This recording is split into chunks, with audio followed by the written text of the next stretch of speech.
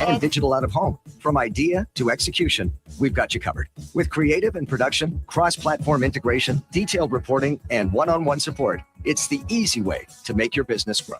Get started now at stingraymediasolutions.com. The sun's out, the pavement's warm, and that low rumble of a Harley rolling by? Oh yeah, that's calling your name. This is riding season, and if you've been thinking about a new ride, Harley-Davidson of Edmonton has the one that'll get your heart pumping. With a huge selection of new and pre-owned bikes, there's one waiting for you. Whether you're upgrading or just getting started, and while you're there, ask about test rides, because the only way to know is to ride it. For more details, visit Harley-Davidson of Edmonton on the Yellowhead Trail, locally owned and operated since 1980, or at hdedmonton.com. Running a business is tough. Finding new customers shouldn't be. Stop chasing leads. Let them come to you with Stingray, offering you access to more digital, outdoor, and traditional advertising platforms, including radio, connected TV, search and social, programmatic, digital advertising, and digital out of home. So while you're closing the next deal, Stingray is working for you to deliver more leads, more customers, more sales. It's that easy. Get started now at stingraymediasolutions.com, and always be closing. And I met you in the summer. So my heart.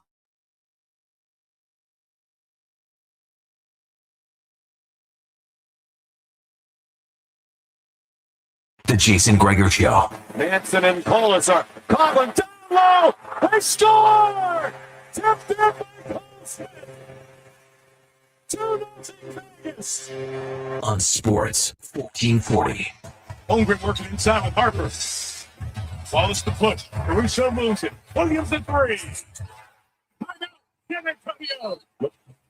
Presented by PlayAlberta.ca, Alberta's only regulated online gambling website. Fly ball to right field.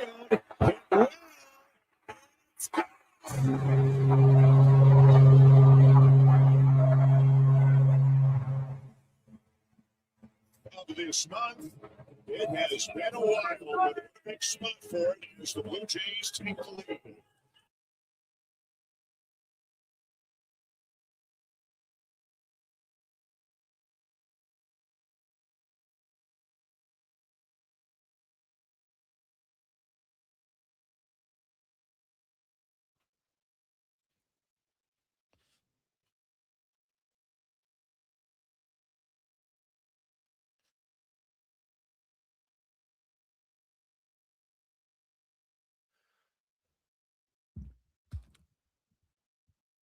What a wonderful Wednesday afternoon. How are you? And welcome to the Jason Gregor Show on Sports 1440, sports1440.ca, YouTube, Facebook, X, Instagram. Thanks for listening.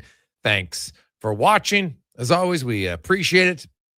Toronto Blue Jays are 2 outs away from pulling back to within 2 games of 500, as they are still 7 games back. They'd be 6.5 back the Yankees. 9 back of the Rays. So it looks like a wild card is likely where they will finish this year if they're going to make the playoffs. We'll see. I know you can still make up 9.5 games. It's a lot, but I guess you never know. Maybe the Rays could become the Chicago Cubs. I don't know. Has a team ever had 2 10-game winning streaks and a 10-game losing streak this early in the season? The answer is no, they never have. Like, it's wild for the Cubs. And they're in a tough division. Every team is over 500 in the NL Central. But the Cubbies were on fire. And now they've lost 10 in a row. It is an absolute wild start. You play 55 games. You have 2 10-game winning streaks and 1 10-game losing streak. That is something. Hey, that's what's great about sports. There's always something we've never seen before. And the Vegas Golden Knights, who thought that they would get a sweep when the series began? Not many people, but as the series went along, you're like, hey, Vegas looks really good. And Colorado, not so good. Injuries were a part of it, yes, but they're not the main reason why the Colorado Avalanche are out. They got beat by a better team. That simple.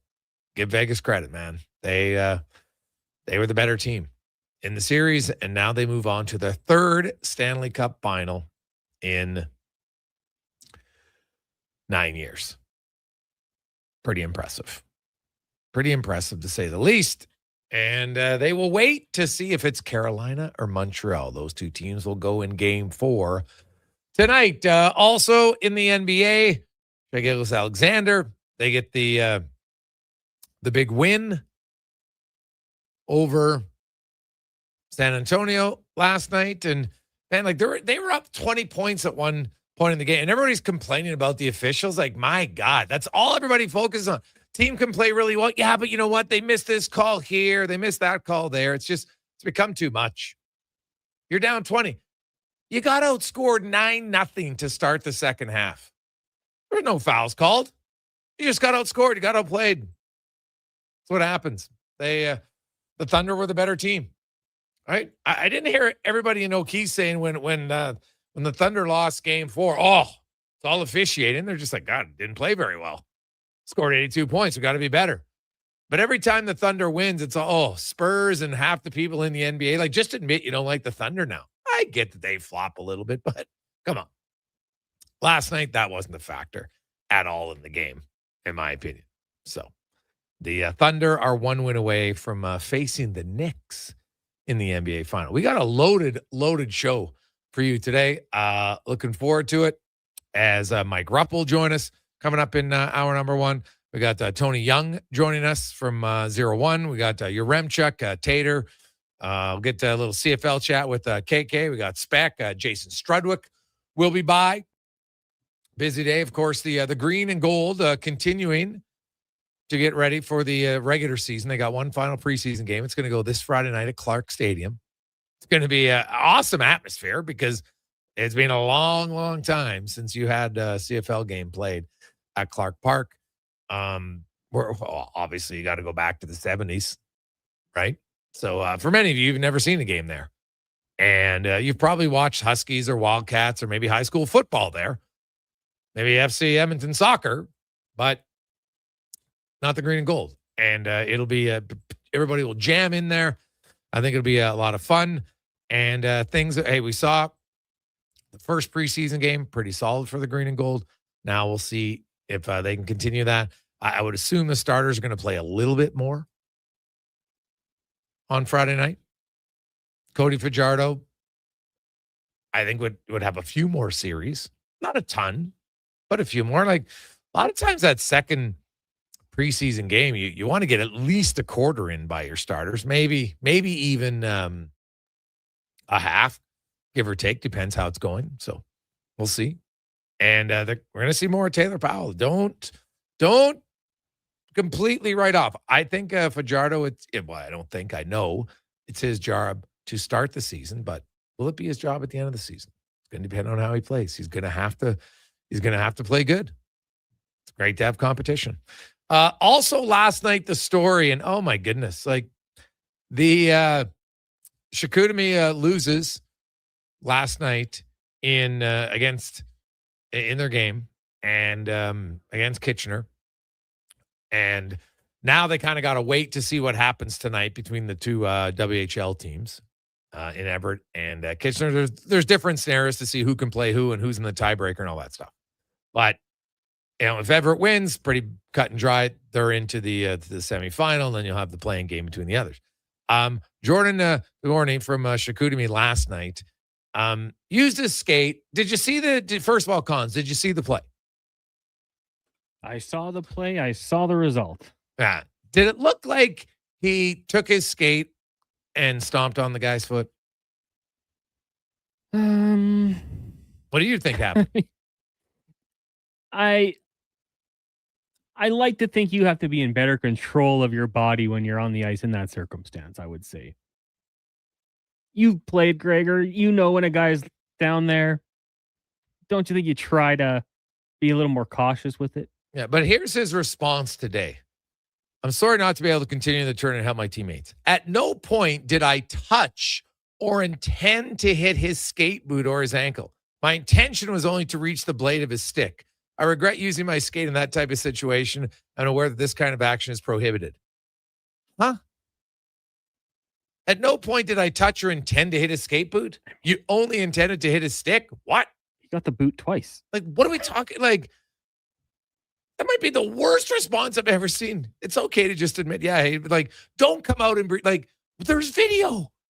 Well, it wasn't my intention to hit it. It's my intention to hit on his stick. But then I just hit his skate boot twice. Like, give me a break. Oh, this is now there's a term out there that's called dictum, right? You act like a dick online to someone, but then you claim when someone stands up and says enough, then you claim to be the victim. This is a classic case of this. Is it not? Like, you're better off to say nothing than say this. Like, oh my goodness. And like, Gregor, you can clearly see he's looking right down at the play. Yes. If he would have said it for the first one and stopped, I'd say, okay, yeah, you stopped, you missed. The second one and the third where he might have grazed it, it's like, come on, man. I'm not buying it. Like, not for a second. Oh my God, that's one of the worst answers that it could see, man. Oh my goodness. Classic. Some of these guys just wish it was 1960 without the cameras everywhere.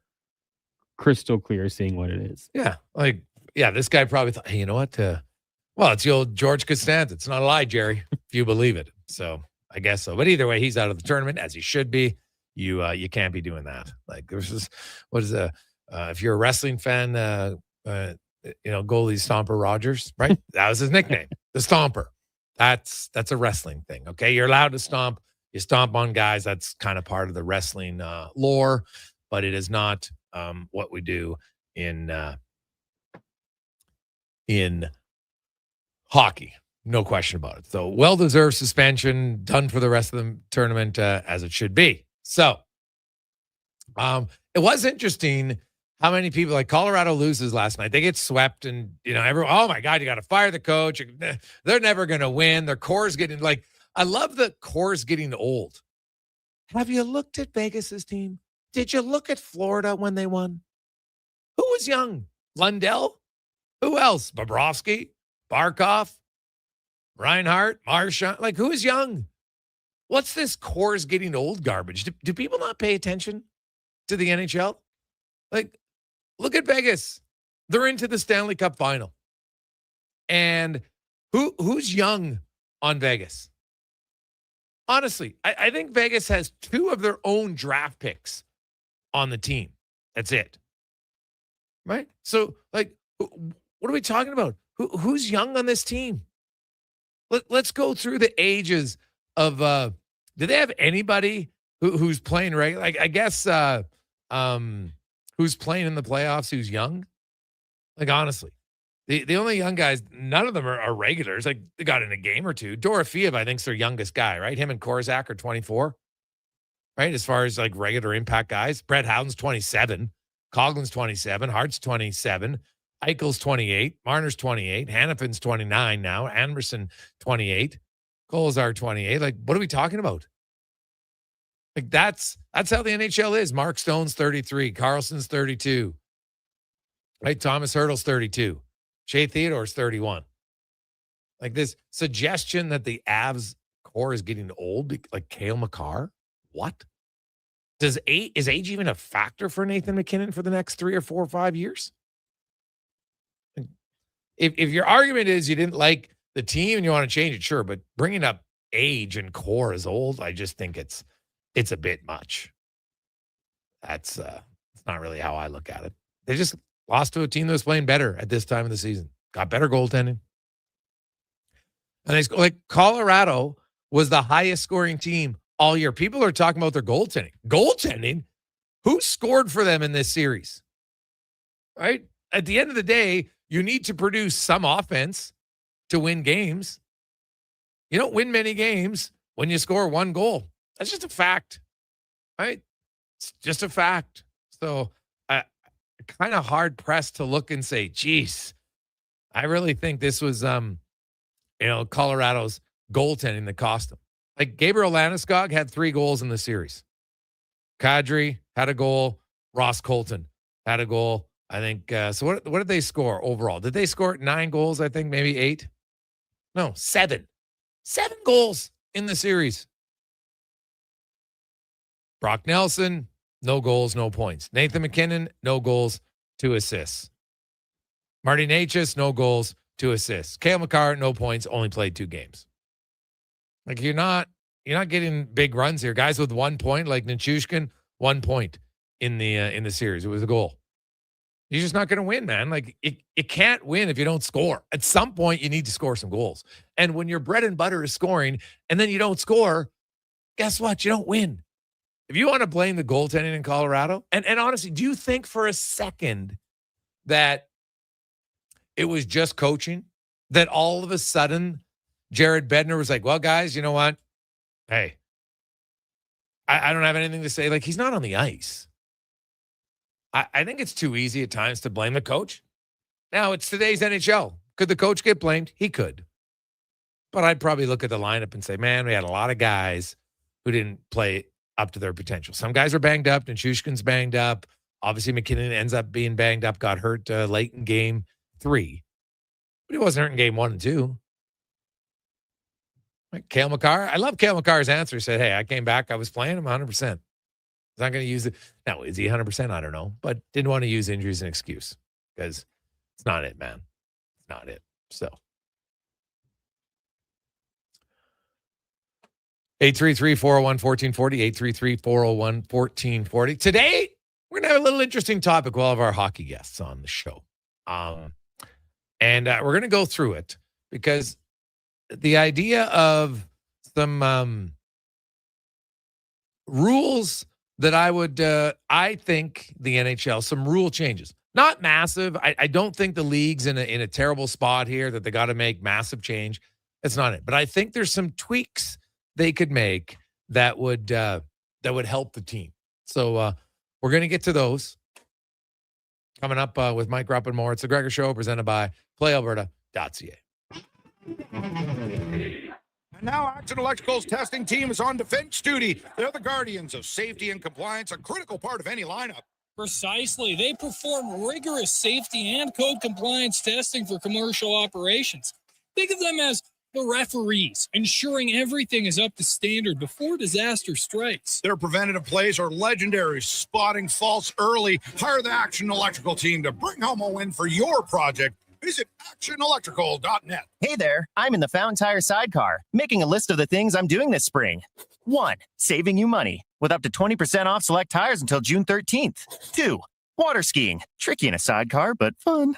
And 3. Saving you more money, with mail-in rebates of up to $100 off a set of 4 select tires and $50 off a $150 service with the purchase of 4 select tires. Oh, that's 4 things. Oh well. Restrictions apply. Book online at fountaintire.com. Fountain Tire. We're on this road together, Canada. There's still time to book your tournament at the Ranch Golf and Country Club. As one of Alberta's top tourney courses, the Ranch makes hosting fun and easy for any group or business. No matter how unique or unusual, they'll accommodate your vision for an event no one will soon forget. Start planning your tournament today at their beautifully landscaped course on the outskirts of West Edmonton. On-site event coordinators are here to help, but hurry, availability is limited and booking fast. Visit theranchgolf.com. Hot coffee, hotter takes, and the sports stories that matter. Check out Kevin Carrions weekday mornings from 7 to 11 on Edmonton's sports leader, Sports 1440. Be part of the conversation. 833-401-1440. Day or night, tasting just right. You can order Oodle Noodle at oodlenoodle.ca, delivering you the news almost right away. Remember, you can order Oodle Noodle at oodlenoodle.ca. So stay on your couch all day and order oodlenoodle.ca. Oodle Noodle. Legacy Heating and Cooling is your supplier of maximum comfort, bringing you the cool AC you need. You just have to call Legacy. Call Legacy. For comfort at night when the hot air suffocates you. Call Legacy. Call Legacy. For comfort in your wallet with no payments or interest for 1 year. Call Legacy. Call Legacy. You deserve comfort. Cool off today with AC from Legacy Heating and Cooling. Whether you're a craft beer connoisseur or more of a wine aficionado, There's always something new to discover at Sherbrooke Liquor, a unique, family-owned, independent liquor store. The selection? Incredible. The non-alcohol section is also very impressive. Sherbrooke Liquor, expert, knowledgeable staff with a passion for unique finds. More than just a liquor store, we're a community. Alberta's best, the one and only Sherbrooke Liquor. Wine, spirits, and oodles of beer. Visit SherbrookeLiquor.com. Why should you drive a Subaru? How about durability, style, and an excellent customer experience from the moment you step into the showroom? And how about accolades, including awards for numerous 2026 Subaru models from both AutoTrader and JD Power? But don't just take my word for it. Take a test drive and you'll see why the Subaru name is recognized and renowned for quality. To learn more, visit Subaru.ca. Welcome to Uncommon. Welcome to Subaru. Ready to upgrade your ride this spring? Come on down to the Golf Cart People. They're a family-owned and operated business that's been serving the community since '97. Whether you're looking for a brand new or quality pre-owned cart, a rental for a special event, they do that too. The Golf Cart People have a huge selection of parts and accessories, and their expert service team is here to keep you rolling. The Golf Cart People, your one-stop shop for everything golf cart. Visit golfcartpeople.com. Rev up for a ride that truly matters. Join the Princess Auto Ride for Dad Edmonton, where hundreds of motorcycles fire up and roll out together in one unforgettable moment. Enjoy a scenic route, great food, amazing prizes, fundraising awards, and a whole community riding shoulder to shoulder. Collect pledges to support prostate cancer research and awareness in the fight against prostate cancer. Ride strong, ride proud to make a difference on Saturday, June 13th, starting at Blackjack's Roadhouse in Nisku. Register now at ridefordad.ca. The Brick is thrilled to introduce the new exclusive Shaquille O'Neal home lineup of furniture. Each piece features premium Shaq-heated memory foam for exceptional comfort, made to be lived in and loved for years. Each piece is built on a strong hardwood frame, offering sturdy comfort day after day. Head to any Brick location and snap a photo with Shaquille O'Neal. A life-size Shaq is waiting in store. Scan the QR code and upload your pic for a chance to win one of 4 Shaquille O'Neal home pieces. Exclusively at The Brick, saving you more.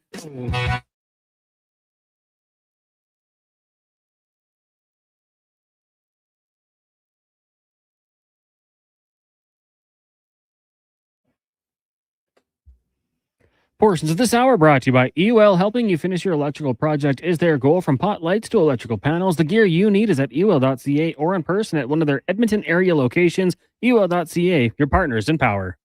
The Jason Gregor Show, the best of Edmonton sports talk and beyond. This is Sports 1440. Presented by PlayAlberta.ca, Alberta's only regulated online gambling website.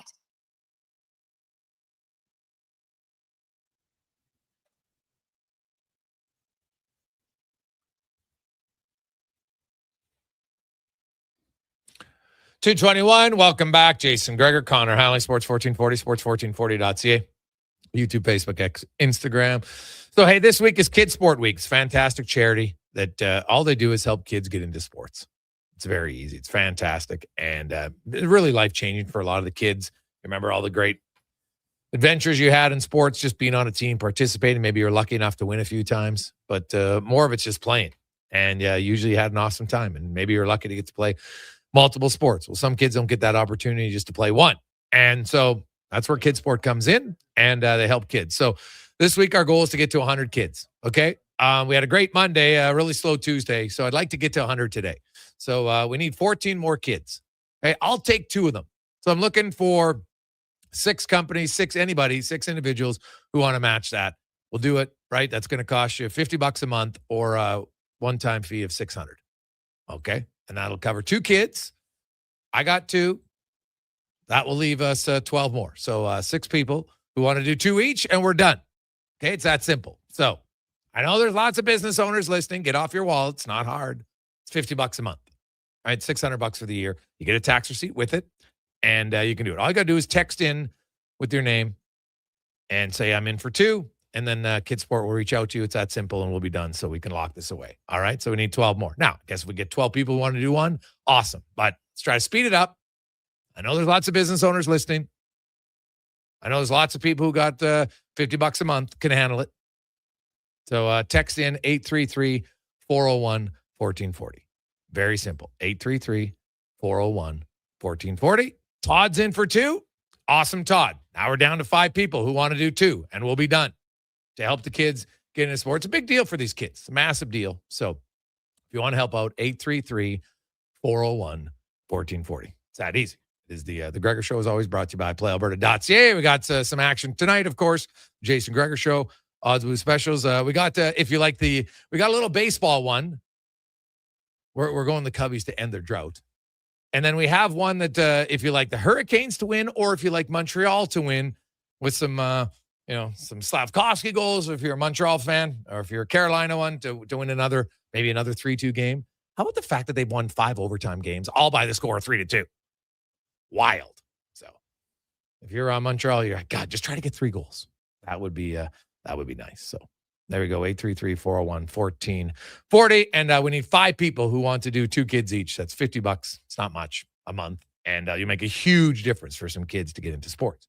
Meanwhile, let's get to our big guest of the day, brought to you by Silent Ice Center, where the big man, the legend, Gene Simmons, will be on stage later this month. Get your tickets. They're going pretty fast. It's awesome. Smaller venue, so it's a great place for a concert. SilentIceCenter.com to see Mean Gene. As Mike Rupp, former NHLer, joins us on the show, Stanley Cup winner. Rupper, how you doing, man? I'm good, Greg. How you doing? I'm pretty good. So we're going to get to, I have 5 changes I put up if I was the NHL commissioner for the day. We're going to get to that in a second. That article just went up at Orders Nation because we're talking about some, and they're not massive changes, but I think they're changes that could help the league. And then I'll see if you have any of your own. But first, Vegas, Colorado, man, give the Golden Knights credit. They didn't just win. They spanked the Avalanche.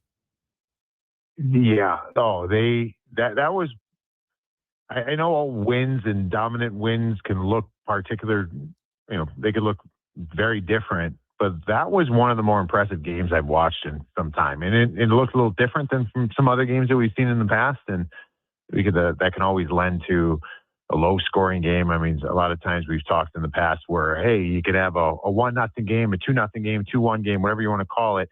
And it could be really entertaining. I don't know, like the hockey nerd in me loved that game, the defensive masterclass that the Vegas Golden Knights put on. I mean, it was impressive. I haven't seen a team play that way probably in quite some time. So, I think John Tortorella talks about a post game of just how that really has been their best game probably since he's taken over. And it just talk about clipping the wings of the Avs. I just, every single time, just they're reloading, staying above pucks and reattack and being aggressive, but then also patient when you need to be patient. That last minute and a half of that game, Colorado could barely gain the red line. They gained the red line. They barely gained the blue line, the offensive blue line, and just killing plays left and right. So I thought it was pretty impressive. It was, yeah. Like Colorado, they scored 7 goals in the whole series.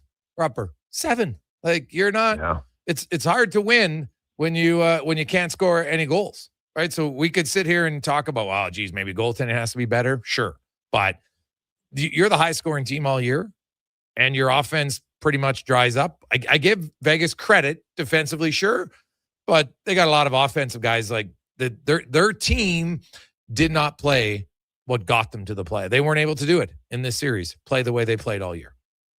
No, even go back to the last round. What was that crazy stat against Minnesota where Colorado, didn't they have 16 goal scorers in that series? So, that's the thing. Coming off of that, you're sitting there thinking, I can't imagine a team beating them with this type of depth scoring. Well, the depth scoring, secondary scoring kind of dried up. We know that the injuries that they had, the goaltending was just okay. And then you're going against a team like Vegas where they're not giving up a ton. And when they are giving it up, there's a lot of metrics that show Colorado still to be controlling a lot of different aspects of the game, but Carter Hart was awesome. He's getting better as these playoffs go along. So, you got to take that into account. I think the other part too, I was thinking about this today, and I'm not saying that you should build your teams this way. I'm not saying that this is always going to be successful or even that you can build them this way. But think about the top players if on every team across the league. Like say the top 4 forwards. A number of those top 4 are going to be offensive dynamos, or they're not going to be well-rounded players. Mm-hmm. Maybe some are, but I don't think you're going to get 4. Like look at Vegas for a second. And you talk about that team. I mean, Tort said this. He's going to be partial, obviously, but he says he thinks Jack Eichel's the best 200-foot center in the game as far as just on both sides of the puck. I don't think he was referring to the most talented player in the league. Just good defensively and offensively, very complete player. I would agree he's in that conversation. Let's look at Mark Stone. Wasn't he a Selke finalist at some point in his career? And Mitch Marner, Selke finalist. I mean, William Karlsson's revered as being one of the better shutdown centermen. I mean, their best players thrive defensively. Like that's kind of unique. And I think it's serving them well right now. You can watch when they need to lock down games, they're money. When they need a goal, they've got talented players who can do that as well. So everything's kind of coming up roses for the Vegas Golden Knights right now. Yeah, they look good, and they'll find out who they're playing, either Carolina or Montreal. If the series ends in 5, the Stanley Cup final is going to begin on Tuesday, and if it takes longer, then it's going to start on Thursday. So that's what we know about the Cup final. The Habs, I think it's safe to say they gotta find a way to get some goals early and just generate a few more shots and some more point shots for sure, but just a little bit more offensive zone time that leads to a few more scoring chances. Yeah, and I think a lot of that's stemming from unable to, they're getting hemmed up in their own zone. They're not really exiting their zone cleanly. I mean, their success rate of exiting their zone is not terrible, but a lot of times that's just using the glass, getting the puck literally outside the blue line, but not really having a successful play following that. So it just ends up being a neutral zone right back into Carolina's hands, and then they go back to work. So I think Carolina's done a really good job of getting better as this series has gone along as far as limiting rush opportunities, speed through the neutral zone for Montreal. And I just think it's gotten to the point here, Greg's, where I'm watching this and you're thinking, like, the decisions that Montreal's making with the puck. I'm not talking. I mean, Lane Hudson had that giveaway that was not like him, obviously on the winner. But just as far as everything Montreal's doing with the puck, keeping it along the wall, trying to be safe with it, it's what you're taught to do in these big, high stakes environments. But that's feeding right into what Carolina does, and coming out of their D zone, like they're using the wall, but Carolina's pinching, sealing the wall. Like they're just hemming them in their own zone. So I think it's gotten to the point. I think we saw it in game 1. You're going to have to use the middle of the ice, and there's a lot of risk involved there. But getting everybody on the same page, where hey, we're not just going to make our problem someone else's by shoving along the wall. We got to start using the middle of the ice, bump it to the middle, even blindly, knowing that you've got that support, trusting you have that support. And hopefully you can start getting to the skilled game, because I think that's something that they have an advantage of over Carolina. They've got some skilled players that can put the puck in the net, but we're just not able to see it because nothing's clean right now for them. No, not at all. So Rupper, my changes for the NHL for this season, and then I'm going to see if people have other ones, and feel free to text in or let us know. So I have 5 changes I would make if I was the commissioner for the day. Number 1, I'd limit contract length of players who are 20 plus 8 years of age or older to 5 years. Now, there's currently only 67 skaters and 7 goalies who fall into that category for next year. So this is not something that's like earth-shattering. It's 9.6% of current players. But what this does help is players like the Stars, guess what? If they have 5-year max deals, they're still going to get more money. So it will appease them. It's more so for a lot of players who end up 32, 33, and they're not the player they were when they signed that contract. And so now you've got guys with dead cap space who aren't contributing close to what they're used to, right? So that's 1. Number 2, we saw it in COVID, and it was awesome. I want at least 4 sets of games where you play the same team on consecutive nights in the same city. Now, it doesn't have to be on the same night. If it's a Saturday, Monday, fine. Saturday, Sunday, I don't really care. But we're creating a little bit more animosity. It's reducing travel, and every team does it. It's going to be within your division or your conference. It's obviously not going to be East or West, which is fine, but it's going to create, like, imagine if you got Montreal, Tampa Bay. right? They're going to play 2 games up in Montreal on a Saturday, Monday, something like that in the regular season. And I would play most of these games between November and the end of February, where the season gets a little bit long. And this is a way to just add a little animosity. Number 3, offside review is done in real time, no slow motion. The officials don't watch the game in slow motion. The players can't see the game in slow motion. If you can't see the offside on review without super duper slow motion, then it's not offside. Big fines for embellishment. Hey, I know that embellishing is kind of part of the soccer culture, especially on tackles, especially in Europe. The NHL's never been that way. But all of a sudden, we're starting to see a lot of back and to the left from NHL players. A stick comes up their face. Now, I get it. If you get hit in the face sometimes, you put your hand up to your mouth. I get it. But all of a sudden, we're seeing these snapbacks all over the place, even when the stick doesn't hit him. Oh, it comes close to my face. If I snap my neck back, guess what? They're calling a penalty. I hate it. I think it's brutal. And I know there's a current system in the NHL for fines. First one's a warning. Second one's $2,000. Bogus. Make it severe and it'll end. Just like when they suspended Rafi Torres 41 games, guess what? Headshots, all of a sudden, they've been on a massive decline since the league said, okay, enough's enough. We're going to actually crack down on it. And then the last one is a pool reporter similar to the NBA. So I actually think officials do a really good job. No problem. But there are times when you'd like an answer. So you got to submit the questions, just like the NBA. The media submits the questions. They answer to it. That does the head official. And then that transcription is put out public by the NBA. The NHL should do the same thing. Any rule there you like, dislike, and then is there any one that you would do? Yeah, I do I like a lot of those, to be honest with you. The transparency with the referees, the last one was good. I really like the embellishment one, the fine, and maybe that goes to one that I was kind of leaning towards, because I think that's something that we're starting to see more and more of. Even in the games, I thought even in the last Carolina-Montreal game, there was a play where you're reaching for the puck and you kind of hit the opposing player's shin pad. It's just a stick whap on the shin pad. You don't need to go down. Guys are going down on any kind of contact, and that's not a penalty. But in real time, it's they get tripped up on that or whatever. I like something in the realm of the cleaning up the embellishment, whether it's the fines, like you said, or even, I don't know where the exact way of doing it is, but right now we have unlimited basically challenges, but you get punished if you miss the challenge. We know with the 2-minute penalty against your team. What if there was a way in whatever that magic number is to remove the penalties that are to be given on a failed challenge, but maybe just limit more broad. You've got 2 challenges in the game. So you can challenge an offside call, you can challenge a goaltender interference, but you can also challenge, that was a tripping call, but that stick did not go in between his legs and trip him. That tapped his shin pad. You know what I mean? And so you can challenge that. And I just think that it would be ways, and then maybe follow it up with, all right, well, we also think that was embellishment, and maybe after the fact you can put the fine down or whatever you said. But I just find that a lot of times we're seeing these whistles, we're seeing these plays happen.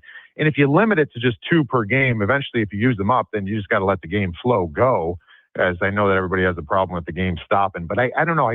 There's a lot of calls that are happening, the high sticks, there's trippings, these plays that are happening where I don't know. I just feel like it would be nice to be able to challenge it and not get the penalty. Yeah. The other rule, Rupper, I kind of lied, was over and back in overtime. Overtime is going the wrong direction in the NHL because it's going to more shootouts again. And remember when they changed the rules from 4-on-4 to 3-on-3, simply because they're having way too many games solved in a shootout, right? In 2015, 44% of games that went to overtime were solved in overtime. The rest went to shootout. Wasn't good. There was 170 games in a shootout back in 2015. So that's when they changed the rule to 3-on-3. And it jumped right up the first year to 61% of games solved in overtime. And it's gone progressively higher most years, up to 71.6% last season in 2025. However, this year it dropped all the way back to 63.5%. And we see why. teams, they come in, oh, I got nothing. I'm circling all the way back in the neutral zone, and it's boring, and it's leading to more games solved in a shootout. 119, which is the most ever in one season in the NHL since they went to 3-on-3. The most prior was 107 in the first year in 2016. So I don't like it. I don't like the trend of it. I would change it. Yeah, I mean, I would assume you're talking about like once you gain. Yeah, once you gain center with possession, you can't go back to your side of center. Yeah. Oh, it's funny. Before I got on the call with you here, I was talking to Jason Demers about some of this too, and we were kind of going over the rule change that I said, like, hey, I was talking about your article that you got coming out, and we were kind of kicking some stuff around. And that's the one he said. He goes, I would change, and it's a little bit different what you're saying. He goes, I would change overtime where once you gain the offensive zone, you legitimately cannot bring it back out of the blue line. I'd have no problem with that basically, yeah. So basically, like I was sitting there, I'm trying to, you try to poke holes at it. I'm like, all right, well, what's that going to do? Like if you get walked into a corner, you're just going to rim the puck around, and then, maybe you're going to see you're not going to see as many plays being had or made because you're going to just try to get rid of the problem. Or is it going to be, are we going to have hesitation? Is that just move the problem back further? You're going to have hesitation. Like you're not going to gain the offensive zone unless you got an odd man rush. Like I just trying to find, because that's what coaches are going to do. They're going to work their way around and try to make everything a little bit more of a problem. So like even at the neutral zone, I think I love both of those. But even if the red line, does that just bring it back further? You know what I mean? Where you're just going to get up to the red line, and then you're going to circle back if you don't like what you see. Like I think that there's always going to be ways to poke holes at it, but I think something does need to change, like you're mentioning. But it could also allow for some exciting hockey because you're going to have guys bailing on plays and just giving the puck up. Well, exactly. To me, if you have it at half, if you want to go outside the zone, now teams can be more aggressive and they can pressure a guy, right, to force him back, number one. Number two, you've got to be a little bit timely on your changes. Guys can get caught out there a little bit longer, that's part of it, right? So you got to have puck possession, but it just stops because there was games where I would count, and it didn't matter which team it was. There were games where they're in one shift, they're regrouping 3 times. Nothing's happening. Come up the ice, cross the blue line. No, nothing here. Now I go all the way back, and it's boring. That's not what overtime's supposed to be.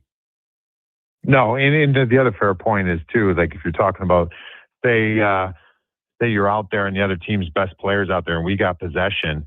I mean, you could literally wheel around for 45 seconds and not do anything, just getting them kind of going and fatigue them. And that's their shift. It's a game of keep away, like you're mentioning, and it just doesn't allow the best players to kind of get some good looks. So I'm all for that. I think it would be something. I think something needs to change with the overtime.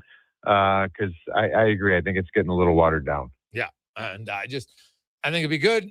Shootouts, I'm sorry, they're not that exciting. They were good maybe the first few years, but I think if you ask most hockey fans, they would take an overtime win over a shootout win any day of the week. So, or a shootout result, I should say, any day of the week. So that's something I would like to see. Lastly, Rupper, I'm not sure if you saw the highlight or not from the Memorial Cup last night, the old skate stomp that you don't see very often by Thurigny. What's the cheapest play that you've seen personally in a game that you recall?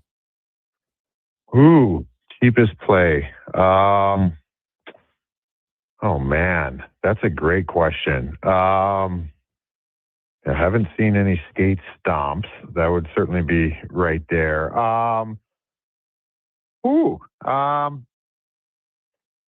Yeah, I don't know. I think that some of the things I've seen, or quite frankly, have probably done, is when you're any kind of physical contact in the opposition's blue paint, how you just kind of fall on the goaltender like that. That's pretty ruthless, I think, at times. Where like any kind of nudge you get and you're going towards the goalie, like you just letting it all fall. And I feel bad. I played at like 245 and. There's lots of big boys in the league, and when a goalie's like sprawled out in the splits and he's got his torso touching the ice, and we're just like falling on him, that was always something that I thought was maybe not as bad as stomping on someone or some of the things you can do in hockey, but I always thought it was pretty cheap play. But at the same time, I did it because you're trying to sit there. You knew you got a free pass to bang up their goaltender. So I always felt bad for goalies in those situations because we'd go down like a bag of bricks on top of them. Awesome. Rupper, great stuff, buddy. Who are you picking? Is it going to be Carolina against Vegas? Yeah, I kind of feel like that. It just feels like Carolina's starting to gain some steam here. I am dead wrong and have been dead wrong from the get-go this year on Montreal, but it just kind of feels like tonight's game is going to be a Hurricanes runaway for me. Ooh, runaway. I like it. All right, Rupper, great to catch up with you, buddy. We'll talk to you Friday on the Rundown. Awesome. Enjoy, bud. That's Mike Rupp from the NHL Network. Take a quick break, and we'll return, and we'll tell you about a hidden gem in the city next on The Gregor Show, presented by PlayAlberta.ca. With Play Alberta, backing the home team goes beyond the bets. That's because your picks have provincial impact. Play Alberta is the only app in the province that puts all revenue directly back into supporting programs and services that Albertans rely on every day. By investing in the General Revenue Fund, every play, bet, and buy made on Play Alberta helps make a difference across the province. Visit playalberta.ca/Gregor to learn more. That's playalberta.ca/Gregor. Must be 18 plus to play. If you gamble, use your game sense. Are new McCafe crafted sodas just drinks or something more? Like Sprite Berry Bliss, Creamy Strawberry Coke, and Orange Dream. All swirled with fizzy flavor and topped with silky cold foam. Only at McDonald's. At participating McDonald's restaurants in Canada. It doesn't start on game day. It starts before kickoff, before the first snap. It starts with you locking in your season seats. This is Edmonton Elks football. The only way to experience it is being there for every hit, catch, and touchdown. The Elks home opener kicks off June 20th against Montreal. Your season seats are your way in. Get yours now at goelks.com/season seats. Edmonton Elks. Our city, our year. Hey, sports fans, we've got a clear choice for you. At Crystal Glass, we provide customers with the perfect glass for any job. From home to auto and even commercial, installation or repairs, we're your team. Call 310 Glass or visit crystalglass.ca. Crystal Glass. Rivalries run deep in Alberta football. Edmonton all the way. Calgary rules. But when it comes to the best snack for 3-down fun, there's no Battle of Alberta. It's a clear winner. Wilhock Beef Jerky. The one thing every Alberta fan agrees on. So whether you're watching the game from your recliner or in the stands, make it a part of your game day. Wilhock Beef Jerky. Because you don't win games with salad. Only available in Leduc. May brings more of what you're looking for at Wolf GMC Buick. The selection, never better. The savings up to $12,000 when you combine cash discounts on your new 2026 Sierra 1500 pickup. Up to $1,750 in cash rebates on remaining 2025 Terrain SUVs. Plus 0% financing up to 72 months on most models. And ask about the truck trade-in bonus of up to $1,500 on select new in-stock Sierra 1500s. Wolf GMC Buick. We're making it easy. Everything is going to be okay. If you're feeling the weight of too much debt, you have options. I'm Dan McDicken, a licensed insolvency trustee with Faber. Becoming debt-free is possible, and a personal bankruptcy or a consumer proposal will get you there. Schedule your free Faber Focus session at faber.ca today. You'll learn how a consumer proposal will eliminate your debt by paying a percentage of the amount owed without interest. At Faber, we've got your back. The Edmonton Riverhawks return Friday. Join the best party in the River Valley with 27 theme nights like Paws in the Park, Star Wars, and Margaritaville. Don't miss opening weekend. Tickets start at $21 at tickets@gohawks.ca. Portions of this hour brought to you by Sherbrooke Liquor, the best place for wine, cocktails, and beers from all over the world. Also, a variety of excellent non-alcoholic options. See more at SherbrookeLiquor.com. The Jason Gregor Show, the best of Edmonton sports talk and beyond. This is Sports 1440. Presented by PlayAlberta.ca, Alberta's only regulated online gambling website.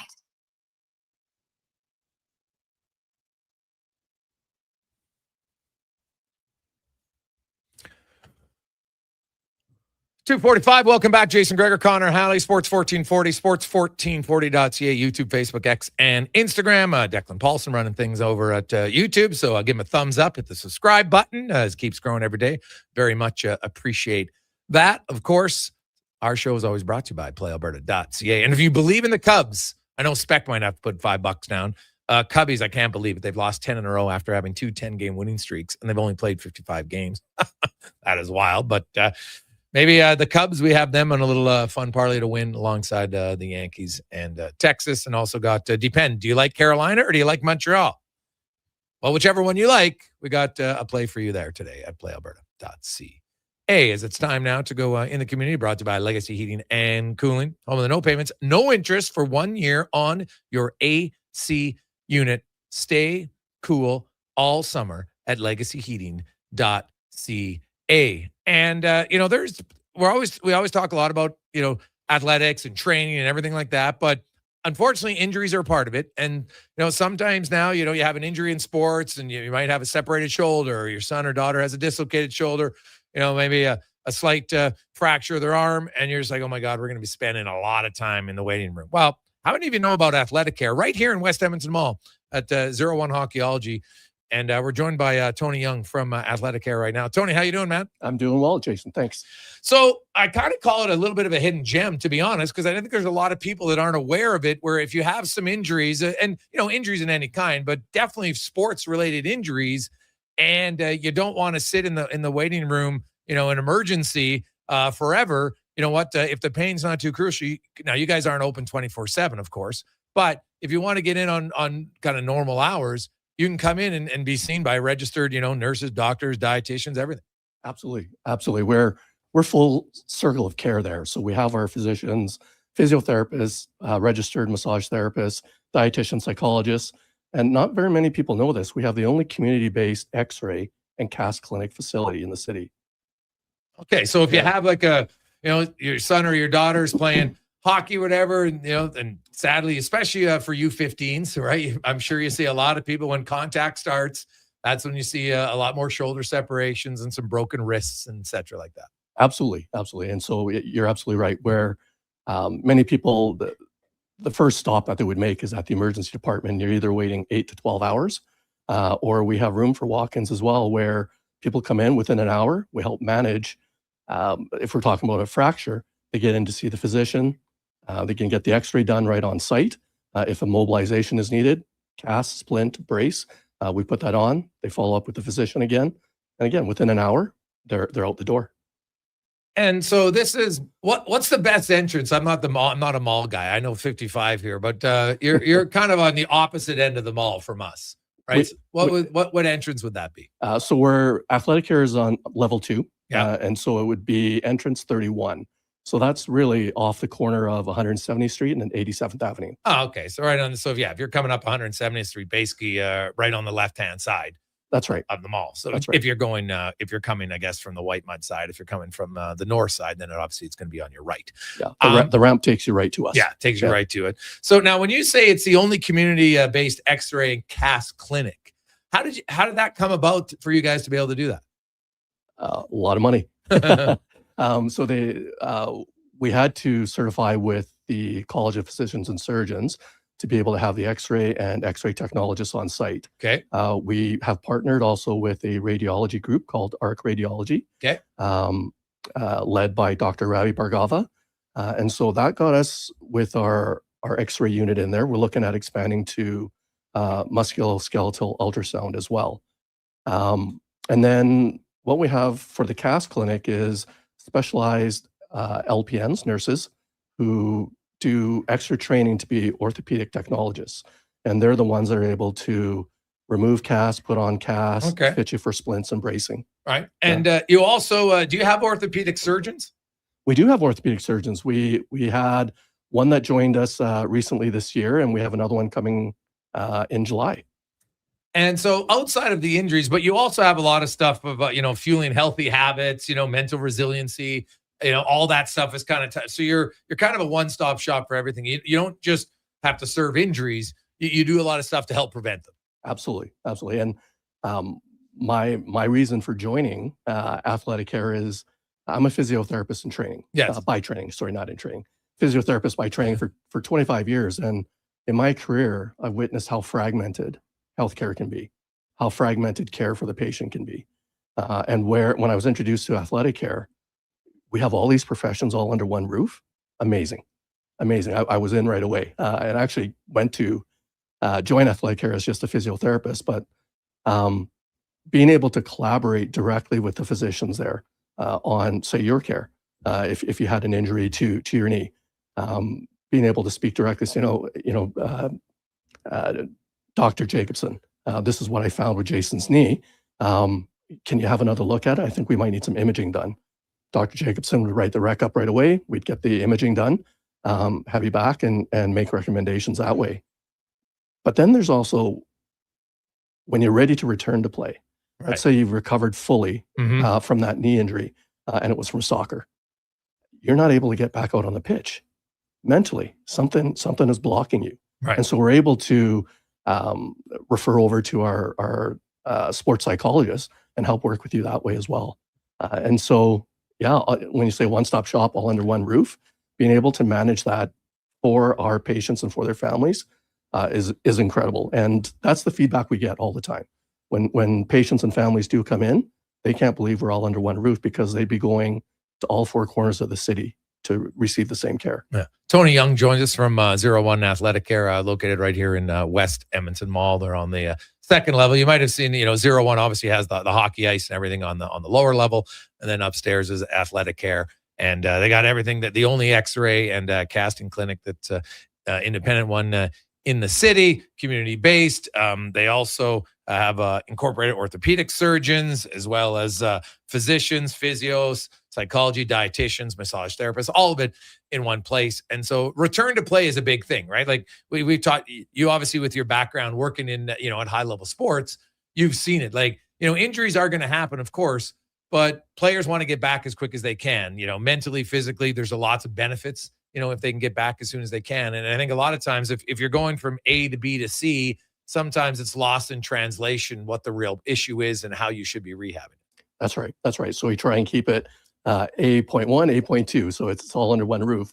The added benefit as well, and you've had our CEO of hockeyology in here as well, Vanessa Hedinger. Yeah. We work with her team downstairs in hockeyology.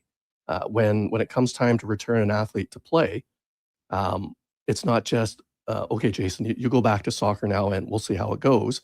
It's, okay, Jason, I'm going to have you see our strength and conditioning coaches downstairs. Let's work with them and make sure that you're fully capable and safe to return to that play.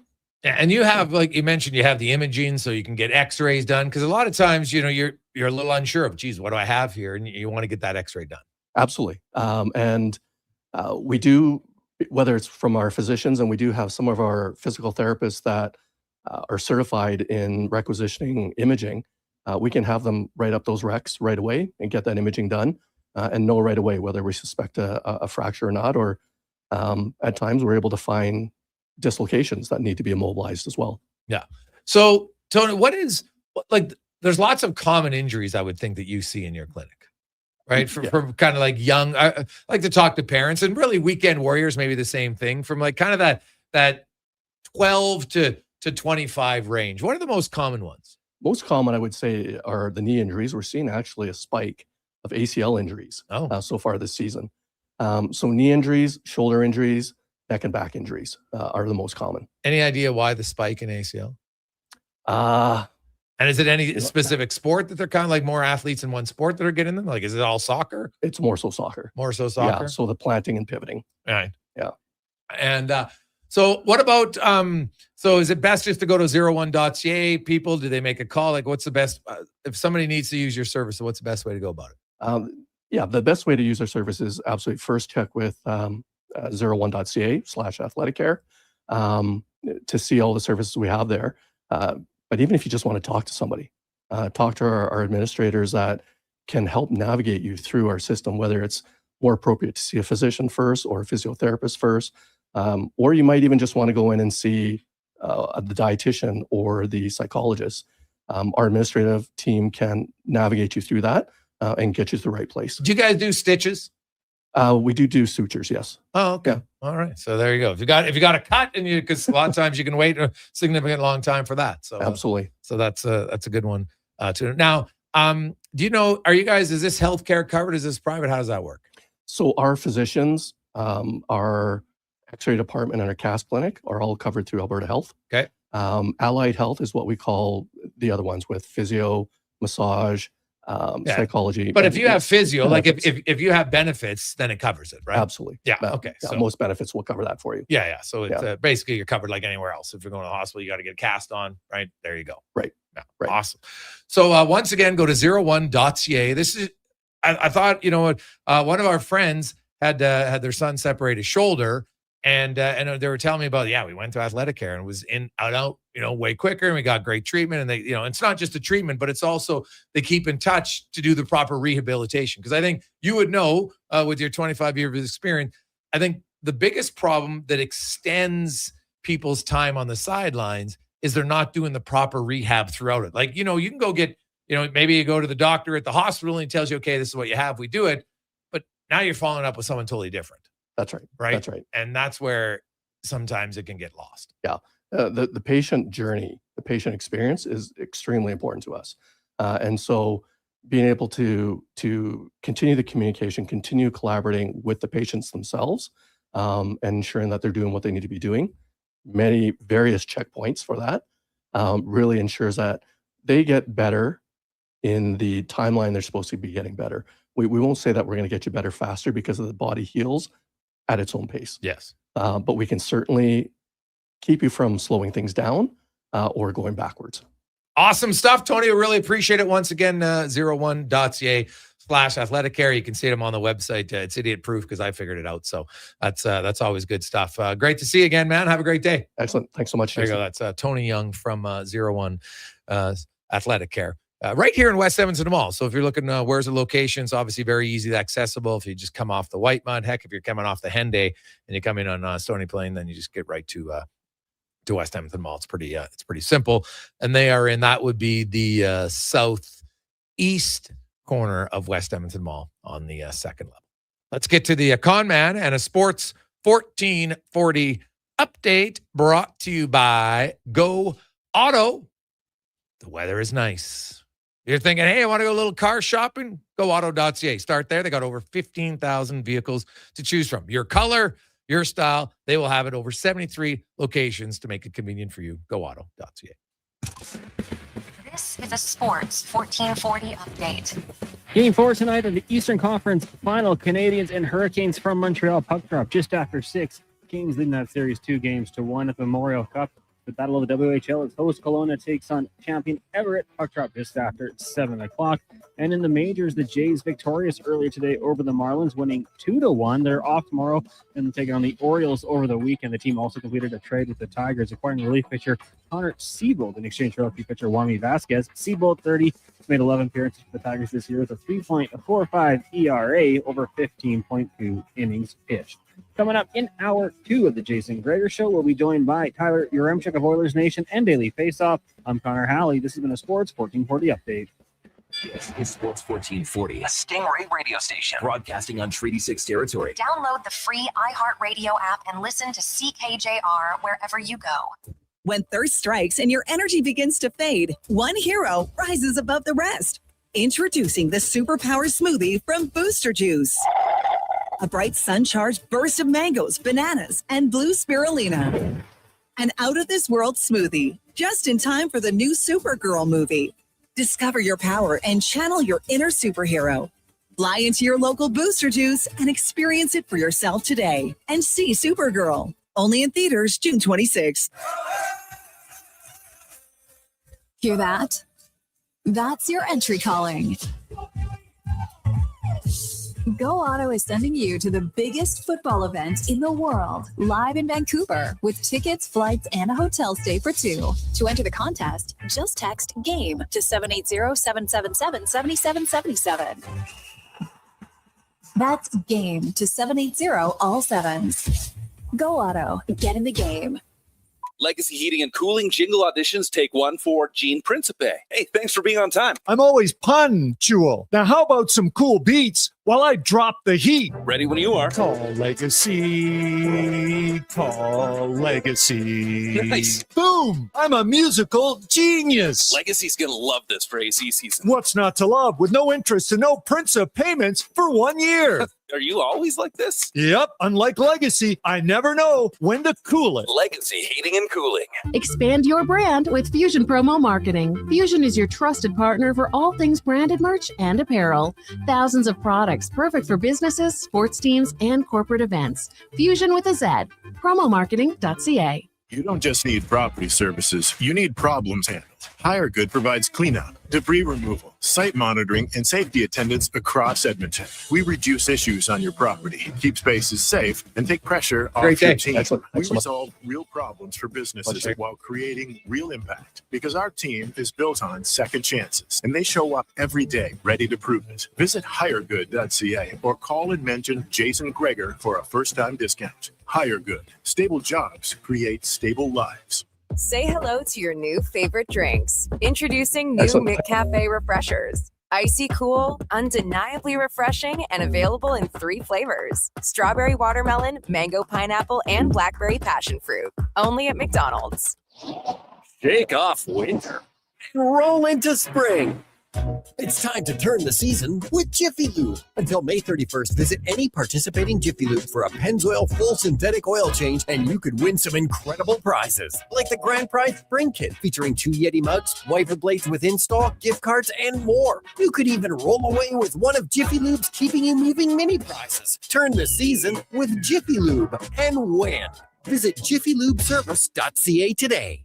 Stay in the know with news on TuneIn. TuneIn brings together news stations from around the world so you can hear what's happening as it happens. From breaking updates to in-depth coverage, it's all in one place. Listen to stations like CNN, BBC World Service, Fox News Radio, Sports 1440, sports1440.ca, YouTube, Facebook, X, stay connected wherever you are. When the story changes, you'll hear it first. Download the TuneIn app to listen or search news on TuneIn to stay in the know. Attention Alberta construction pros. For over 50 years, Japa Equipment Rentals has been your go-to for top-notch equipment and stellar service. Whether you need rentals or expert maintenance, we've got you covered. Stop by our Edmonton or Calgary locations today.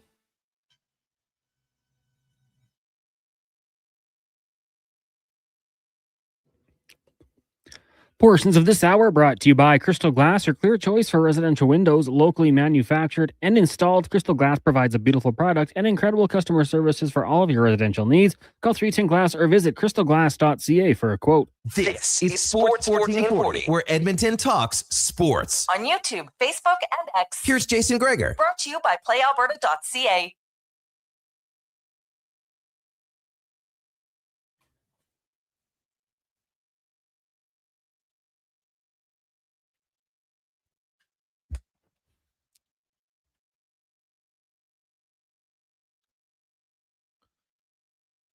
It's after 3 o'clock. Welcome back, Jason Gregor.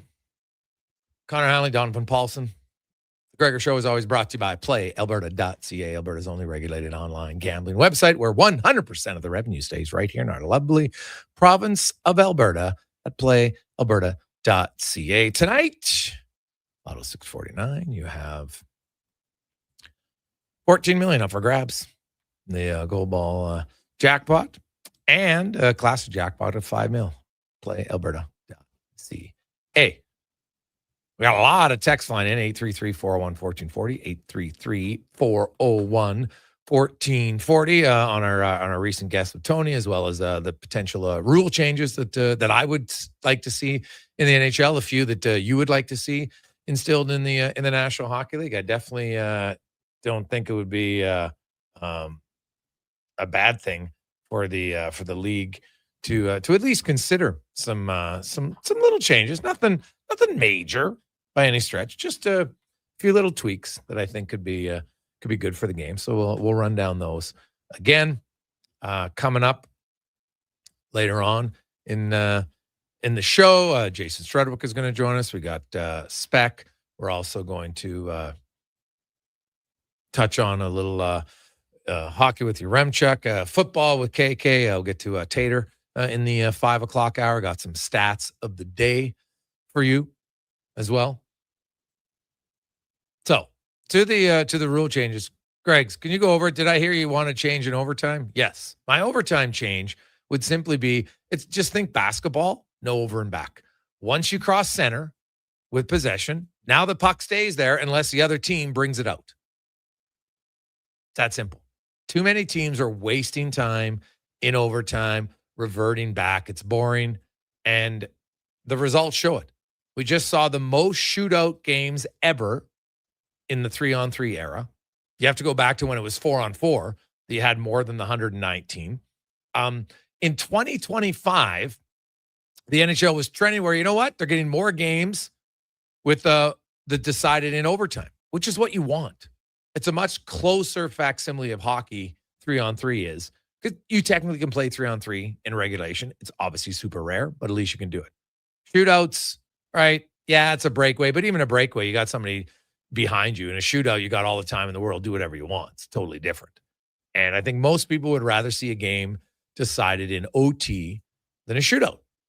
And including the NHL, because remember, the NHL, there's precedent here. They changed the rule in 2015-16 because they were starting to see way too many games.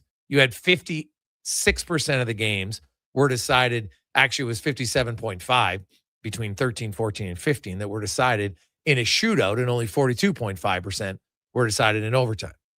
They didn't want that. So they switched from 4-on-4 to 3-on-3. The first year, it went up to 61% in overtime, 61.4 actually, and 38.6 in a shootout. And then it just kept going up and up. And last year, it was 71.6% of games were decided in overtime. Like, you're never going to completely eliminate, and that's fair. But having it this way, I just think would add to more excitement.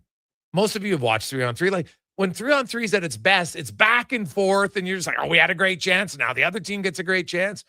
And it's exciting. It's fast-paced. That's what you want. But it's slowly eroded to puck possession, circling back. Like, we'll see guys with complete possession of the puck, skate up and across the blue line into the zone, high across the circles. Oh, I don't see anything. I revert back out. And they're just kind of waiting for a rush. And I find it boring. So that is, to me, that's, if I could only pick one of the six, I think that would be my first one. My second one, honestly, would be what we saw in COVID. More consecutive games against the same team. I would start out, because you can't do every game, and I understand travel and everything else, but you could if you wanted to. And my suggestion was you have at least 4 sets of games where you play the same team, right, in the same city. So Edmonton goes to LA. They play the Kings on a Thursday. You play them either Friday or Saturday. Fine. And then if you wanted to, you could do the Kings and then Anaheim. And that would be your 2 on the road for the year. You could do it all in one road trip if you wanted. Like, why does a 4-game road trip have to be in 4 different cities? Sometimes I get it. When you go out east, you have no choice. You can't do it out east because you only play each other once on the road, once at home. I understand it. But when COVID came, there was a little bit more animosity. And that was without fans, because we know that when the crowds are there, the games are more intense. They're louder. You know what? People cheer a hit a little bit more. All of a sudden, it increases the animosity and the intensity of the game.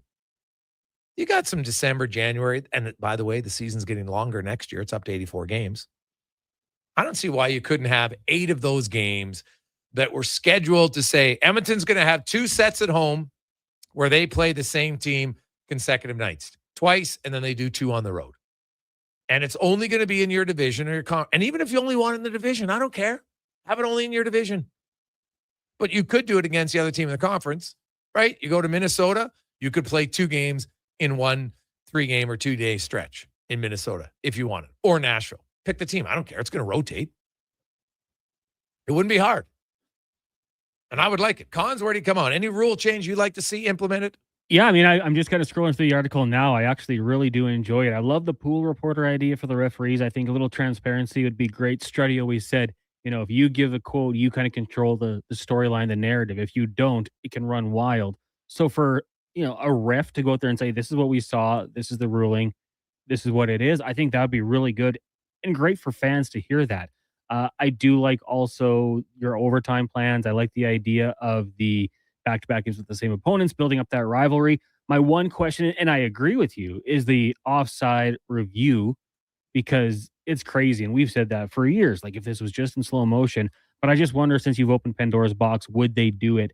It's outrage from fans and media alike. I think that if they were to make a review, the ref sees it in real time and says, okay, that's a good goal. We know people are going to slow it down and say, but it's the wrong call, right? Like, I slowed it down. I can see it's the wrong call. And I don't think the NHL wants that. So that's the one I feel like they probably wouldn't do. But I do agree with you, because it's gotten out of control. Yeah. And I don't know if it's gotten way out of control. And if that's the rule, you live with it. Who cares if you have to slow it down in super slow motion that takes 10 minutes to get a review? To me, we're talking about something that really, at the end of the day, didn't impact the play. Right? If you're offside by a sliver, right, and you can see it in real time, because that was the whole purpose of the rule. That was the purpose of the rule. You don't want Matt Duchene offside by a foot, right? And you don't see guys, like, there's the odd time where you see, you're like, oh, geez, that guy was really offside, right? Even nowadays, you'll see it, but it's rare. So I don't see the need to it. And some of these reviews are taking 10 minutes. Give me a break. I just don't like it. That's what I don't get. If you see it, you look at it twice, looking at it 3, 4, 5, 6, what's changing? I mean, that to me, I'd love to have a cap on the time limit. And that's why I think the real time would be the best way to do it. I just don't know if I see it happening. And then also, the embellishment's always going to be a problem. I have a hard time because, geez, if a stick came by my face, I don't know how I'd react. Maybe I would be selling it a little bit too. And I just wonder if the PA will ever let it happen. Similarly to the fines, what, 5,000? Is that the max right now under the CBA? Well, no, because not really, because if you get suspended, right, and you're suspended for 2 games, right, you're suspended for whatever your salary is per day in that time, which is significant, right? But if it's just a fine, I think the max actually might be $2,500. I have to double check. Now, it's different for coaches and teams, funny enough, but like right now for the and the fines are different, because for the embellishment fine, the first time is a warning. Second time's a $2,000 fine. Third time's a $3,000 fine. Then it goes up, and then eventually the coach gets suspended. And no one's ever had that in 1 year.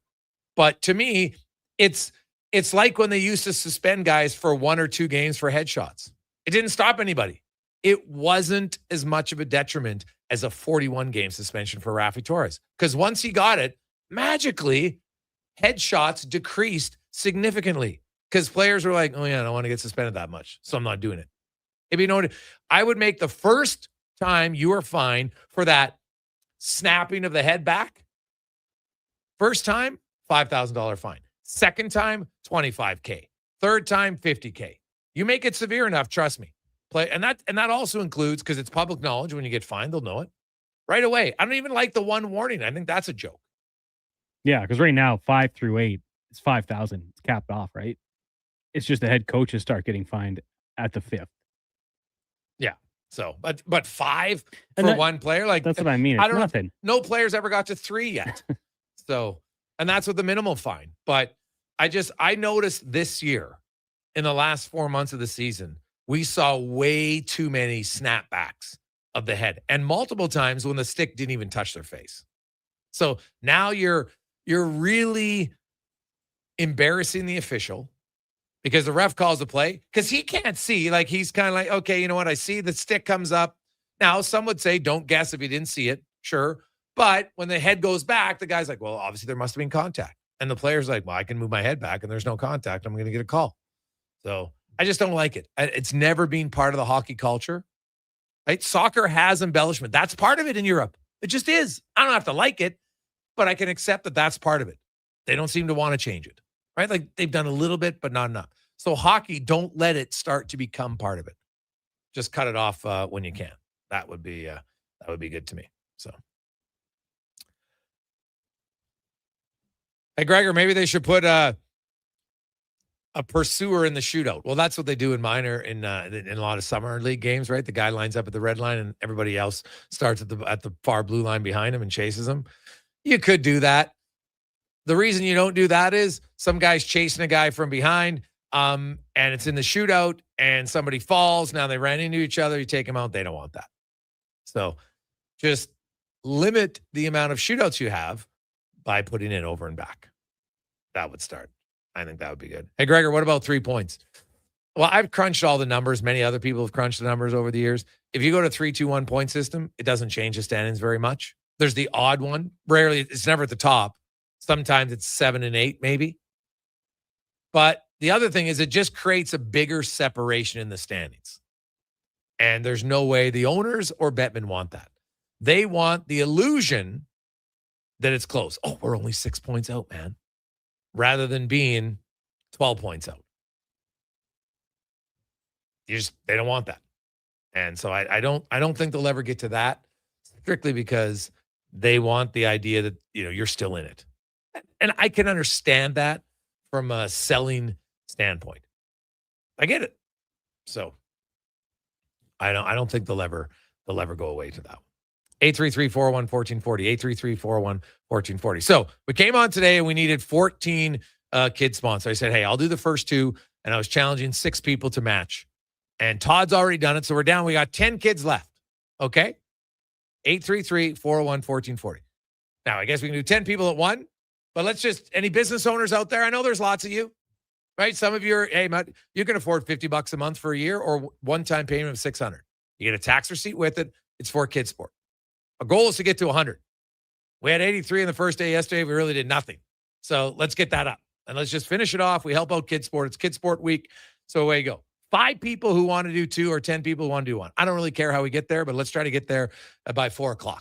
Okay. I know there's lots of you driving around. You got $50 you can spend a month or $25 a month. You can afford it. And you're going to help a kid have the opportunity to play sports. Something that most of you love playing. Maybe you're still playing it. Maybe your kids are playing it and you see the joy they get. That's what you can do for $25 a month. You can give the kid a joy of playing sports this year. So we're at 90 kids. We want to get to 100. So 833-401-1440. Help us out. Get there quick as you can. Take a quick break. It's the Gregor Show presented by PlayAlberta.ca. At Hughes, it's all about getting in and out quick and clean. No cash, no problem. With Hughes' new tap and wash system, all you need is your debit or credit card to get your vehicle sparkling clean. Find us at HughesCarWash.com. Come for Canada's largest trade shows, the biggest names in entertainment, exhilarating sporting events, and more. And stay for the experience at the Edmonton Expo Centre. Looking for the perfect place to host your next big event? From trade shows to galas, meetings, and concerts, the Edmonton Expo Centre has the space, event expertise, and service to make your next event unforgettable. With over 522,000 square feet of flexible event space, in-house catering, and operational expertise, they bring your biggest vision to life. Learn more at EdmontonExpoCenter.com today. Performance by Action Electrical today. Their projects team kicked things off, designing and building with unmatched skill. Then the service team swoops in for those crucial repairs and maintenance. And don't forget the testing team, ensuring everything's safe and sound before the solar team scores with sustainable energy. A complete team effort. Have Action Electrical bring home a win for you and your project. Visit actionelectrical.net. The job isn't done until the last load is hauled, and having a semi-trailer out of commission is not an option.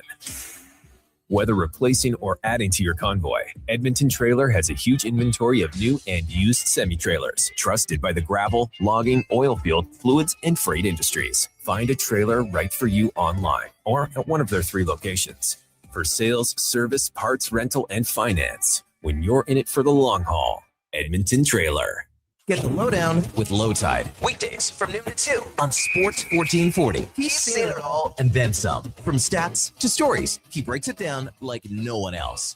Proud to be Edmonton sports leader. Sports 1440. Who's that working on the underground utilities over there? All-Star Construction, that's who. What about the street lighting? Yep, All-Star Construction. And the directional drilling, hydrovacking, neighborhood renewal, and telecommunication work? Yep. And yep.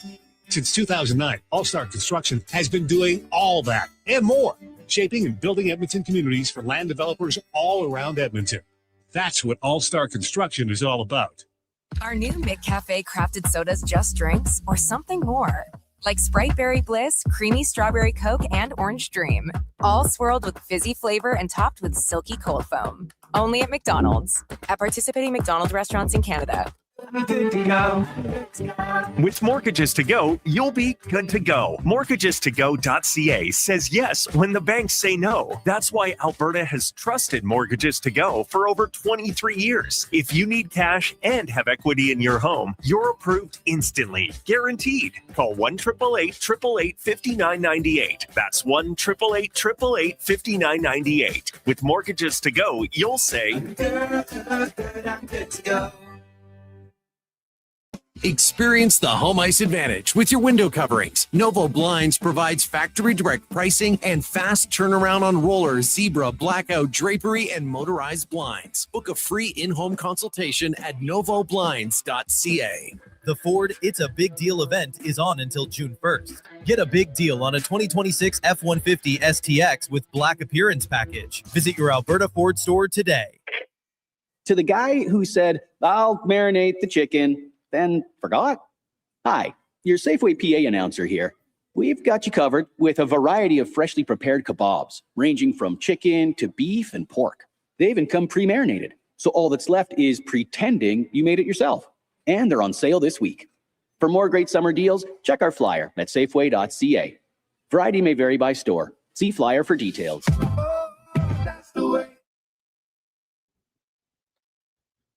Portions of this hour brought to you by Papa John's. Get the puck drop special at Papa John's. A large 2-topping pizza and 8-piece wings for only $28.99 with promo code PUCKDROP at papajohns.ca or on the Papa John's app. The Jason Gregor Show, the best of Edmonton sports talk and beyond. This is Sports 1440. Presented by PlayAlberta.ca, Alberta's only regulated online gambling website.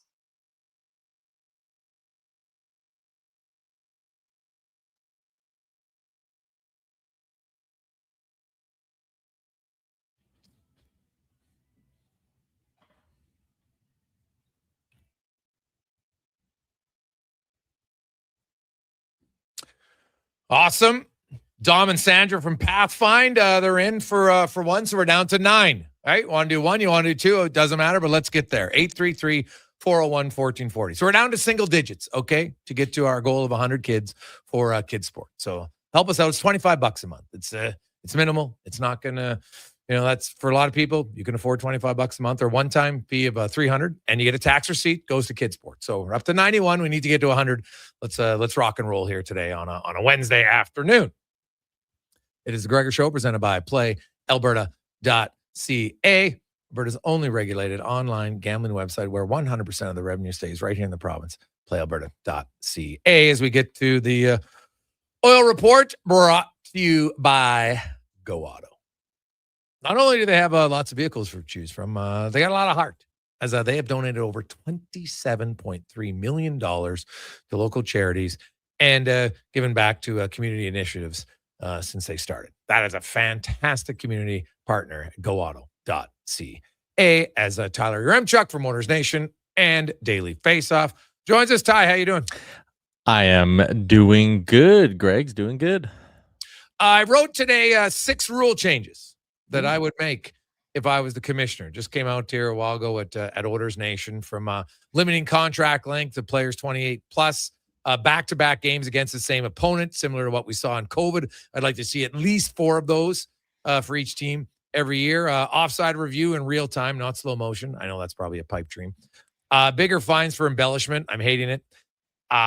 Over and back rule, like the NBA, put it into overtime. No more over and back, just an OT and 3-on-3 because it's becoming boring. And the pool reporter to answer some questions from officials. Any of those rules, if you had to pick one that you would like the best, and then do you have one that you would want to implement this year? Not to downplay your research, but my favorite part of this article is the inclusion of the magic loogie scene from Seinfeld. I think that was the part that gave me the biggest smile. So the thing I want about the offside review, I don't mind the in real time with no slow motion. I think that makes sense, but I wouldn't mind, because I've seen people, why if a play happens, 25 seconds, or if a goal happens 25 seconds after you enter the zone, can you challenge for an offside? The change I would make is if the defending team gets possession, then you can no longer review for offside. So basically, if you as the defending team had possession of the puck at some point and could get the puck out but didn't, then you're not allowed to challenge for an offside, because if it was offside by a hair, and then 10 seconds later, you could have made a play, gotten the puck out. They keep it in, then go score another 15 seconds later. Again, it doesn't happen all that often, but it would kill those odd goals where it's like, 27 seconds after the offside or after the zone entry, they score and it's deemed that it's a fraction offside. So I just go a step further on the offside review. Back-to-backs against same opponents, I like that. This one's probably a pipe dream, but building off of the limiting of contract length, like that would make free agency more exciting. I would love for there to find a way. And again, there's no hope in hell that the CBA would ever, or the NHL Players Association would ever agree to it. But what if there was a way to start restructuring contracts the way you do in the NFL, and a team like, let's say the Oilers could go to, and you'd have to include, to get the PA to sign off on it, some amount of like fine print where like the player has to be guaranteed the full salary still, or the player even has to potentially make more money, but you can spread it out over more years, like, because he's always the hot topic. What if there was a way for the Oilers to say, okay, Darnell Nurse has 4 years left at $9 million, 9, 18, 27, 36 million. You know what, Darnell? We're going to restructure this thing for you. We're going to turn it into 6 more years at $6 million a year. You're going to get, or that's a bad example because he'd make the same money, but 6.5 million. Like, restructure it where the player gets more money, the team could get cap relief. I'd like for there to be a way for teams to maybe get more creative to get out of cap hell. Interesting. So how would you limit it to like 1 or 2 per organization over the time? Like, so, because, you're only allowed 3 buyouts, right? So you'd only get kind of like 2 do-overs. Yeah, or maybe it's something like you can only restructure, or have 1 restructured contract on your books, similar to salary retention. You can only have a limit of them, and then as they expire, you can obviously go back and add more, but some way where teams can get cap relief, because as much as the parity in the NHL is good, and it's obviously helped the sport grow, I don't think it's all that bad of a thing if big markets can flex their financial muscles at times. Like, I don't think you ever want it to be like baseball, obviously, where there's no cap and Oakland can spend $60 million and the Dodgers can spend 400. But I wouldn't mind there being just a little bit of an incentive for a team to get creative. And if an owner says, you know what, go ahead, it's going to cost me $10 million out of my own pocket because we're restructuring to get below the cap, let's do it. But some sort of salary restructure. Like, again, the NFL has found a way to make it work. Granted, a lot of times that comes along with non-guaranteed contracts and the threat of being cut and not getting like any of your money. But there's got to be some middle ground where you can allow teams to get more creative. Something that's not as like definite as a buyout, but again, allows you to be creative. I don't mind that idea of to kind of get out of jail free. Well, not free because you're still paying for it. Does the player want to agree to it? That's always the question involved in it. So it would be fascinating to see. I do think when we limit, because I looked it up, there's currently for next season right now, there's 67 players who have been 28 years of age or older who are on a 6, 7, or 8 year deal. There's only 67 skaters and 7 goalies that fall into that category. So, it only is only 9.6% of the players. So I've always argued that, and we can still have the 8, well, soon to be 7 max for players under the age of 28, right? So the players really, shouldn't hate it if that's what they want, but we see way more mistakes from teams. And everyone says, well, this is the team protect themselves. I said, no, but it's actually helping the players too, because some of those veterans sign a 7-year deal. And, if they would only signed a 5-year deal, the next 2 years, they'd make more than they would have on the 7-year deal. So it can still benefit you if you're playing very well. And, as the cap goes up, we're definitely going to get a lot more teams that aren't spending to the salary cap ceiling just because they can't feasibly do it. But also the logic with what you're suggesting is like, yeah, if there's less bloated contracts on the books and less buyouts, like there should be hypothetically more money to even go around to some guys if it's worked out that way. So yeah, I agree with you on that. I think a term would be great. I think making off seasons more exciting is really, really good for the sport in terms of like generating interest year round. And if you had better free agent crops, a 5-year limit like that those two would go hand in hand. So it'd be great to see.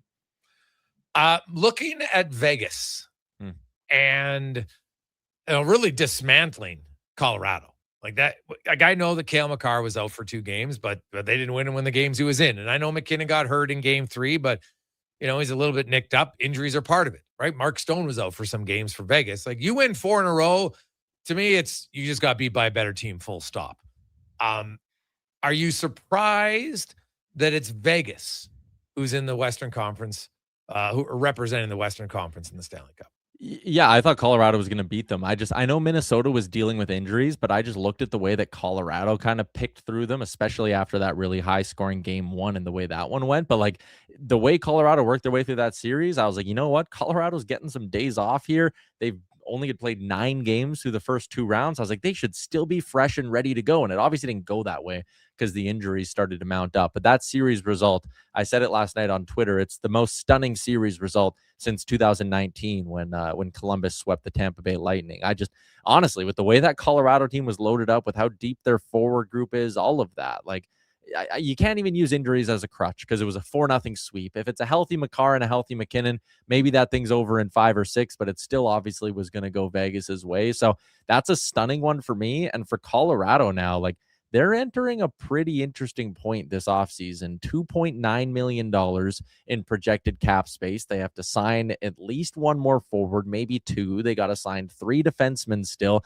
if they want to carry 7. Like, they're going to have to sacrifice some pieces that have been instrumental to their last couple of years of regular season success. Like, are they going to just try? Can they dump Josh Manson? Are they going to maybe have to have a conversation about a Valeri Nichushkin? Like, Nazem Kadri wasn't great in that Vegas series. Granted, not a lot of Colorado Avalanche players were, but he's going to be 36 at some point next season. $5.6 million isn't horrendous, but if there's a decline here, the point I'm making, a lot of their guys are heading towards their mid-30s, and I'm very curious to see what the decisions they make this summer are. Because I don't think, and just to keep going, like, I don't think Chris McFarland handled the trade deadline all that well. Like, going and getting Nicholas Waugh because you thought you were out on Kadri, then just going and throwing another pick because you were so obsessed with getting Kadri back. Like, I get both those guys are still on the books for next year, but it doesn't help with the problem that a bunch of guys are moving in the wrong direction age-wise for them.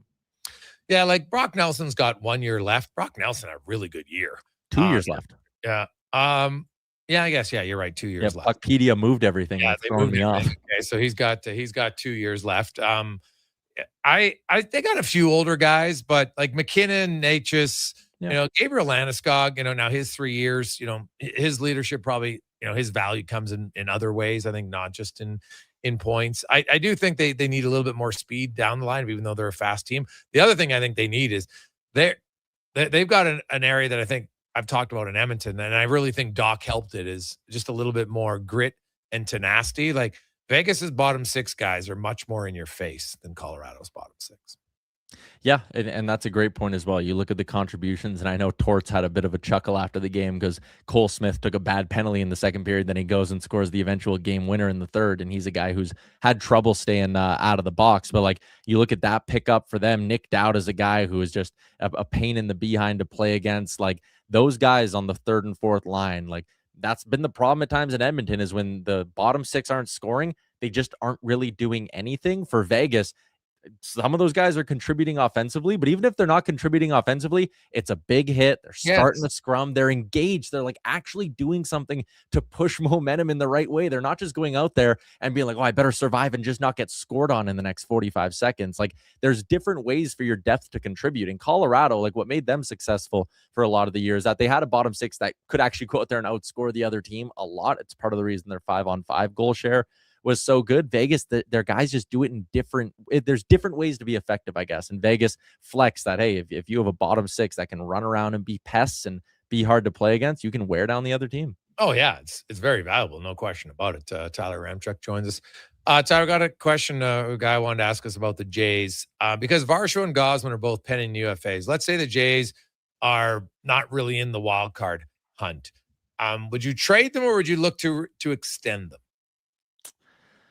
Man, I honestly, this is like the cop-out answer, but I really don't see it getting to that point. Like, they won again today. They're now, I think, 8-4 in their last 12. They've kind of got things back on the rails here. I think there's a chance they could be in a playoff spot by the end of today if the right teams lose. So I don't think it's really time to be looking at it from that angle. But if I wanted to play along with the hypothetical, I think, if you're in the middle of July and you're 8 games out of a playoff spot because things have really spiraled from here until then, or from now till then you probably go to both of those players and say, what's it cost to extend you? And if you don't like the number, then yeah, you have to move on from them. Like, if you're 8 or 9 games out of a playoff spot come deadline time, I don't think you can look over the opportunity to acquire some really solid assets, because those guys would both carry a ton of value at the deadline.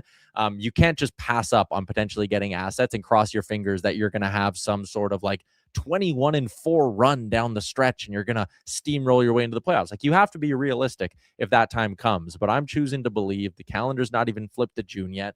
The Jays were below 500 at this point last year. The Milwaukee Brewers at this point last year were below 500. And both of those teams ended up having the best records in their respective leagues by the end of the regular season. There's so much baseball left. Kirk is maybe 10 days away. Barger should be back soon. Bieber's starting to throw again. He could be back. Dylan Cease's thing is short term. Like, there's so many reasons to view this Jays team as one that can turn it around in the next month and get it back on the rails. I'm not quite all that concerned yet.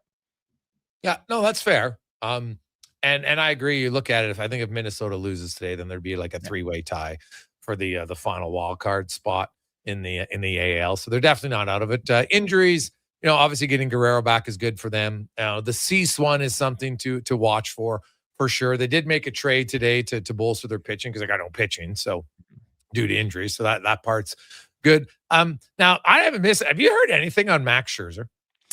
They said today on the broadcast he threw a simulated game this morning on the mound at Rogers Place. So he puts on the full uniform. They have him face batters and go through a game. So he threw a sim game today. But I did think it was kind of weird that the sim game and then 3-4 hours later is when they made the trade with the Tigers. And I was like, ooh, did he maybe not respond well? And that maybe threw some urgency. The team had a little backdoor deal where they're like, all right, if Max's sim game doesn't go good, we're trading for someone who can give us some innings for the next 2-3 weeks. So I was curious if maybe those went hand in hand, but it doesn't sound like he's even with the sim game. There was no report today that he's back on track to go to Buffalo next week and throw in a rehab stint or something. So especially with the age, he battled the thumb thing. People forget he was really good in the playoffs. In the regular season, he was very inconsistent and did not make a lot of consecutive starts for the Blue Jays because he had the whole thumb issue. Yeah. Yeah, no, that's very valid. Ty, good stuff, buddy. Always great to talk to you. Have yourself a wonderful Wednesday afternoon. Sounds good. See you. There you go. That's Tyler Remchuk, Gregor Show, presented by PlayAlberta.ca. 3:40. We'll take a quick break. We got a lot of texts to get to. 833-401-1440, 833-401-1440 on some rule changes.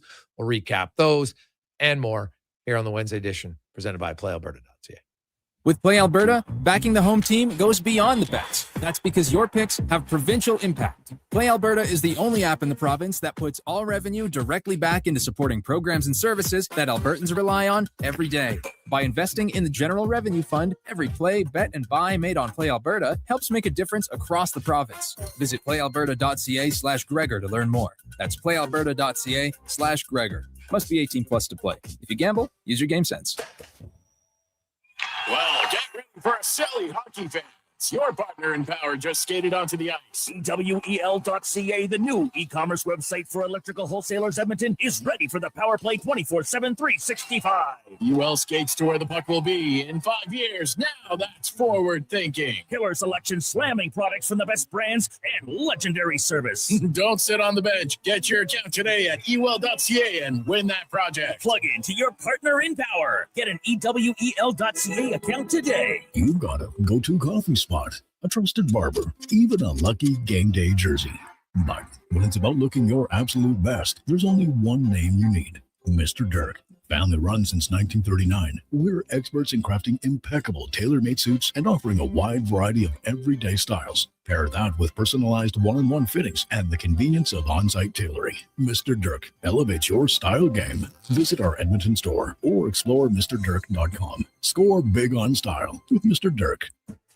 Summer, it's coming. An unstoppable force that will turn your home into the Sweatbox.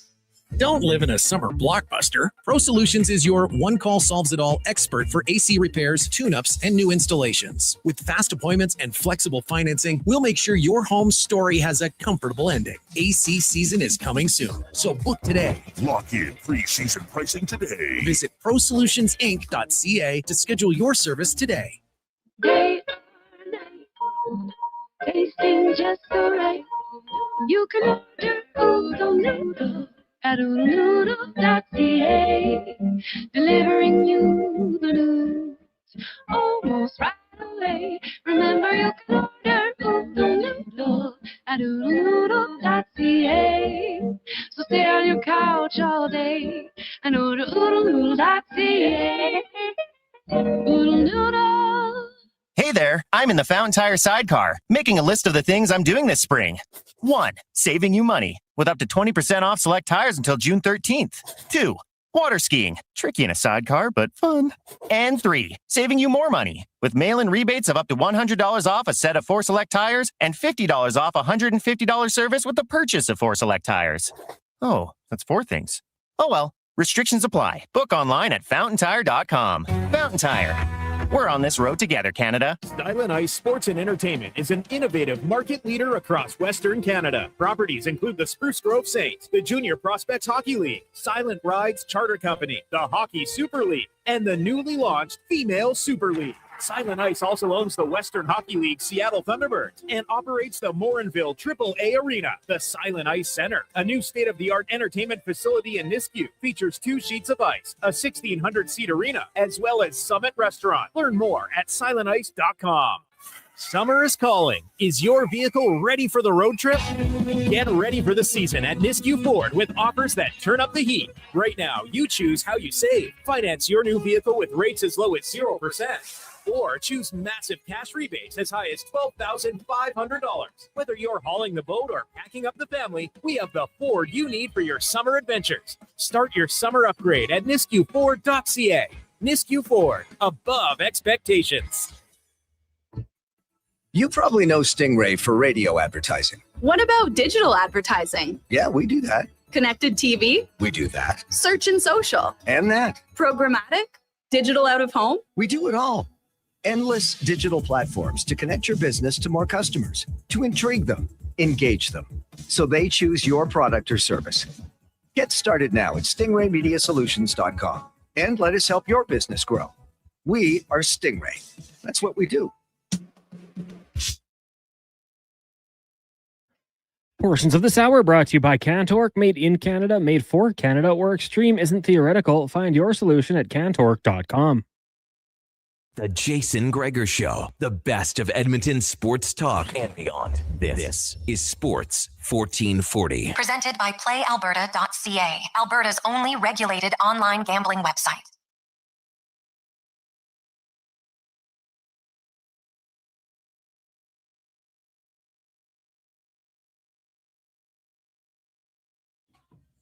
$3:45. Welcome back, Jason Gregor, Connor Halley, Sports 1440, sports1440.ca, YouTube, Facebook, X, and Instagram. Thanks for listening. Thanks for watching. We're having a lovely Wednesday coming up. Struddy's going to join us. So we got KK, Spec, Cam Tate, and much more. Some stats of the day for you as well to get to. And we got a lot of texts, 833-401-1440, 833-401-1440. Hey, Gregor, what about an NBA-style cap with the bird year so you can assign your players over the cap if they played for your team for a certain number of years? Yeah, possible. Here's the thing, though, Talladega. I honestly believe in the NHL. So the salary cap's going to go up to $104 million this year. Then it's going to go up to $113 million. We know those numbers for sure. After that, who knows where it goes. But you watch. You're going to start to see a separation in the NHL. We had it prior to the salary cap in 2006. You had some teams that were spending $80 million, some teams that were spending $35 million.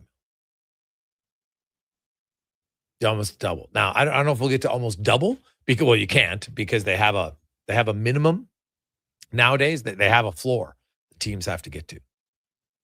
But the gap, and I think the number of teams that are going to be willing to want to pay and play right to the cap is going to be lower. Now, if you're a team that has an owner who's willing to pay to the cap, well, guess what? Your odds are better. Now, ask the Rangers back in 95 to 2004, how did having the big salary cap help them? Not a lot. They did not manage their money very well. So just because you spend it doesn't mean you're going to win. But I don't think they'll have to get to a point that way because there was a cap crunch as far as teams not, they struggled trying to find ways to get everybody in. there's a reason why there's not many free agents right now of top end quality, because the teams have the money to sign the guys they want to sign.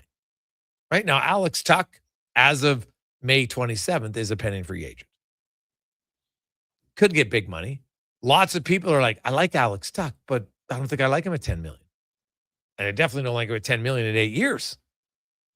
So will someone on the free agent market do it? Maybe. But I think you're seeing some teams in the NHL be a little bit, not always, because there's always going to be a few bad contracts. Don't get me wrong.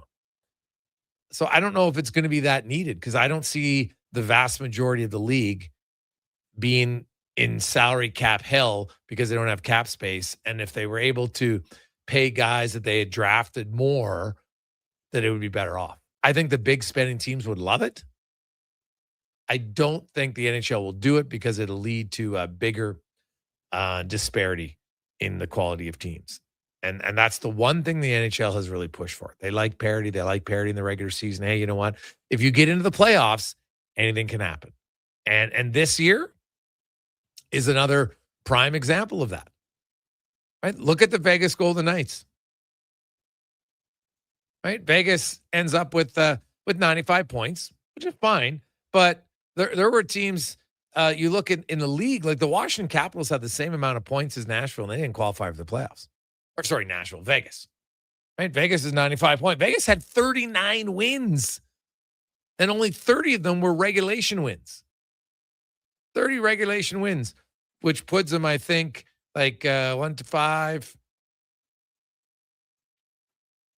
like 17th in wins regulation, but they're in. And love it or hate it, that's what the NHL wants. That's what the owners want. They want more teams to feel like they have a chance the longer you go. So I don't see it happening. Hey, Gregor, to me, a loss is a loss. Extension of regulation. Matt in Leduc was talking about how he said if they leave the loser point, have the playoffs a race to points instead of wins. If an OT loss is worth something this season, make it worth something in the playoffs. Well, the difference is in the regular season, they change overtime in the shootout. It's 3-on-3 and it's a shootout. It's not 5-on-5. So that's why they'll never do it. And then he said, we'll get the 3-point system. But, teams needing as many 3-point wins as possible to catch up, they're going to press. But that's like saying teams who need as many 2-point wins are going to press more. And we don't really see that down the stretch. We don't see teams that are 4 or 6 points out of the playoffs suddenly pressing way more and taking way more chances to try to win games. We just don't see it now. And now they're closer, but they still need 4 or 6 points, right? So regardless of how you do it, if you need 2 wins and you're 4 points out, and you need 2 wins and you're 6 points out, and you can get 3 points or 2 points, it's not going to change. So I don't think there's any results that show teams that are chasing playoff spots suddenly become way more aggressive down the stretch. Can you show me examples of where that happens? Maybe it does. I just haven't seen it. And I don't think because there's 3 points instead of 2 that suddenly that's going to change it. So, hey guys, if it feels like the Oilers are in a cap crunch though, Gregor, but are they? Like, let's look at the Oilers right now. And who needs a contract?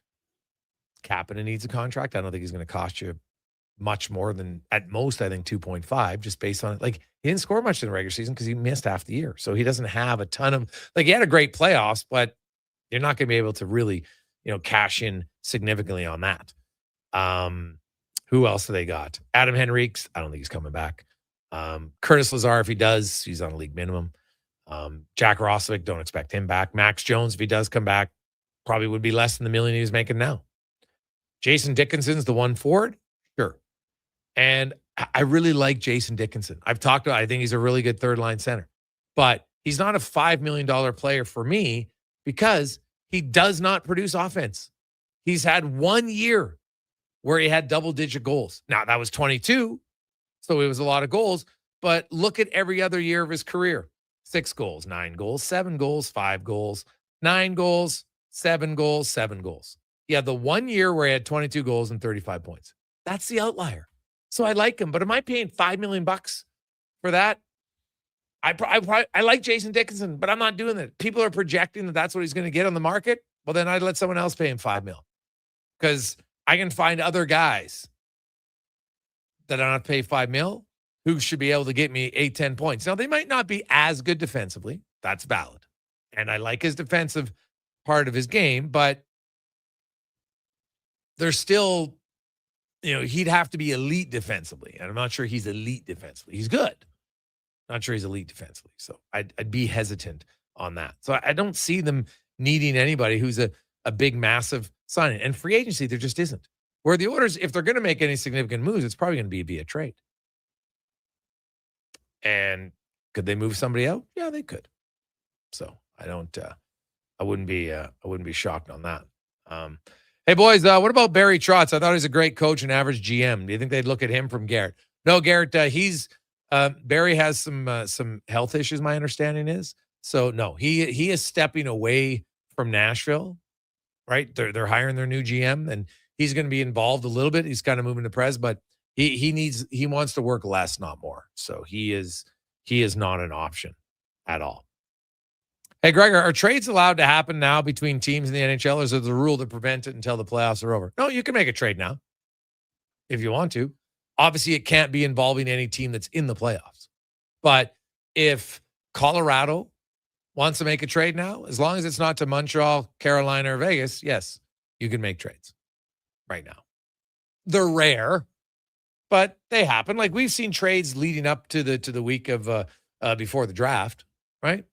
Usually, everybody gets into the draft. Now they're talking the way you have it. But no, they could make a trade right now. It's just, it doesn't really happen. It's like you could have made a trade after the trade deadline if you wanted to. Just any traded players can't play in the playoffs. So teams normally don't do it. Like and it's kind of frowned upon, but it's like one of those unwritten rules. But you could do it if you really wanted to. Most teams don't. 833-401-1440, 833-401-1440. Hey, guys, is there a different call between running a goalie versus goalie interference? I think running a goalie should be a 4-minute penalty to help protect our goalies, from Andrew D. Well, you can have charging. Like if we look at the Sean Walker play that happened in Carolina. He's got the puck, he's going to the net, hammers into Dobish. They each got coincidental minors. Well, not Dobish, but Montreal got one for roughing him afterwards, and then he got one himself. Like, I'm trying to think of, do guys really run goalies anymore, Connor Halley? Like, taking the puck hard to the net, I'm not sure that's running the goalie, because you are allowed to go to the net. And yes, sometimes, you cut up a little bit lower than you think, and you end up hammering the guy. I don't know if I want that to be a double minor, personally. Because I don't see a lot of cases where it looks like it's a blatant attempt injury. Now, you could have a different injury, Andrew. You could have what's called just, that could be a gross misconduct attempt injury. If they feel that a guy was going out of his way, left the puck, and just hammered into the goalie, yes, you could have a different designation for that. Person that comes to mind recently would be McKinnon getting ejected against the Oilers. Yeah. They're trying to protect him. But yeah, I was going to say, you don't really see it quite as often. Maybe sometimes up against the post, player tries to go around, or kind of right on the edge of the blue paint, he might get contact there. Yeah, like I'm trying to think the last time a guy got 5-minute major for running a goalie. Like, let's go through it. I'm sure it's happened like in the salary cap era, because it happened like, God, was it? What did the Calgary Flame get a 5-minute major for running the goalie in 2004? Maybe my memory's off, but I'd have to look it up. Last time there was a 5-minute major for hitting the goalie. That's why I don't think they're going to change the rule, because it's just, you don't have to change a rule for something that doesn't happen very often. So McKinnon didn't get a 5 though. Did he, Cons? He did, yeah. He did get a 5. All right. But I watched that play how many times? Do I think that was blatant? Like, not really. What did Lucic get for his play on Miller? On Miller. Yeah, that's a good one. Miller was out of the yeah, he was, but that was classic. That's a good memory. Nobody would fight him. Oh, yeah, well, I get that. But like even McKinnon's like, I remember doing the show, like not many Oilers fans are like, oh my God, he's so cheap. They're just kind of like, hey, McKinnon got kicked out of the game. They were excited about it more so than thought it was It was cheap. But wasn't it rescinded, Cons, on the McKinnon? Didn't he get the game misconduct rescinded? Oh, after the fact? Yes. You might be right there. Yeah. And Luch got 2 for charging. That's all. That's all he got, eh? Yeah. So, yeah, I don't think you have to put a rule in place because it's just not something that happens. Hey, guys, what about taking the iPads off the bench? You want to challenge any play? Look at the replay. Only the refs have iPads. Would speed everything up. Rowdy. Well, usually when you challenge, Rowdy, it comes from your video guy who's upstairs, and then he gets on the headphone quickly down below. The coach on the bench is rarely making that call from looking at his little monitor. It's usually your video guy upstairs, and they're good and they're quick and they're right on it. So that wouldn't change because unless you say we don't want, well, they're never going to go back from the electronics of reviewing those reviews. But I do hate it, to be honest. Like every time there's a goal scored now, you got like, even if like the guy comes in on a 2-on-1, there's nothing. Oh, let's look at the review now. I'm like, what? I don't love that, but that's just kind of me. So, I'm all for rule changes that are necessary. And some of the ones that we've talked about today, I know a lot of people like the 3-pointer, we can have a great debate over it. But if you calculate the standings and you just went to a 3-2-1 system, it wouldn't change much. Now, some argue, well, Gregor, but the games would be different. They might. But late in a year, when if you need 2 points, our team, and it's a 2-2 game, our team's really pressing way more to get that regulation win. We don't see it that often because they're like, well, I can get 2 points. Right now, I guess the argument would be, well, yeah, but I can get a third instead of 2. Yes, but you could also lose the game and give up everything. And look at teams. Just look at overtime right now.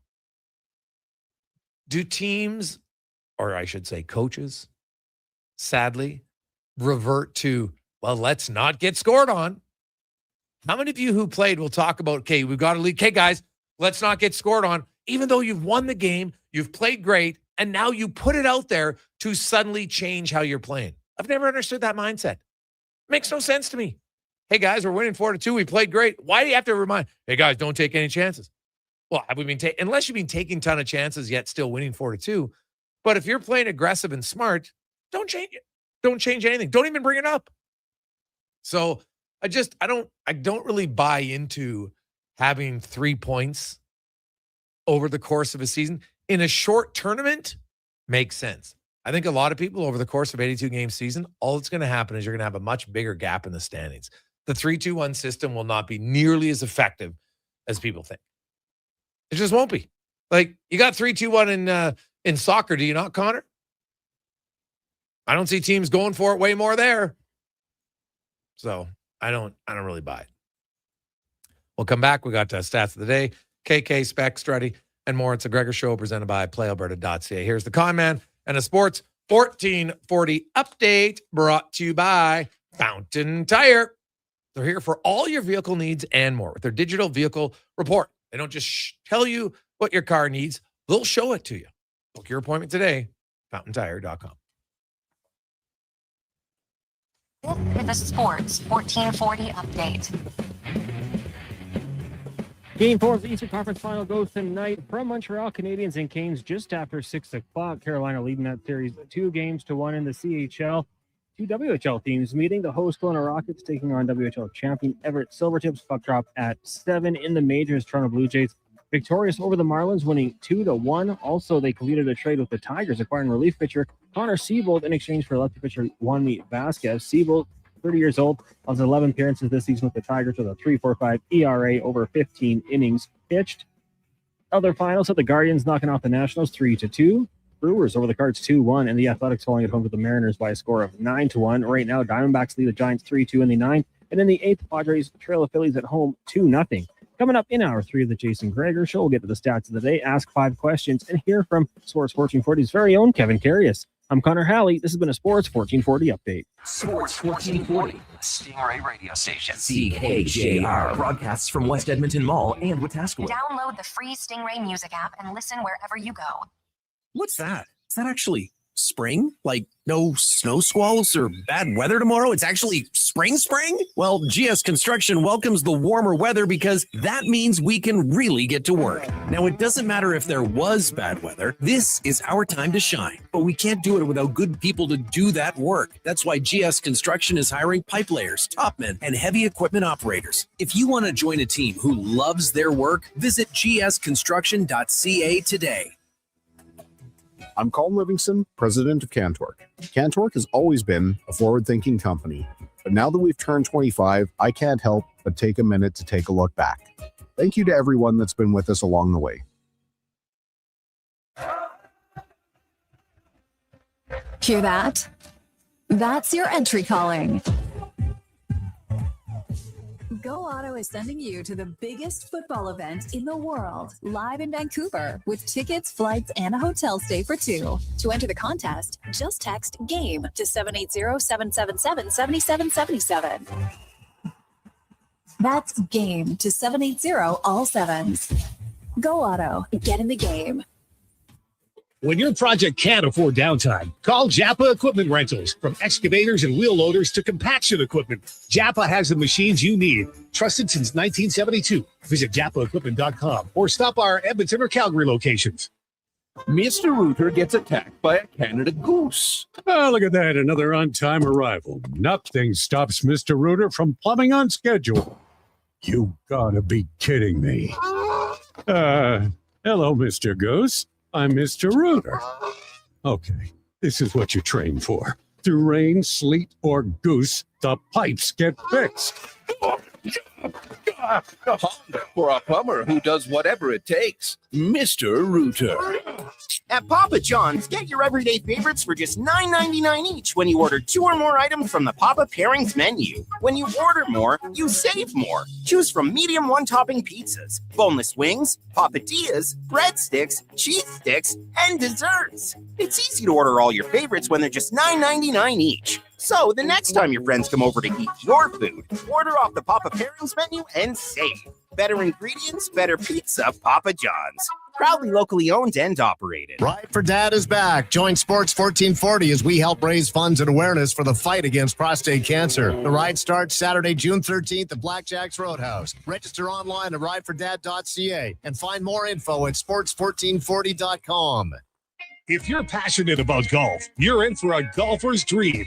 The Quarry, Challenge, and Natural Beauty come together across 27 holes every golfer should experience. Book now. Get geared up at the Pro Shop and start swinging at the Quarry. Don't forget the Granite Grill Restaurant, an unforgettable top-tier venue to host all your events. For rental details or to book your tee time, contact the Quarry today. Edmonton's most popular golf and event venue. Call 477-THE-Q and visit thequarryedmonton.com. At Wendy's, get a 10-piece nugget small combo for just $8.99. That's right, $8.99 for 100% Canadian chicken, plus fries and a drink. That's just good nuggenomics. Only until June 14th. In restaurant at participating Wendy's locations. Taxes extra. This is the Jason Gregor Show on Sports 1440. Favorite us right now. Powered by PlayAlberta.ca. If you gamble, use your game sense. Learn more at gamesense.ab.ca.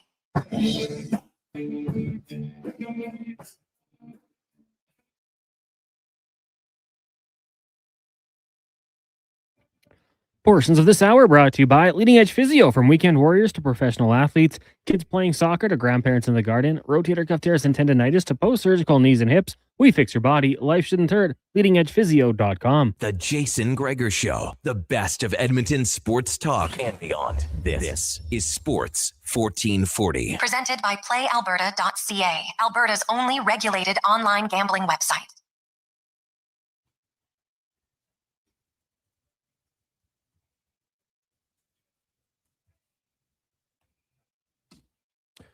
Just after 4 o'clock. Gregor, Halley, Paulson, Sports 1440, sports1440.ca, YouTube, Facebook, X, and Instagram. Hope you're having a lovely Wednesday. The Jays, if you missed it, they won another series today. 2-1 in the series, 2-1 in the game today against the Marlins, and they're continue. They're in a stretch of playing 17 straight days, and now they will take on the Orioles starting tomorrow night. So we'll see if they can get off to another good start. They'll be on the road in Baltimore tomorrow, and the Jays have now. Well, it depends on what happens with Baltimore tonight, but Jays currently 27-29. Baltimore's 25-30, so it's a team below them in the standings. And if you slowly want to make up some ground and get back into the they're in the wild card race, but get back into a wild card position, they're going to have to continue to win series. So they are 8-4 in their last 12, so seem to be trending slowly in the right direction. They get Vladimir Guerrero back today. Cease is going to miss at least one start, probably two, I would think, for him. So see what happens there. Now, as I mentioned earlier today, this is being a little bit of a slog. I'm going to be bluntly honest on this. We got 9 kids left that we'd like to support. Our goal is to get to 100, which we've reached every year in this. Not really much of a problem. So 9 people, if you want to do 1 kid or 2 kids, it's fine. We'd like to get to the 9 by the end of today. Okay? That would be awesome. It's for kids sports. Very simple. You're donating $25 a month or a one-time payment of $300 to get a kid. If you want to do 2, it's $50 and $600.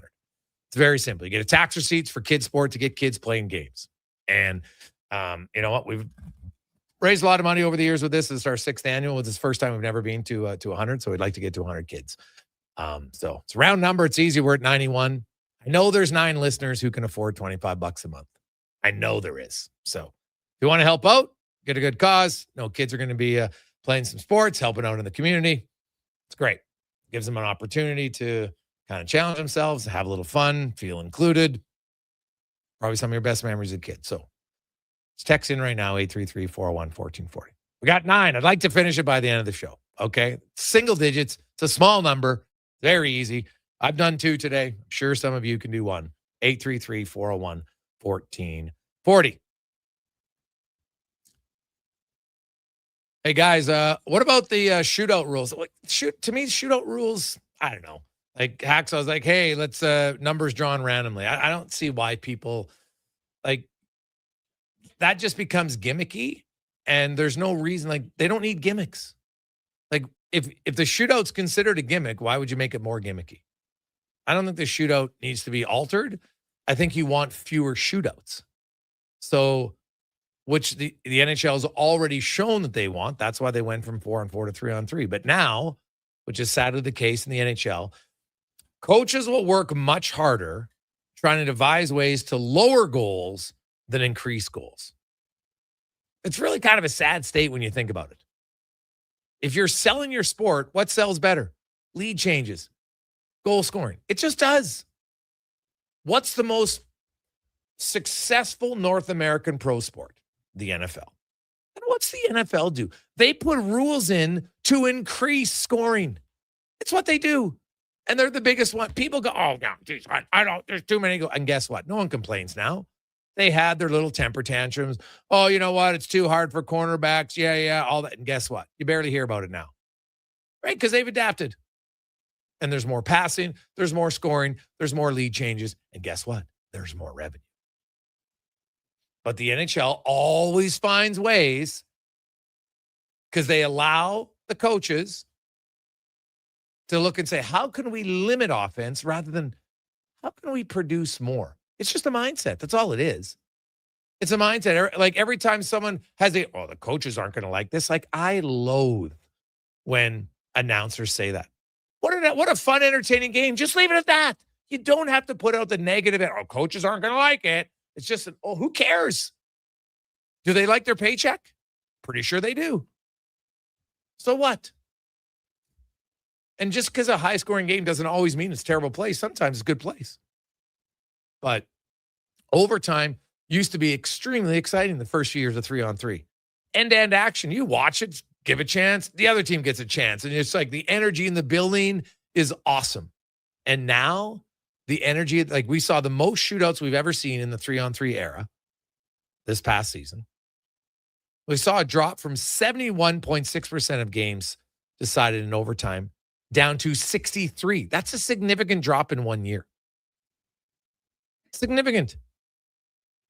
It took 9 years to get it up to 71%, and boom, it went right back down to 63. That's the second lowest percentage in the 3-on-3 era. The only one lower was the first year in 2016, and they were 61.4%. So they're trending in the exact wrong direction. So unfortunately, you got to put in rules that doesn't allow the coaches to suck the fun and excitement out of the game. It's just that simple. So over and back, it's a very simple change. Cross center ice, we see it in basketball. Everybody knows it. Heck, you could play pickup basketball and you know what over and back is. A lot of people, well, Gregor, what's the penalty? Well, how often is it going to happen?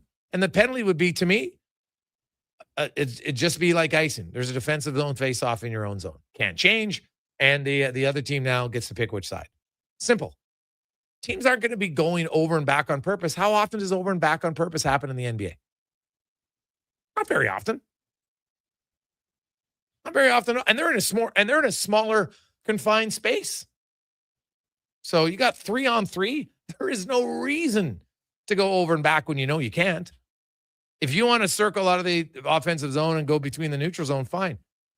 I'd eventually want to do it even in the just the offensive zone, but baby steps for me, because I know how the NHL thinks, but that's what I'd like to do.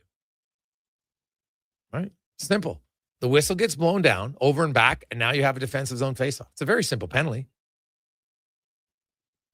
All right? Hey, Gregor, what happens when there's an errant pass back and it goes out of the zone? How do you enforce that? Well, just like over and back, Kyle. Just like over and back. It's change of possession in basketball. It's a defensive zone faceoff. You screw up. Now the other team, you have a defensive zone faceoff. Or if you wanted to, we could just throw the puck back down and just give it to him in motion. I'd love that, because now you know it'd be for sure possession. Because even off a defensive zone faceoff, you could win it. And then you don't really lose anything. Just a time. But it would be like icing. That's all it would be. Very simple. But love it. Cons, where do you come out on over and back?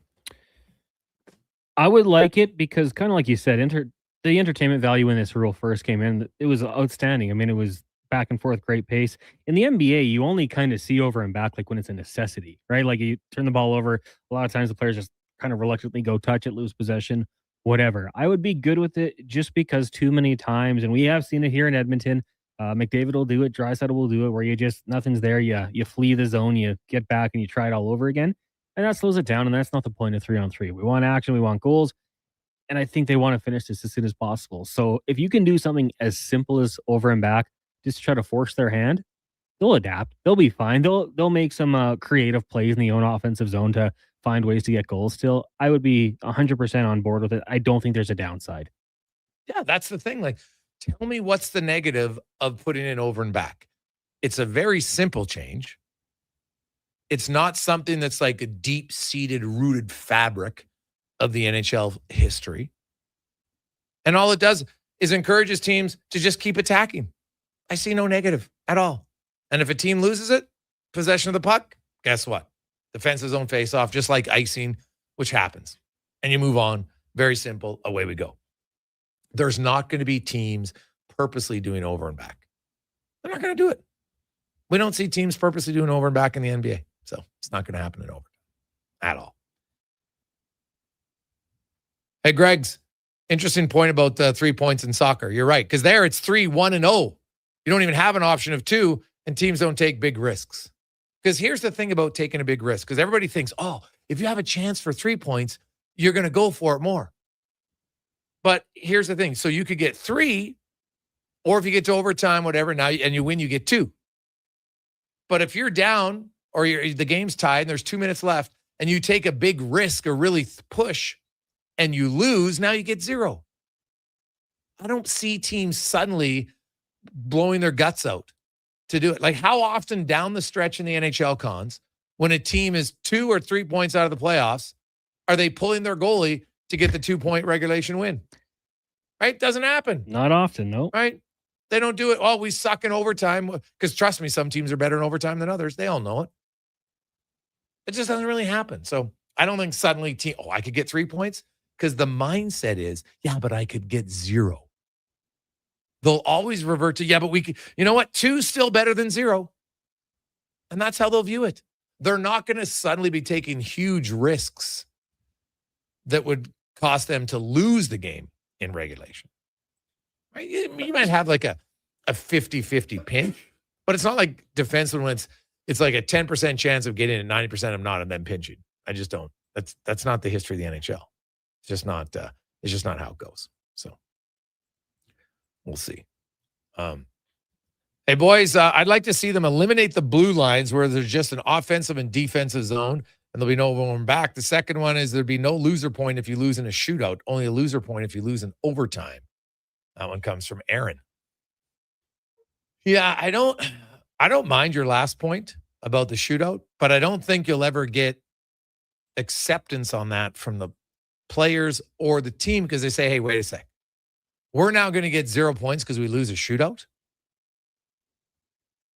It's not even part of the game, realistically. So, yeah, I don't think they'll ever go to doing that because if you did that, then you would just say, do you get 0 points if you lose in overtime? Like, you could probably convince me, Cons, to go to a 2-0, and if you lose in 3-on-3, you get no points. Like, I probably could be convinced of that. As long as I have my over and back rule in place. Yeah. Fair trade. Yeah. That's something I'd be willing to trade. Hey, Greg, what about a shot clock? Yeah, I wouldn't be opposed to it. Now, do teams want to put in a shot clock just for overtime? Right, that's an expense. Now, last year we had 300 and some games. I think it was like 24.2% of games went to overtime. Decent amount, a quarter of the games. They would put the shot clock up in the corner, but they'd only use it for overtime. Probably not going to do it. Where would the face-off go? That'd be my question too. For a shot clock violation? Yeah. Well, if it's a shot clock violation, maybe you just have to shoot the puck back, and now it's just you just get the puck and away you go. Like, what if a possession behind the goal line or something? Yeah, but I don't think they'd ever put a clock in. Like, realistically, it would be that's a pretty big change. Number one, but it's also a big expense change. Like, there's no added expense to go to over and back. There's no added expense if you lower the max term on contracts. There's no added expense if you have a time limit, only can watch offside review in real time, right? Like, there's no time expense added to it. And I think the NHL and the pool reporter, there might be an expense there because that somebody from the league has to be the one who transcribes that interview. Now, maybe that person, they already have a job and that just is something new that falls under their whim. So maybe they don't get paid extra. They don't have to hire a new person for it. But I don't think they're going to throw in something that costs them more. Now, they could, though, Connor, cover the cost of the shot clock by the increased fines for embellishment. So that's a way to get in there. You know what? Again, I'll make that trade. If you're telling me you want to put a shot clock in overtime, I'm fine with it. It's not my money. But the NHL, you could say, yeah, but guess what? We're countering that by getting the fines from the players for the embellishment. Because I'm sorry, there's been multiple cases down the stretch this season of a guy who a stick comes up, does not touch him in the face, and he still does the snapback that's resulted in a penalty. You see the review, and you're like, oh, didn't touch him. And basically, you're kind of showing up the refs. They don't like it. But it's not a good look on your league. Embellishment's never really been something in hockey. Every sport has different things. Like, there's some people are like, they allow fighting in hockey. That's stupid. Okay, fine. But that's hockey's thing. Soccer allows embellishment. I don't have to like it, but that's really part of the culture of soccer in South America and in Europe. Embellishing is just kind of, it's always been there, Cons, right? Mm-hmm. So yeah, part of the game. It's part of the game. So I'm not going to rip on soccer. I'm just going to say in the NHL, embellishment's never been part of it. So let's stop letting it slowly creep in. Because we're seeing increases of embellishment lately. And to me, that's not good. Take a quick break. We'll come back. We got a few of you in on the kids. We're getting closer. So we'll update where we're on that on the Gregor Show presented by PlayAlberta.ca. Summit Restaurant, located in the heart of the Silent Ice Center and just minutes from South Edmonton Common. Summit is your destination for exceptional house-made pizza, delicious entrees, and expertly crafted cocktails. Experience the perfect blend of flavor and ambiance in a modern setting. Join us for a straightforward yet elevated dining experience where our commitment to quality speaks to every bite and sip. Make Summit Restaurant your next night on the town. Don't let equipment failure stop you cold. At AWS Welding in Nisku, our factory-trained service techs are on hand for all welding equipment repairs. We're a fully warranted center for Miller, Lincoln, and ESAB. And we service all makes and models. Proper, regular service extends the life of your gear and keeps it running at peak capacity. Don't wait for a breakdown. Book your service appointment today at 780-979-0470. AWS Welding. We make it happen. The job isn't done until the last load is hauled, and having a semi-trailer out of commission is not an option. Whether replacing or adding to your convoy, Edmonton Trailer has a huge inventory of new and used semi-trailers, trusted by the gravel, logging, oil field, fluids, and freight industries. Find a trailer right for you online or at one of their 3 locations. For sales, service, parts, rental, and finance, when you're in it for the long haul, Edmonton Trailer. The Brick is thrilled to introduce the new exclusive Shaquille O'Neal home lineup of furniture. Each piece features premium Shacopedic memory foam for exceptional comfort, made to be lived in and loved for years. Each piece is built on a strong hardwood frame, offering sturdy comfort day after day. Head to any Brick location and snap a photo with Shaquille O'Neal. A life-size Shaq is waiting in store. Scan the QR code and upload your pic for a chance to win one of 4 Shaquille O'Neal home pieces exclusively at The Brick, saving you more. Say hello to your new favorite drinks. Introducing new McCafe Refreshers. Icy cool, undeniably refreshing, and available in 3 flavors. Strawberry watermelon, mango pineapple, and blackberry passion fruit. Only at McDonald's. I've got some good news if you've been thinking about a heavy-duty truck. The 2026 Ram 2500 Black Express is now at St. Albert Dodge. You've got 20-inch black aluminum wheels, black Mopar side steps, body color, bumpers and grille, and a sport performance hood. Available in all the colors for $68,990. Plus, new this year, Ram's best-in-class 10-year powertrain warranty. Now's the time. Head up the trail and see how easy it is to do business at St. Albert Dodge. This is you. Hi.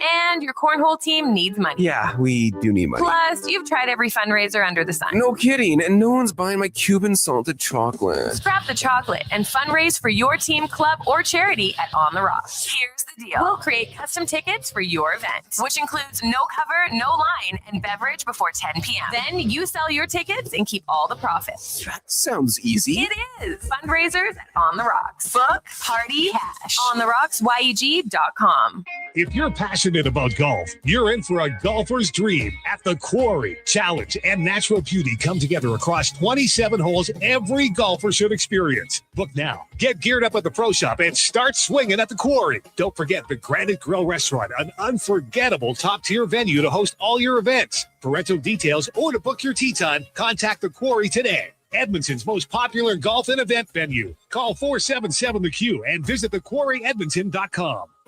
Big guests, bigger takes. Jason Gregor brings the names you know and the stories you don't. Weekdays, 2 to 6 on Sports 1440. Don't miss a minute of the action on Edmonton's sports leader, Sports 1440. Hi, Mike here from Northgate Chevrolet Buick GMC. No one's ever accused car shopping to be fun. I mean, think about it. Awkward standoffs to get a price. Let me go talk to my manager. Dealers asking for your credit card, then melting your phone if you say no. See, it's not fun. At Northgate, I promise you a different experience. We make it fun. And you will like us, I promise. 0% financing, a great selection of new and pre-owned units. So for some fun, stop in today. 13215 97th Street or visit us online at northgategm.com. You're in Northgate country.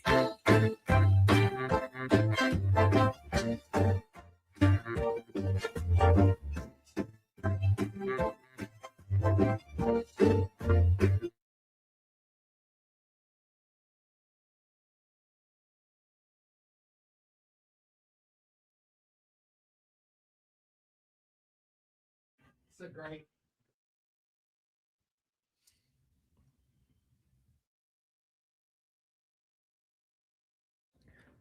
Portions of this hour brought to you by On the Rocks. Your weekend hotspot is OTR. Pay with Edmonton's best live bands every Friday, Saturday, and Sunday. Your bar, your party. Jasper Ave 118th, On the Rocks, YEG.com. The Jason Gregor Show, the best of Edmonton sports talk and beyond. This is Sports 1440. Presented by PlayAlberta.ca, Alberta's only regulated online gambling website.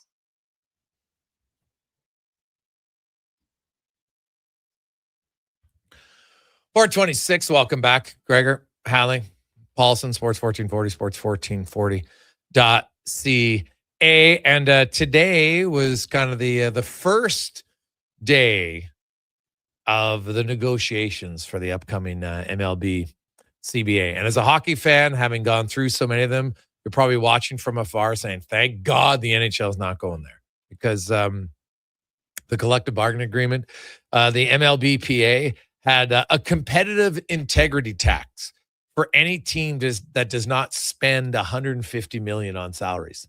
So basically, they wanted to fine teams for not getting to at least $150 million. They want the salary minimum from $780,000 to $1.5, so almost double. They wanted to increase the base threshold from $244 million to $300 million. Like, they want a lot more money. That's from the PA. It's telling the owners, you guys got to spend all this money. So now, having a ceiling and a floor in a cap, the NHL has it, right? Makes sense. So, but like, because baseball's got some massive gaps. Like, they've got, when the season starts, you literally say there's 10 teams that have maybe any chance. Now, in the NHL, because there's lots of teams that you say, hey, they make the playoffs. And as we've seen, how many times has the number 8 seed in the salary cap era made it to a Stanley Cup final? Heck, LA won as a number 8 seed. And you've had teams, Edmonton, Oilers fans know it, right? Other teams that have kind of been Cinderellas and make it all the way in. Montreal in 2021. It happens.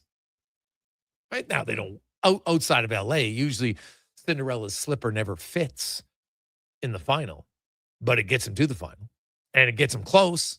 Game 7 for the Oilers. Like, it happens. But so, you would like it in MLB to have, I think, more teams when the season begins who say, hey, I think they got at least a shot here to get in and maybe you can win a round or two.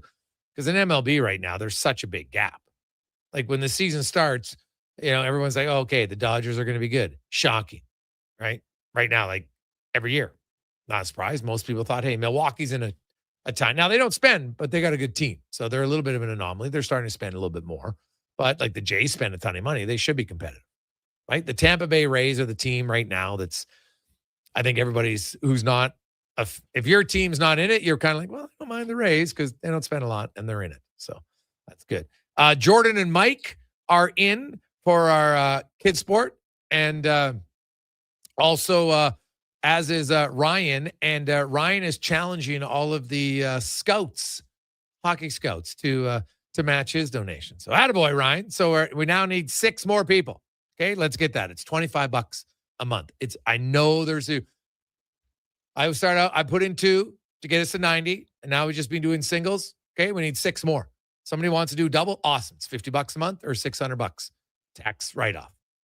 Just need 6 people at 25 bones. We wanted to get to 100 kids for kids sport. So help us out, please. I know there's 6 listeners that can afford $25 a month or a one-time payment of $300. I know there is. So we want in 833-401-1440, 833-401-1440.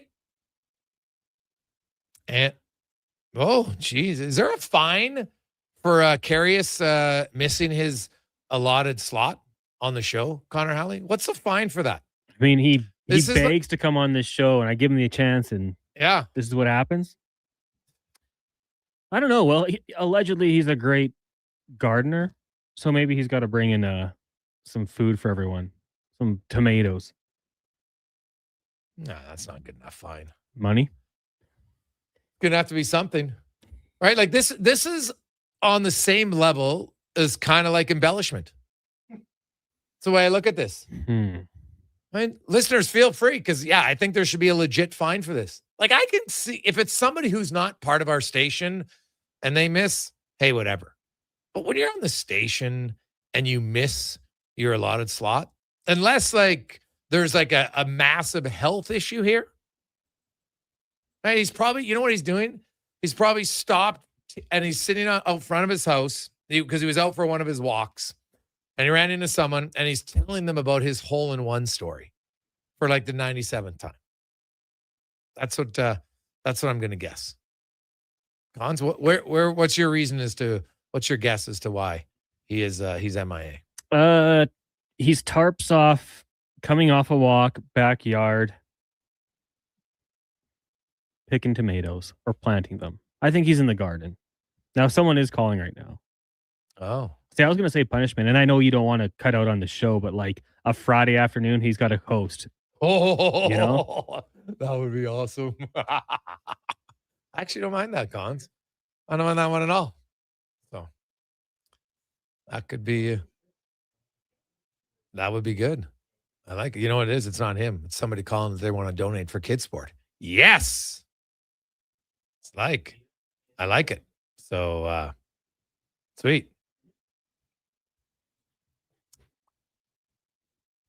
833-401-1440, 833-401-1440. We got lots of text coming in on this one. Also, some other news in the, I guess it's kind of the sporting world. You look at the World Cup, and I saw, did you see very different reactions on people who were kind of like, as a coach of my World Cup team, I don't call all the players and tell them they made the team. Whereas, Jesse Marsh said he called everybody, said you're on the team or you're not on the team, which to me, that would just seem normal. Like, you definitely have to call the guys who don't make the team. And I still think I'd want somebody to be calling the guys who made the team. So, like, okay, I'm on the team. Like, what is this? You just show up at the facility and be like, hey, guys, oh, well, here's your name on the board. Like, I don't know.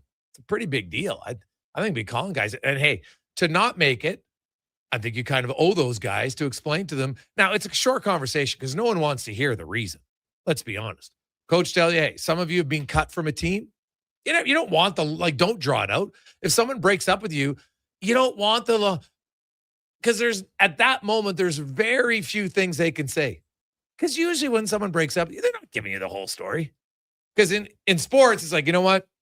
Really like this. We just decided to go another way. And that's really what it is. Like, it's not like, obviously, if you're one of the finalists to make it for your World Cup team, for your nation, you're a pretty damn good player. So at that point, to be one of the final guys, it just comes down to sometimes, hey, I like this guy better. I can't pinpoint the exact 100% reason. We just decided to go in a different direction. Right? It's no different than breaking up, Cons. I don't know if you've ever had a breakup that lasted way too long.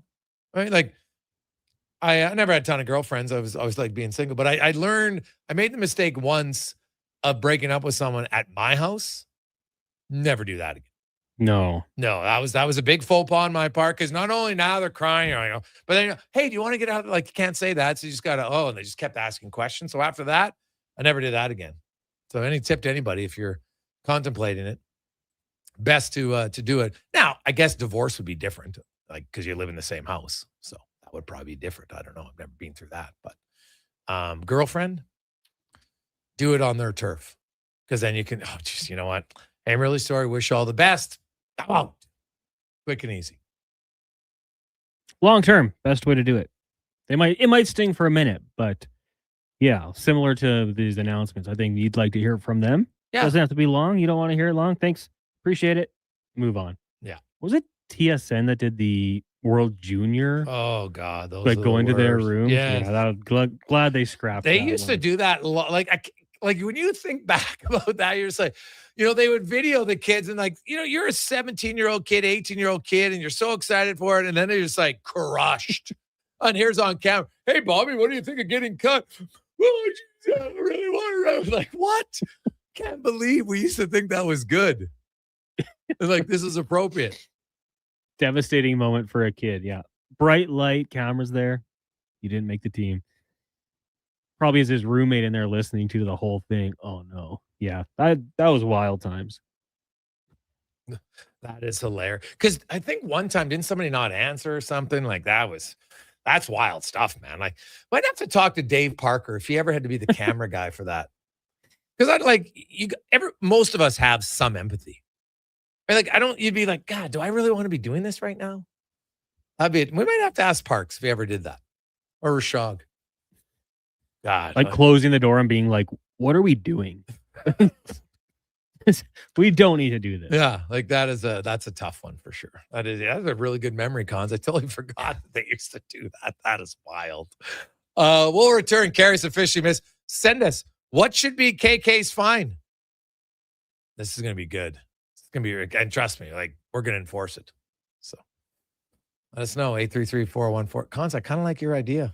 Punishment to have to do one of our shows. So we'd have to do double dip that day. Mm-hmm. I like it. And I like how you said a Friday too. Perfect.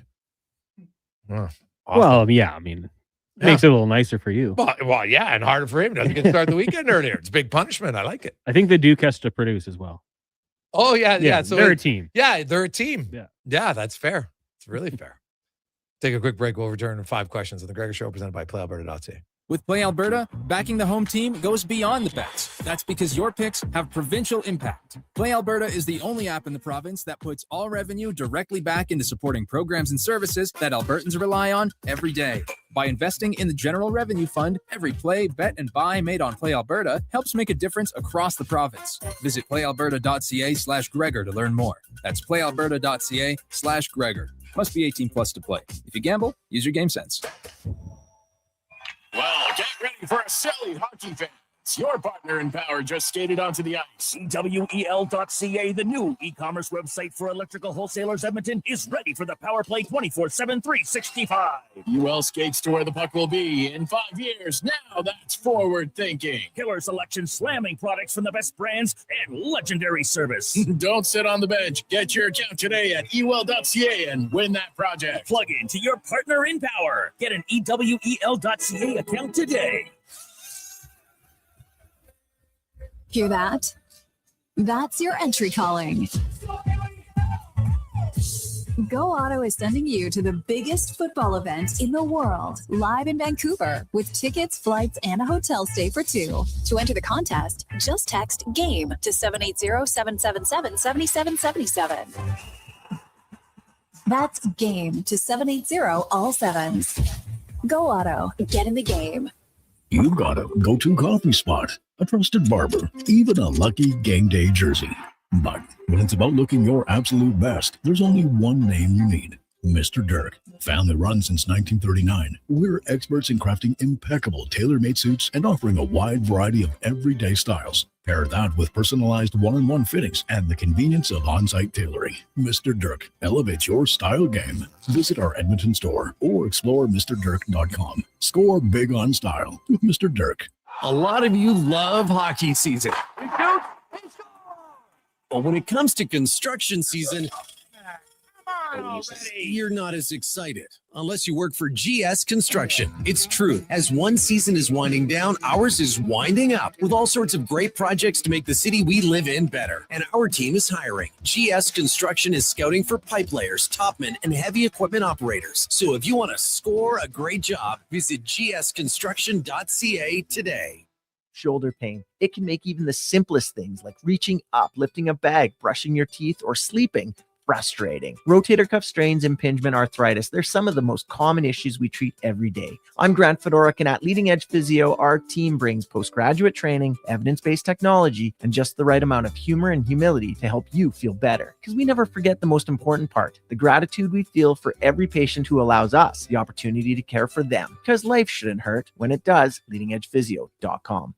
When thirst strikes and your energy begins to fade, one hero rises above the rest. Introducing the Superpower Smoothie from Booster Juice. A bright sun-charged burst of mangoes, bananas, and blue spirulina. An out-of-this-world smoothie, just in time for the new Supergirl movie. Discover your power and channel your inner superhero. Fly into your local Booster Juice and experience it for yourself today. And see Supergirl. Only in theaters June 26th. Shake off winter and roll into spring. It's time to turn the season with Jiffy Lube. Until May 31st, visit any participating Jiffy Lube for a Pennzoil full synthetic oil change, and you could win some incredible prizes, like the grand prize spring kit featuring 2 Yeti mugs, wiper blades with install, gift cards, and more. You could even roll away with one of Jiffy Lube's Keeping You Moving mini prizes. Turn the season with Jiffy Lube and win. Visit jiffylubeservice.ca today. Like this one. I'll read it. We're brought to you by Crystal Glass, your clear choice for residential windows. Locally manufactured and installed, Crystal Glass provides a beautiful product and incredible customer services for all of your residential needs. Call 310 Glass or visit crystalglass.ca for a quote. This is Sports 1440, where Edmonton talks sports. On YouTube, Facebook, and X. Here's Jason Gregor. Brought to you by PlayAlberta.ca.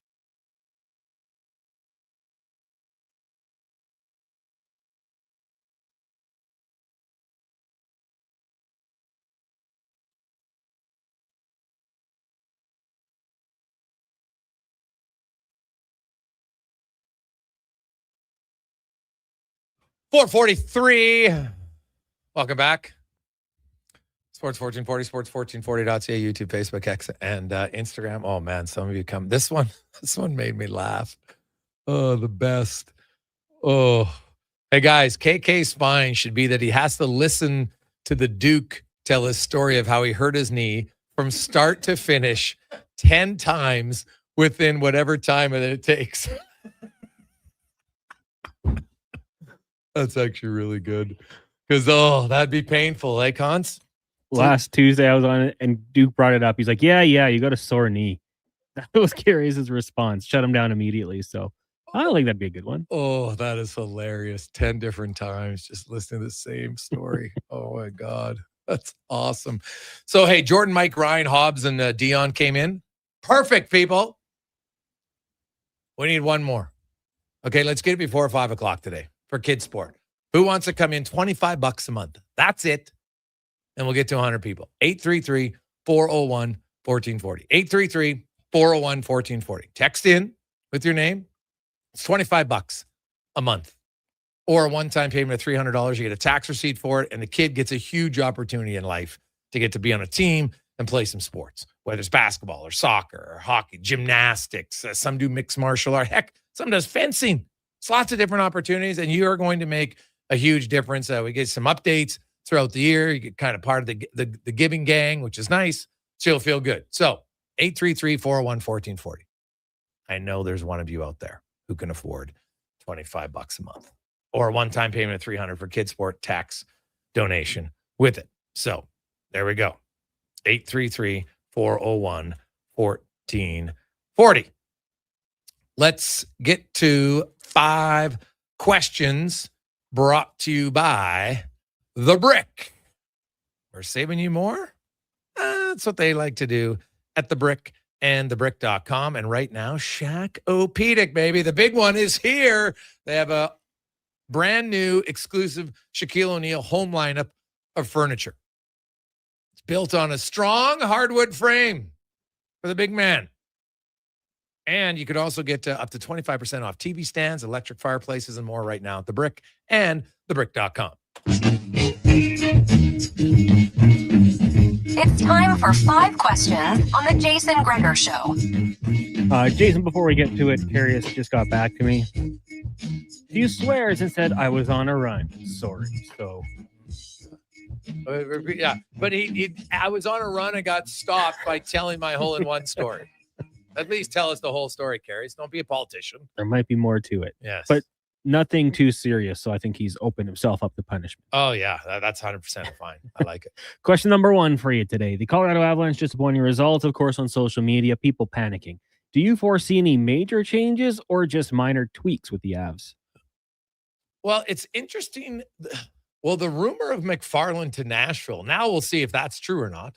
So there was rumblings that he would go and be the president and the GM, right? Because right now he's just the GM in Colorado. So that could be a big change if that comes to fruition. As far as the roster goes, like they're a competitive team. Look at the changes Edmonton made in the last few years when they didn't win. So I could see Colorado making some changes. But when I look like up and down the roster, and I say, okay, like who's their UFAs? It's really on the back end. Kulak and Burns, right, are the two big ones. So I don't expect both of those guys back. So they'll definitely make a change on defense. Up front, though, like they got a lot of guys. McKinnon, Natchez, Landeskog, Nelson, Nichushkin, Kadri, Lehkonen, Colton Rotnick, they're all under contract. So I could see it like a 1-for-1 trade, Connor, but I don't know if I see like a massive calling of their lineup, to be honest. I'm with you. I mean, best team in the NHL regular season, got through the first 2 rounds. I don't think they're going to be blowing it up by any means. And going through Minnesota, like that was a tough road that they had there with that series. So I wouldn't be changing up too much. I'd be hoping for some health with your top players for sure. Hoping that Cale Makar is ready to go by the next time they get to this point of the season. But moving things around, no. Tinkering for sure. That's just kind of how you do it in the NHL, right? Season by season, those things are going to happen. Question number 2 for you. What happens tonight in Game 4 between the Canes and the Canadiens, and also the Canadiens tomorrow against the Americans at the World Championship? Well, it's not the Olympics. I know it's going to make up for it, but Canada's going to win that game tomorrow. And tonight, unfortunately, for Canadiens fans, I think the Hurricanes are winning. I'm going to say by a traditional 3-2 score, because that's what they win by. I am with you tomorrow. Got to go with Canada to bounce back in this one. Maybe just a little motivation for some of the guys. I guess maybe Crosby and Celebrini. And then tonight, I'm going to go with the Hurricanes, but I think they blow it open. The Montreal Canadiens can't be hanging around with 12, 13 shots. So I think that it gets blown up just a little bit here, and they win like 5-2, something like that. Just they're covering the money line for those of you that might be getting in on that one. Question number 3 for you. Looking ahead to the World Cup, outside of the Canadian roster, is there a player or two that you're looking forward to watching the most? Go ahead. I mean, I don't want it to be just a total cop-out. Messi at his age just continues to impress. And I remember when they won the last World Cup, I thought there's no way we see this guy back in the national team here, like leading the way. But he's back doing it again. Obviously, he's had some success with Miami. And from Jude Bellingham for England. That's another team I kind of root for just because for so long Canada wasn't in the World Cup. He's got a lot of pressure here coming over from Real Madrid, obviously. He's been with the national team for a long time, still young, looking to see what he can do. I'll go, like there's some obvious ones. My son's a huge Mbappe fan, so I'll be watching his games, but I'm not going to go with him. I'm going to go with the midfielder Jude Bellingham. Good pick. Yeah. Good pick. Question number 4. Of course, the CHL suspending Chicoutimi defenseman Jordan Tourné for the remainder of the Memorial Cup. We kind of touched on it earlier. Now, he's 21 years old, so I'm going to change the question a little bit. If this was on a Tuesday night in November, how long of a suspension do you think that would get you? Oh, good question. I think at least 7 games. Because didn't we have a guy get 6 games for stomping on? I have to look it up, but maybe I'm wrong on that. And juniors, sometimes they crack down harder on junior, right? Because there's, they can make, they got a little bit more power at that time. So I would say in major junior, I think it'd be 7 games. Yeah, I was kind of thinking north of 5 here. I'm just trying to look back. Like Chris Simon. Yeah, how many did he get? He got 30 games. Oh, yeah. Pronger got 8 games on Kessler. So maybe my 7's not even enough. Exactly. Joe Valeno with the IHF got 5. So, and that was stopping on Niederreiter. So, yeah, north of 5 for sure. Had it been the case here, but I don't know. I guess he's probably playing college somewhere and it won't even matter. Question number 5 for you today is on this day in 1994, the Flintstones movie went live action with Rosie O'Donnell, Rick Moranis, big cast. And as a 7-year-old, I was really into that. Now I'm not so sure about it. But Gregor, if you had to take a cartoon, make it into a full-length film, which cartoon would you do? A full-length film. Well, I've always wanted a Calvin and Hobbes film. So I'm going to go Calvin and Hobbes. Never been anything close to it. Probably means it'll never happen, but that's the one because that's very maybe kind of selfish of me because that's the one that I relate to the most. Yeah, I mean, I don't think they can do Simpsons. I think it'd look too weird. King of the Hill is one of my favorite shows, so that might be an okay one. And then, grew up loving Recess. So I'd watch a Recess movie. I know they've done a couple already, but you make it live action, get some kid stars in there, sure, why not? But King of the Hill is top pick for me. Okay. There you go. King of the Hill. I like it. 833-401-1440. Jay came in now. Oh, so I made an error in my calculations, Cons. Because you know how Dion called you? Yeah. But I had taken his nickname, and so I thought that was, but it turned out to be the same guy. So my apologies on that. So we need one more still.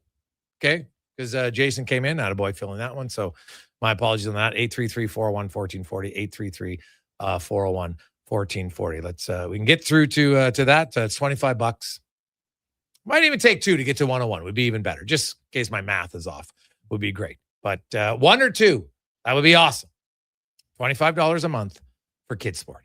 And we get to our goal of 100, and that's a lot of kids, a lot of smiles for kids getting the opportunity to play a sport that otherwise they'd never get. Like, it's hard to put into words what that's going to mean for someone. So $25 a month or one-time payment of $300. 833-401-1440, 833-401-1440. Coming up, Mark Spector is going to join us. We also got Struddy coming by. Connor's going to update you on the Jays. Of course, you mentioned tomorrow in double IHF, because we've had a few of you asking when is Canada play. It's an early game tomorrow, and it will be going at 8:20 for the Canada-US. The Finns and the Czechs, those games at the same time. And then coming up later on at noon, 12:20, you'll be Switzerland and Sweden, and Norway and Latvia. Now, they reseed after the quarterfinals. So Switzerland is the number 1 overall seed. So because they won their pool, Canada won their pool, they obviously can't play each other in the semifinals if they win. Canada, if they win, they're most likely playing Finland, unless there's some upsets here. So that's kind of how we would look at it. Now, you know what? Hey, Team USA, you know that they get up for Canada. And I know it's only the World Championships, but I think Canadians will be up for that game.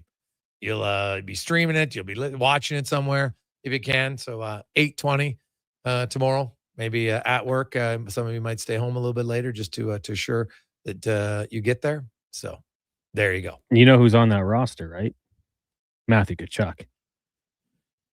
Yes. So they're at least and you know he's going to be chirping and mouthing off for sure. And I'm sure like celebrating Crosby amongst others. Like, did you see John Tavares' celebration the last game? Like, trust me, this means something to the Canadians, right? Like, there's lots of guys here that now, because of the World Cup or whatever we want to call it, 4 nations, it's obviously not going to be 4 nations. So World Cup of hockey, whatever they call it, as well as the Olympics.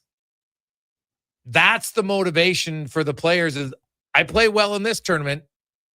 Maybe that gets me a spot on one of those teams.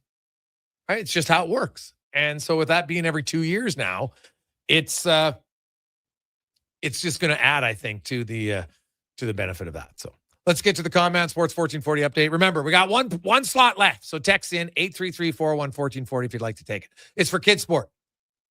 Okay, we want to get to our goal of 100. 833-401-1440, 833-401-1440. Text in $25 a month or a one-time payment of $300. And we'll get a kid on the pitch, on the court, on the ice, on the mat, whatever they're doing. 833-401-1440. Just include your name, and we'll pass it on to Kids Sport, and they'll be calling you tomorrow. Here's the Con Man and a Sports 1440 update brought to you by Northgate Chevrolet Buick GMC, and the wait is over. Finally, it's here. 0% financing on all heavy-duty trucks. Need a new truck? Get the best deal you can. 0% financing right now. NorthgateGM.com. The Sports 1440 update. Game 4 of the Eastern Conference Final goes tonight from Montreal just after the 6 o'clock. Canes and Canadians. Carolina leading that series 2-1 at the Memorial Cup. Post Kelowna taking on Everett. That one will start just after 7. at the Major League Baseball level. Jays victorious over the Marlins today, 2-1. They'll be off tomorrow before kicking off a series with the Orioles. The team also acquired relief pitcher Connor Halley from the Detroit Tigers in exchange for lefty pitcher Juanmi Vasquez. Seabold, 30 years old, had 11 appearances this season for the Tigers with a 3.45 ERA in just over 15 innings pitched. Other finals from today: at the Guardians over the Nationals 3-2. Cards fall to the Brewers 2-1. Mariners beat up on the Athletics 9-1. Giants at home fell to the Diamondbacks 3-2. And the Padres blanked by the Phillies 3-0. A couple games underway right now. Orioles on top of the race 5-0 in the first. Heading into the second, the Tigers lead the Angels 1-0. And the Cubbies up on the Pirates 2-0. Braves, Red Sox scoreless in the first. Coming up in hour 4 of the Jason Gregor Show, we'll be joined by Mark Spector of Rogers Sportsnet, former NHLer Jason Strudwick, and we'll hear Cam Tate's 2-minute warning. I'm Connor Halley. This has been a Sports 1440 update. Sports 1440 in West Edmonton Mall and Wetaskiwin. CKJR is a Stingray radio station. Download the free radio player app and listen wherever you go. Getting your vehicle sparkling clean doesn't have to cost a fortune. Take it into Hughes today and pay just $1 a wash. Find us at HughesCarWash.com. Are new McCafe crafted sodas just drinks or something more? Like Sprite Berry Bliss, Creamy Strawberry Coke, and Orange Dream. All swirled with fizzy flavor and topped with silky cold foam. Only at McDonald's. At participating McDonald's restaurants in Canada. You don't just need property services, you need problems handled. HireGood provides cleanup, debris removal, site monitoring, and safety attendance across Edmonton. We reduce issues on your property, keep spaces safe, and take pressure off your team. We resolve real problems for businesses while creating real impact, because our team is built on second chances, and they show up every day ready to prove it. Visit hiregood.ca or call and mention Jason Gregor for a first-time discount. HireGood. Stable jobs create stable lives. The Brick is thrilled to introduce the new exclusive Shaquille O'Neal home lineup of furniture. Each piece features premium Shack-beaded memory foam for exceptional comfort, made to be lived in and loved for years. Each piece is built on a strong hardwood frame, offering sturdy comfort day after day. Head to any Brick location and snap a photo with Shaquille O'Neal. A life-size Shack is waiting in store. Scan the QR code and upload your pic for a chance to win one of 4 Shaquille O'Neal home pieces. Exclusively at the Brick. Saving you more. Scott McGilvery here, HGTV host and renovation expert. The one upgrade I know homeowners will love: better, fresher Culligan water straight from the tap. Culligan's Aquasential reverse osmosis filtration system takes your water to the next level. With up to 7 stages of filtration and 14 filter options, they're certified to reduce over 90 contaminants. Your tap water is about to get a major upgrade: safer water that tastes great. Get started with a free in-home water test at Culligan.com. Culligan. Water you love. Your weekend hotspot is at On the Rocks. Party with Edmonton's best bands every Friday, Saturday, and Sunday. And we got them all. From Varkels to Tallboy, Radioactive, Curves, The Brute Squad, Morningwood, Roxilla, Punch Buggy, and more. Plus, the guy who keeps the party going every weekend. DJ Kenny K on the 1s and 2s, live. Get ready to have a good time this weekend. Your bar, your party. You're On the Rocks. On the Rocks. Just West Ave and 118th. I'm Rick Showers from Noble RV, and 5 years ago, a lot of people bought their first RV. Not because they were really into the RVing, but because camping was literally the only thing you could do with your vacation time. You couldn't go on a cruise, travel was a nightmare. So you bought an RV and you enjoyed it. But now you have all your options back again. And that RV you bought during COVID might be sitting around costing you money. An RV needs love, care, and attention whether you use it or not, right, Rick? That's right, Bob. It's okay to declare it was the right solution for the time, but those times have changed. And you might find that an RV doesn't fit your plans anymore. And that's okay, because we can sell it for you. Pass it along to a family that would choose camping over anything else available in the world today. So bring it to Noble RV. Together, we'll celebrate what it did for you when you needed it and what it can do for you now that it's time to move on. And that's Noble. NobleRV.ca. Are you looking for safe and reliable transportation solutions for your wedding, corporate retreat, or golf trip? Look no further than Silent Rides, Alberta's premier charter bus company. Whether your group is big or small, Silent Rides has you covered. We offer 3 different sizes of units to cater to your needs, and we provide first-class service at affordable rates. Get your quote today. For more information and to request a quote, contact sales at 877-748-0991 or visit silentrides.ca. Since the 1930s, the Dorchester name has been synonymous with chuck wagon racing in Alberta. And now, it's just as well known for golf. Dorchester Ranch Golf Course is open for the season. A challenging 18-hole course nestled in the rolling coulees of central Alberta. Stunning views, reasonably priced, and only 40 minutes from Edmonton on newly paved roads. Play the course built with pioneer spirit and family pride. Dorchester Ranch Golf Course. Book your tee time today at dorchestergolf.ca.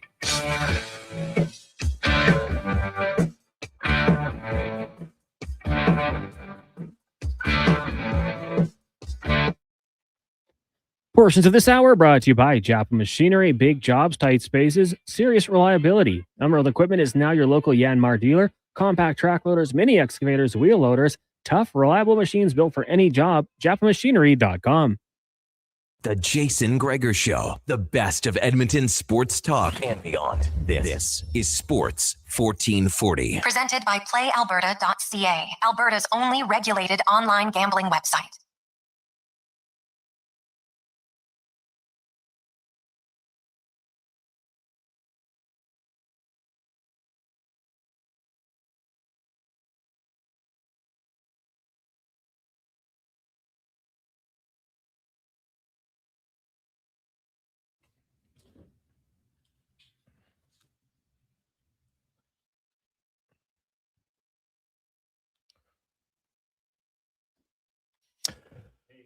Just after 5 o'clock on a lovely Wednesday afternoon. Big thanks to Cody, Jason, everybody else. We did reach our goal for kids sports, so thank you very much. It's awesome. We got a lot of kids who'll be playing sports this year due to your generosity. That's over $30,000 we've raised, which is fantastic. I love it. I love it. So nice. 833-401-1440, 833-401-1440. You can text in. We've had a lot of recommendations on potential rule changes, because that's what we're talking about. Rule changes that I'd like to see for the upcoming NHL season. Some on the ice, some off of the ice. And we'll get to that. It is the Gregor Show, as always, brought to you by PlayAlberta.ca. Go Ball Jackpot tonight, $14 million. Get your tickets. PlayAlberta.ca. And of course, while you're there, you can check out the Jason Gregor Show odds boost. If you want to get in on the action a little bit, feel free to see what goes on. Hurricanes trying to take a 3-1 series lead tonight against the Montreal Canadiens. Meanwhile, the Canadiens, hey, they're just trying to get a win, and if they can, make it a best of 3. So we'll see where it goes. 833-401-1440. Now, the rule changes that, if you're just joining us, here's what I suggested. And first one was something that I've mentioned this a few times before, and the NHL is slowly going this direction. Because if you know, on September 15th, when the new CBA kicks in, well, technically it's September 16th, but starting in the longest contract you can offer players now is 7 years. And if they're your own property, and then UFAs will be 6. I'd like to see them take it one step further. Players 28 plus get a max term of 5 years, whether they're your player or not. Now, this only impacts 9.6% of the roster, so it's not a huge deal. But I think it's going to save teams lots of money, and it's actually going to make money for the top players. Because if they sign 5-year deals, they're still playing at the top of their game when they're 33. Guess what? Now you get another good deal. You'd make more than you would in the last 2 years of the 7 or 8-year deal. So that's a simple one. I think that has benefits, and it reduces buyouts. So there's less dead cap space. It's better. You're hanging on to some guy for the final few years of a deal, and you're like, he's not close to living up to it.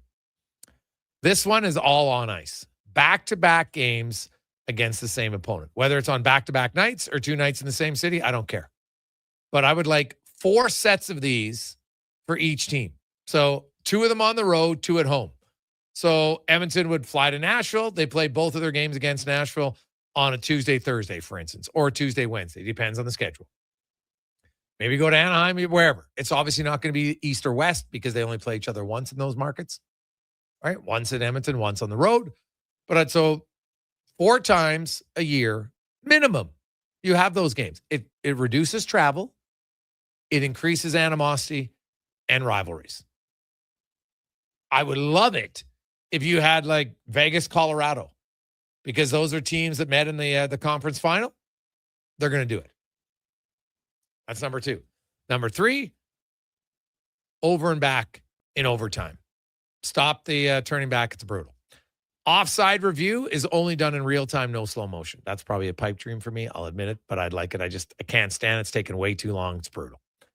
I think that we're starting to see too much embellishment in the NHL. A stick comes by your face, and it's all of a sudden they're like Kramer and Newman, back and to the left. It's not good. Like, why we got the snapback all of a sudden? Starting to see it way more. And if you let it go, it just keeps happening. So crack down on it. Significant fines. First time offender, 10 grand. Second time, 25. Third time, 50. Boom. Trust me. It's like Rafi Torres when he got a 41-game suspension. Guess what? Suddenly, headshots were reduced significantly in the NHL. Why is that? Because the players saw the real punishment and were like, no, I don't need to do that. I don't need to chicken wing a guy. I can hit him hard. Just don't need a chicken wing. And lastly, I think transparency helps in the NHL. We got pool reporters in the NBA. How that works is media submits some questions, right? It's got to be respectful, done properly. You find out certain plays. You have the head referee. He responds. That transcription's put out by the NHL. Everybody sees it. It's a win-win. So there you go. Let's get to the Spec Report brought to you by GS Construction, your underground infrastructure specialists. And hey, man, they're busy and they're hiring. Pipe layers, operators, top men. You're just starting out.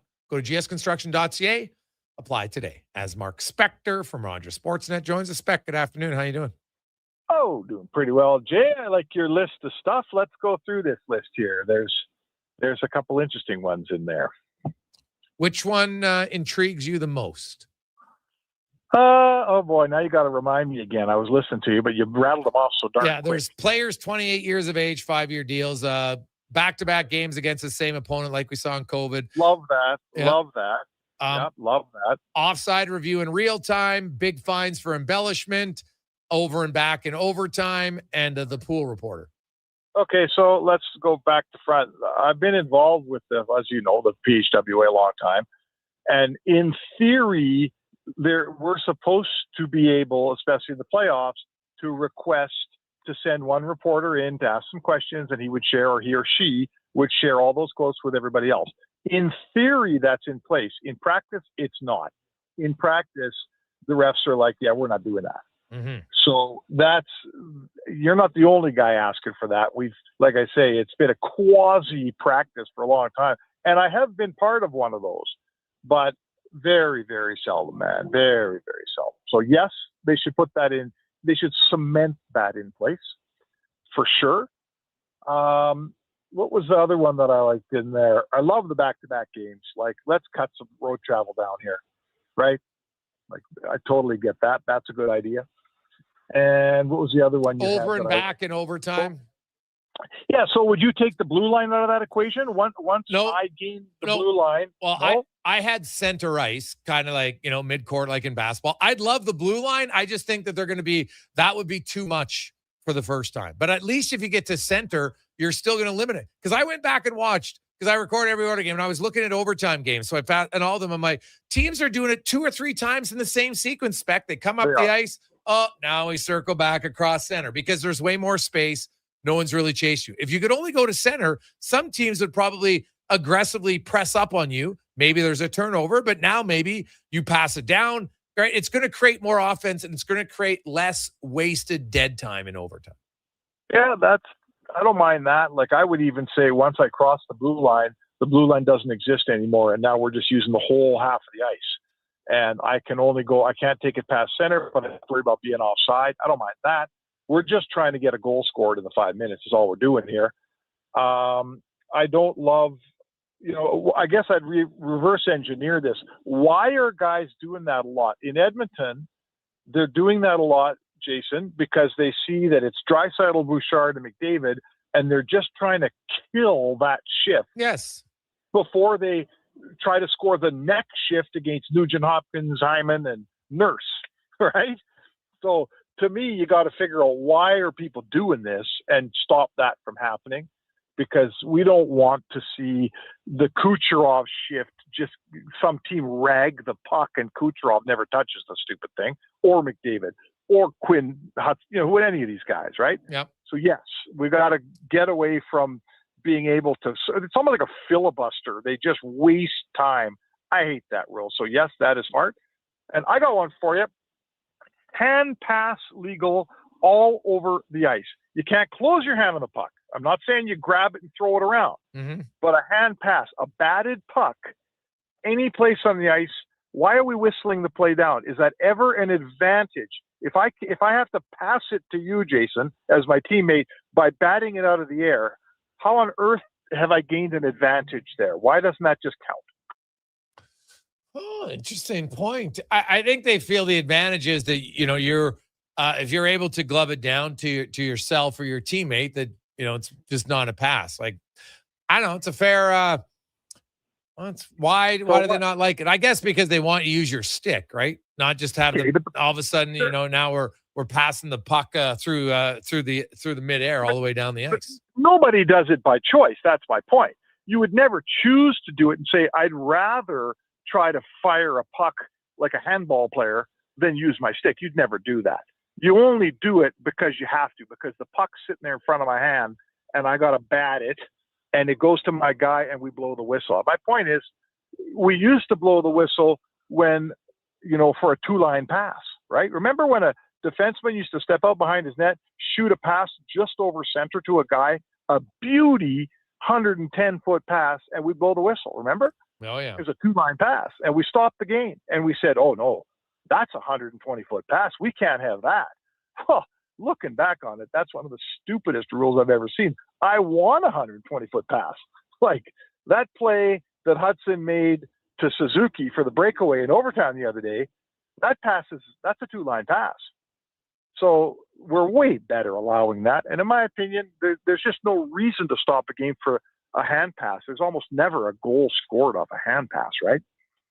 Yes, no, that's true. So, I don't know. I was at a game in Chicago and Vancouver. It might have been Shaw for Chicago.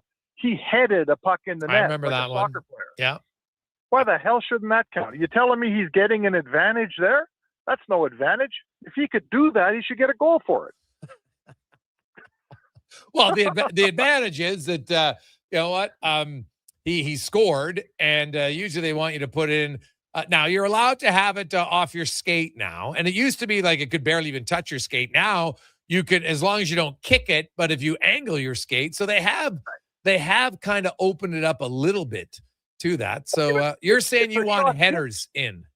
If that shot hits Shaw on the face and goes in, it's a good goal, right? But he nods it in like a striker, and it's a bad goal, right? I don't. Yeah, it would be interesting to see if it actually if it came to fruition or not. But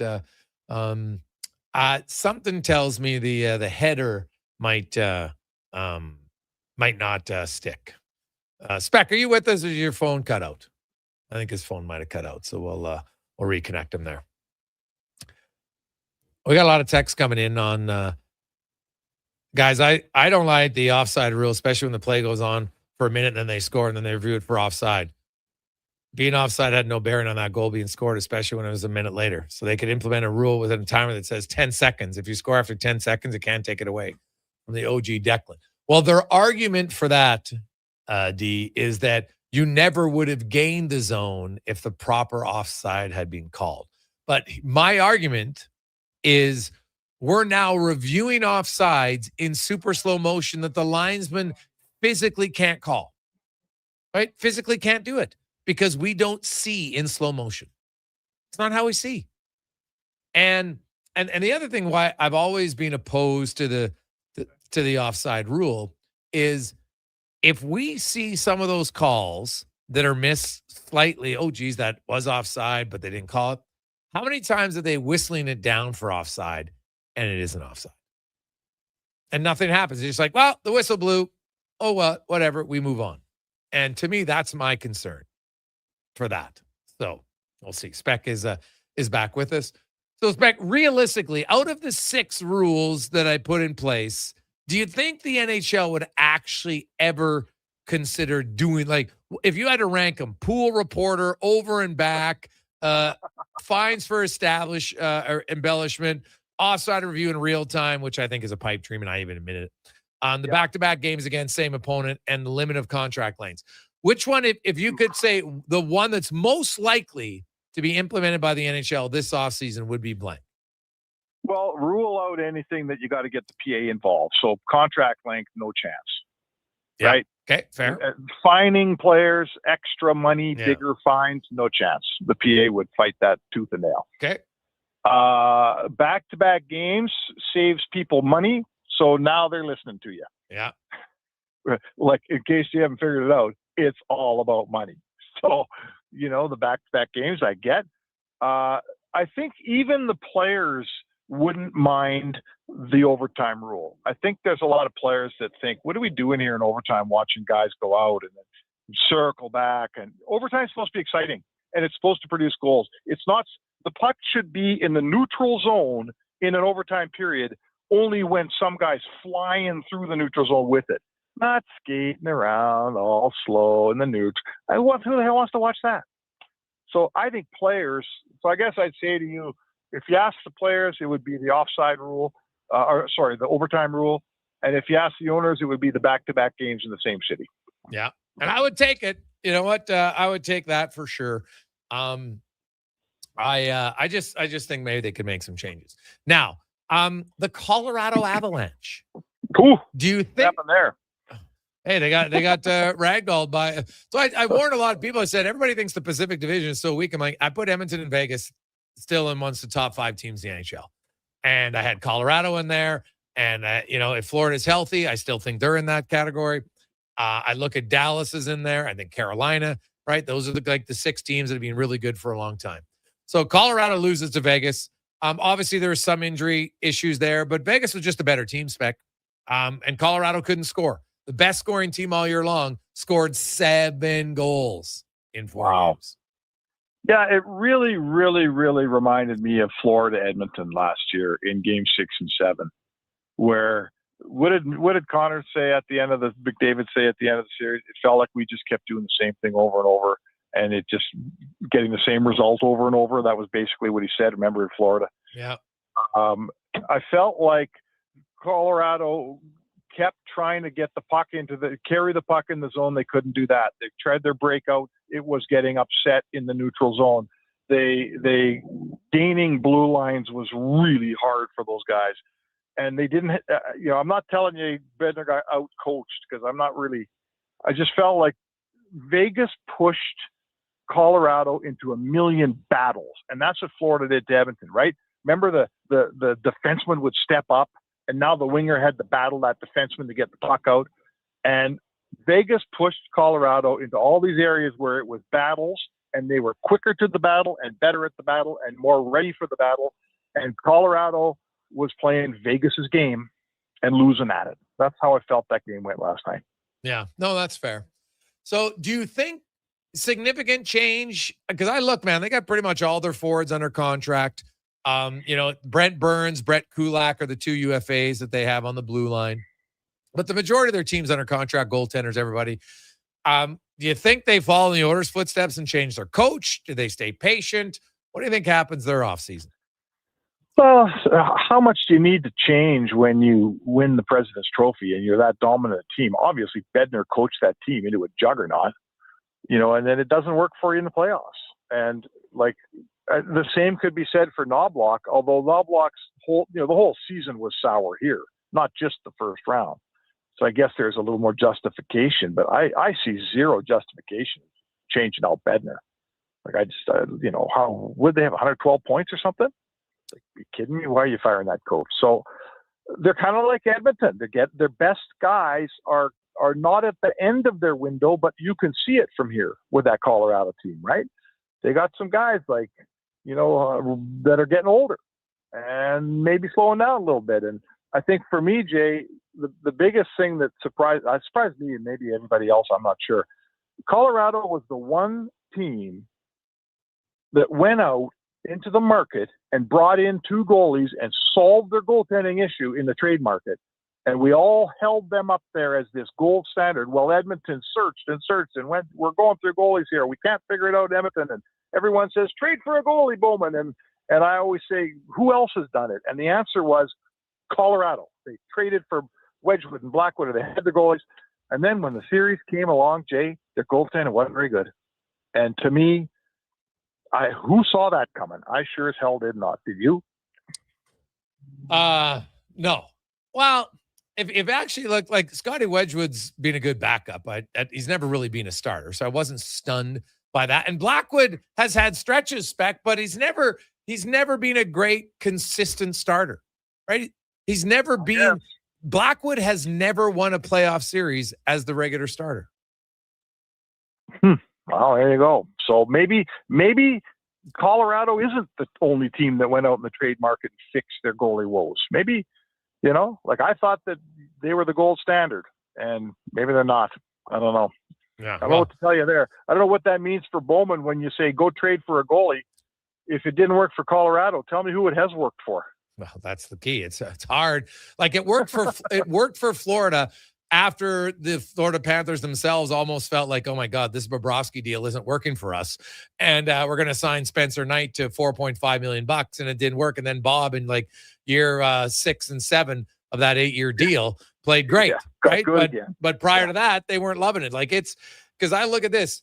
Florida won with Bob when they played better team defense. Now Bob was still very good. Don't get me wrong. But they played better team defense too. Yeah, for sure. I mean, I think what we learn is it's about who you're playing, who's playing in front of you, and how well they're playing. Like I just think goaltenders get too much blame and too much credit. And I know when the Oilers play a solid brand of defense and kill penalties and play well, Skinner's winning 3 rounds a year.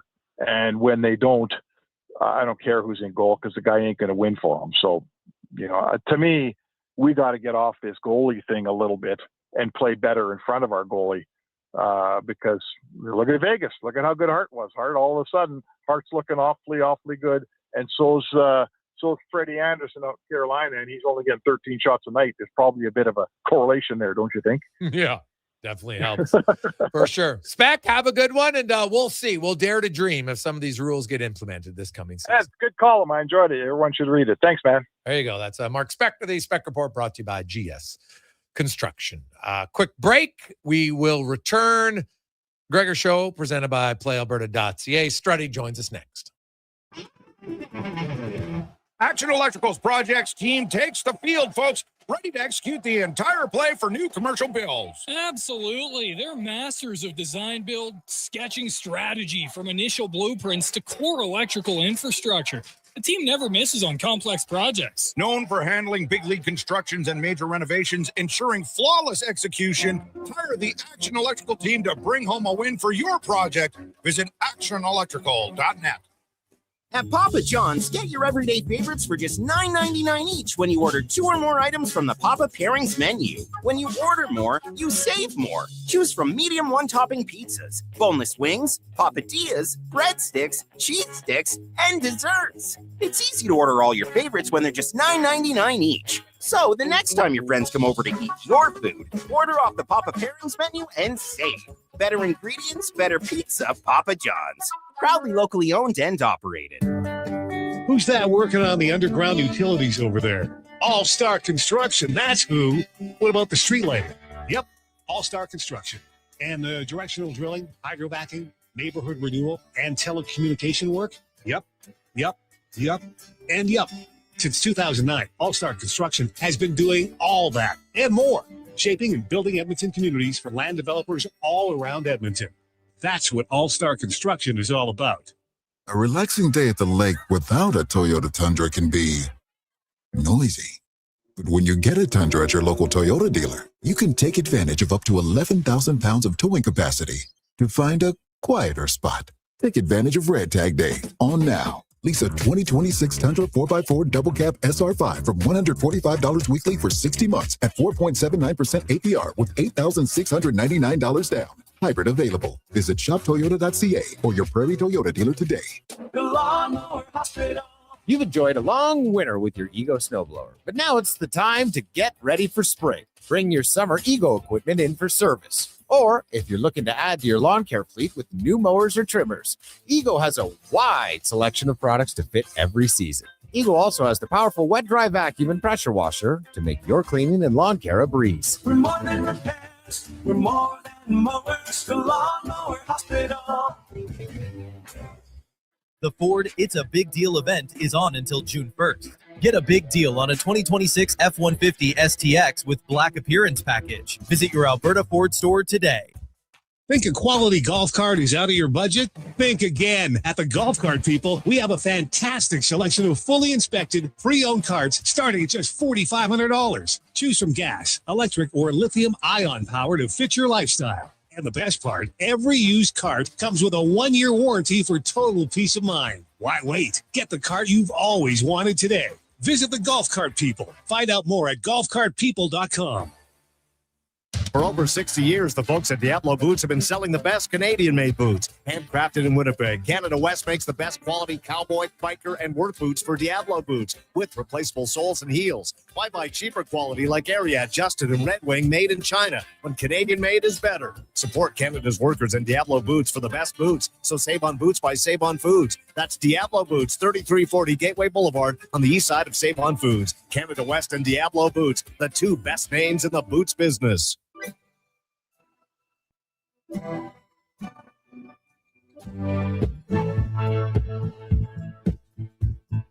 No more. Yeah.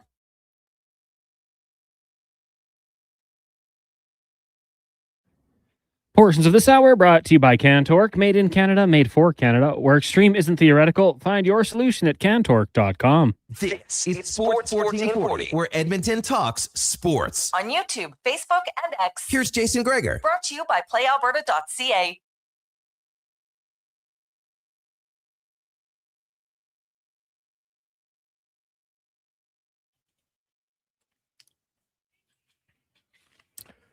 $5:28. How are you as you make your way home? It's another beautiful day, man. It's going to get hot here the next few days.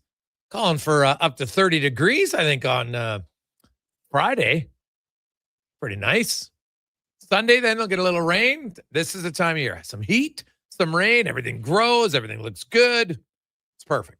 So hope it happens. Hope it happens. Welcome back to the Gregor Show, presented by PlayAlberta.ca, Alberta's only regulated online gambling website, where 100% of the revenue stays right here in the province at PlayAlberta.ca.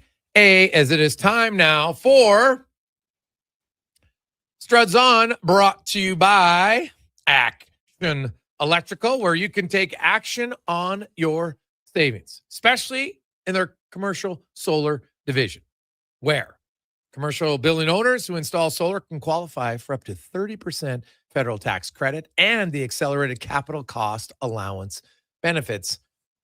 Learn more at actionelectrical.net as we get to Struds On. The Jason Gregor Show presents Struds On. I don't believe in tea bags. I use loose leaf tea, and it is so much better than the tea bags. I'll eat tea bags. I'll Struds On. I'm not a huge DJ guy. I mean, I guess if you hand me a couple glow sticks and a tight white t-shirt that I can get wet, maybe I'd be into it. Struds On. There's a lone steakhouse I used to go to down in Kentucky, and they had bowls of peanuts. I wasn't sucking on those ones. You need to have clean nut. I'm talking about the kind you get in a bag at an Elks game. You know what I mean? It's time for Struds On. Struddy, how you doing? Great. How you doing, buddy? Oh, good, buddy. Today, Connor was telling me that you went for a haircut today. Is it like how is it your mindset every time you go in for a haircut? Well, first off, thanks to Connor for granting me the change of time. I usually try not to change it, but this is the only time to get in. And then Greg is a magician, right? They say he's Connor McDavid that he is to stick handling, this guy is to hair cutting. So it looks good. And I got it high and tight again. It's been too long, but yeah, I'm thrilled. I mean, it just, just another good haircut, a long line of haircuts. I like it. Give me your thoughts on did Colorado's injuries impact it, or does Vegas just play better? Well, isn't that the question that that organization has to figure out? For sure, the way Makar kind of was functioning, which really wasn't. It's got to be a shoulder. Missed a couple of games here. He just did not look like himself.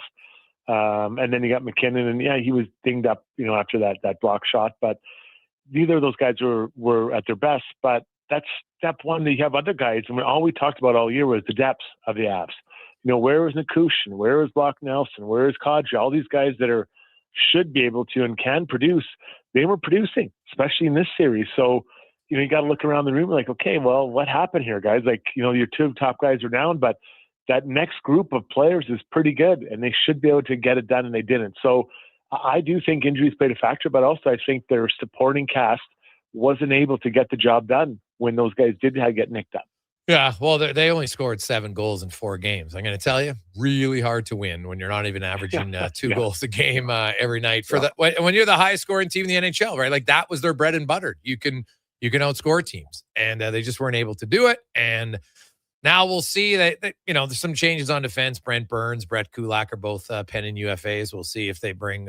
I could see them bringing back Brett Kulak for sure. It all depends on the cost, but. Like, where do you come out on a guy like Jared Bednar? What do you think they should do there? You think about how he got the job, right? He was kind of like, oh, well, Patrick Roy just stepped down, so you're in. Yes. And he is going into the role. I guess I'd say this: who's the better coach out there right now that that team would feel would bring him in? Now you might say, well, they need a change. Okay, well.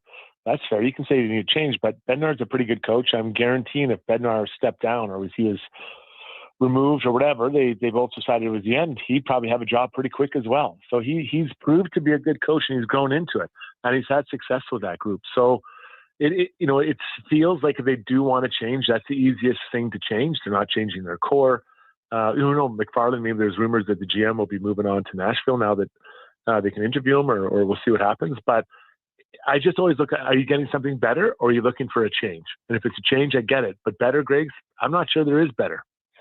Yeah, no, I totally with you. Like, I get if it's just a change for the sake of change, we'll see where it goes there. I think Peter Laviolette's a really good coach, and I think my understanding is I think Edmonton's actually interviewed him already, and I think he would be in the mix. Obviously, I know there's the whole Casty thing, and we don't even know if they're ever going to get to interview Casty, because they win the cup doesn't guarantee that they'll do it. So I don't know if they'll wait that long or not.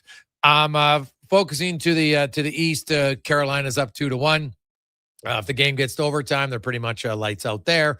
But you look at Montreal, Struddy, and quantity and quality. It's a fine line sometimes. You can have a lot of shots and not really have any chances and be like, wow, it's an easy night. But then there's maybe the other end of the spectrum where the Canadians are taking it a little bit too far and not getting any shots on goal. So let's look at the game last night. Vegas' second goal. It was, who's a Coughlin shooting a puck from the blue line that was tipped by Cole Smith, who's a fourth liner. Like, that is not a high. I take this, I want to be respectful. It wasn't the highest of skilled plays, but they're throwing it at the net. And so, Montreal with 12 and 13 shots, I don't think it's going to get it done. I got to get it done in Game 7 against Tampa with 9 shots, but I don't want to keep playing that game. So I don't think they can get to 30, but they can they get to 20? Because off of those 12 or 13 shots, they're still getting 2 goals. So they can get it up to 20. Can you find one more? And maybe the game doesn't go to overtime, or you find that one more that Carolina can get to, because it's not like Aho in their first line, although it's maybe not our first line anymore, is not exactly killing it. So I do think they have to find a way to get more shots to the net, but don't just waste them. You can't be like Carolina. You need to find a way to, when there's opportunity to get to net, do it, but get people to the net so you can maybe get a rebound or an ugly one, because those ones count the same. Yeah, it's very true. There's no pitchers on the score sheet, as they like to say, Struddy. No pitchers on the score sheet. I had sent you the article earlier. I know you were reading it over. Was there any of those rule changes that intrigued you?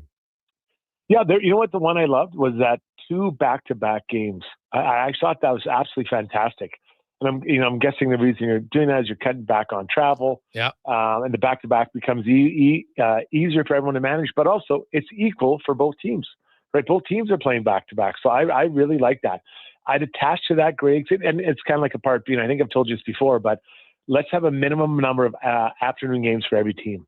That lets you get to bed earlier. It's less wear and tear at the morning skate. Not that there's a lot there, but let's say every team had to have 10% of your games, well, maybe more because the East teams already do that. But let's say whatever the number is, 10, 12 games have to be afternoon games. So between those 4 games you're talking about, and now I'm talking another 10 or 12, you've got 16 games or whatever it is around that are equal for everyone, and everyone's getting more rest, because ultimately I think that's what you're going after. Yeah, no, that I don't mind that minimum. I know you've talked about it a lot. Yeah. Excuse me. The benefits of afternoon games, especially like if you play an afternoon game, then you got to play. Like New York does it a lot, where they'll play back to back at home on a Saturday, Sunday, and you're like, dude, that's like the easiest back to back ever. You're in bed at 10 o'clock. It's nothing. You get up. You don't even have to go to the rink the extra time, so there's less travel, even just driving. So it's much easier. So I could see how teams would do it. What about the over and back in overtime? Yeah, I like that one. I do think that makes a lot of sense. And, the reason they bring it back is to try to maintain possession, which I get. I get you're trying to keep the possession, but we want mistakes. As fans, you want mistakes because that's where the chaos comes, and chaos produces chances. So I'd be all for that. I think that's a really good one to bring in there. Then the one I loved was you have to watch the offside in real time, because it's unfair. And I've said this before, you're screwing over your linesman. If you can't see with the human eye, how can you expect the linesman to make that call or anyone make that call? So I believe if even maybe you have I'd even put another one on. You can watch it 3 times. If you can't tell them 3 times, we move on, because it's really unfair to linesmen to try to see something with the naked eye that can't be seen unless it's broken down frame by frame. Yeah, I'm totally with you. They've become way too long. They drag out, and it's annoying as hell. I know I had a few in there that are probably a little bit wishful thinking on my part. But the bigger fines for embellishment study, like it's just starting to annoy me. Like I don't like embellishing in hockey, but it's just like the whole snapping your head back when the stick comes up. Now, if it actually hits you in the face, I get it. That's why it's not embellishment, because you're hit by the stick. But sometimes it's a love tap, and you know the difference, study. Like you've taken some lumber to the face, and then you've taken like a glancing blow. And I've noticed it lately, and it just bothers me maybe more than anything. Yeah, I think that, so to correct this, you need to come down on everyone. And unfortunately, there'll be some collateral damage with people that were actually innocent, but they just get mixed into guilty ones, and then you bring it down from that. And I honestly, I think I'd give the infractions right now. It's just a 2. I'd go 2 and 10. So 2, if you really want to get over it, you go 2 and 10. And again, some innocent people will get nailed, but who cares? It'll bring it down, because it's one thing to sit for 2. It's a whole nother thing if Nazem Kadri's in for 12 periods of 12 minutes of a 60-minute game.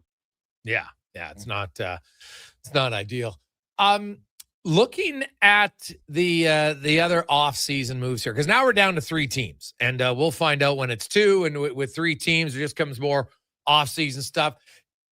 What do you make of the Blues starting the rumblings about Kyrou and Thomas and Parayko, Binnington? Do you think St. Louis is going to be that busy? They're an interesting group because they're transitioning from their old GM to their new GM, right? Steen, I think, has taken over. So he's been around that group for a long time. It's not like it's someone just coming from out of the blue. It's someone who's been around the group, and he'll have a vision of who he wants and who he doesn't want, and what he wants the team to look like. So I could see him going in there and trying taking over and then making the decisions he wants, the way he wants to. And then that might include moving some of those big guys out. Kyrou, okay, I can kind of understand it. Even, Bennington's getting older and you're not sure if he's going to be in your window for winning. But the one I don't really get is Robert Thomas. I mean, he's a good centerman, a really good centerman. He's won the Stanley Cup. To move that guy, unless you're getting an absolute ransom for it, I'm probably hesitant to move that out because they're hard to find. So even Parayko, big demon again. Maybe he's getting older. He's not going to be in your window to win. So I can kind of live with that. But I'd say Thomas for sure. No, Parayko I'm not sure. The other two, okay, I could probably make it work. What do you think? Well, the Parayko one is definitely interesting to me, but I think if you get Parayko, does that mean you're probably not re-signing Murphy, right? Because I don't know if you want to, although I guess if you had Murphy as your third defenseman with Parayko and Bouchard, now you just have strength on the right side. So I'd have all day interest in Parayko. I'm curious of what the cost is going to be, right? What are you trading out to get him? Thomas, I don't think Oilers really have fit for him. The Kyrou one, I'm like, okay, but is Kyrou really a shooter? Struds, like, I don't know if I want a passing winger making $8 million, right? Like the Oilers got passers. They need a shooter. Like that's why I have time for Ike Howard. Ike Howard is now Kyrou. I shouldn't say it. I guess he has scored 30 goals. This past year it wasn't. So maybe now's the time to acquire Kyrou because he had a down year. Because I think he'd scored.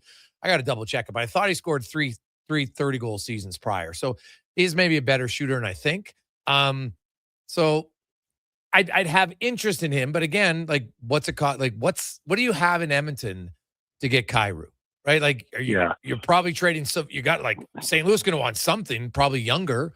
So Savoy or Howard and plus. So I just don't know if they're trades for Edmonton, but I do think those guys are going to get moved. Yeah. No, and then Steen taking over, he's going to want to do what he wants to do, right? So I think that makes a difference. I think one of the off-season things I'm really interested in, everyone's talking about Quinn Hughes. I want to know what Cale Makar is going to do. He can sign an extension this year. He's at $9 million, 1 year left at $9 million, which is a pretty good deal.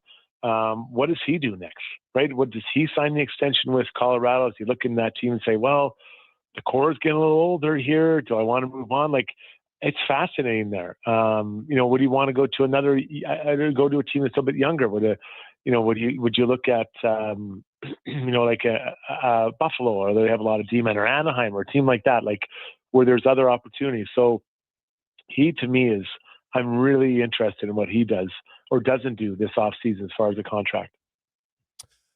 And Struddy, give me your thoughts on who you think is going to win the Norris Trophy this year. Who do we got? We got, Werenski. Makar, Werenski, yeah. And not Hugh. Who am I? Why am I missing the third guy? I know. It's not Hudson. Dahlin. Sorry.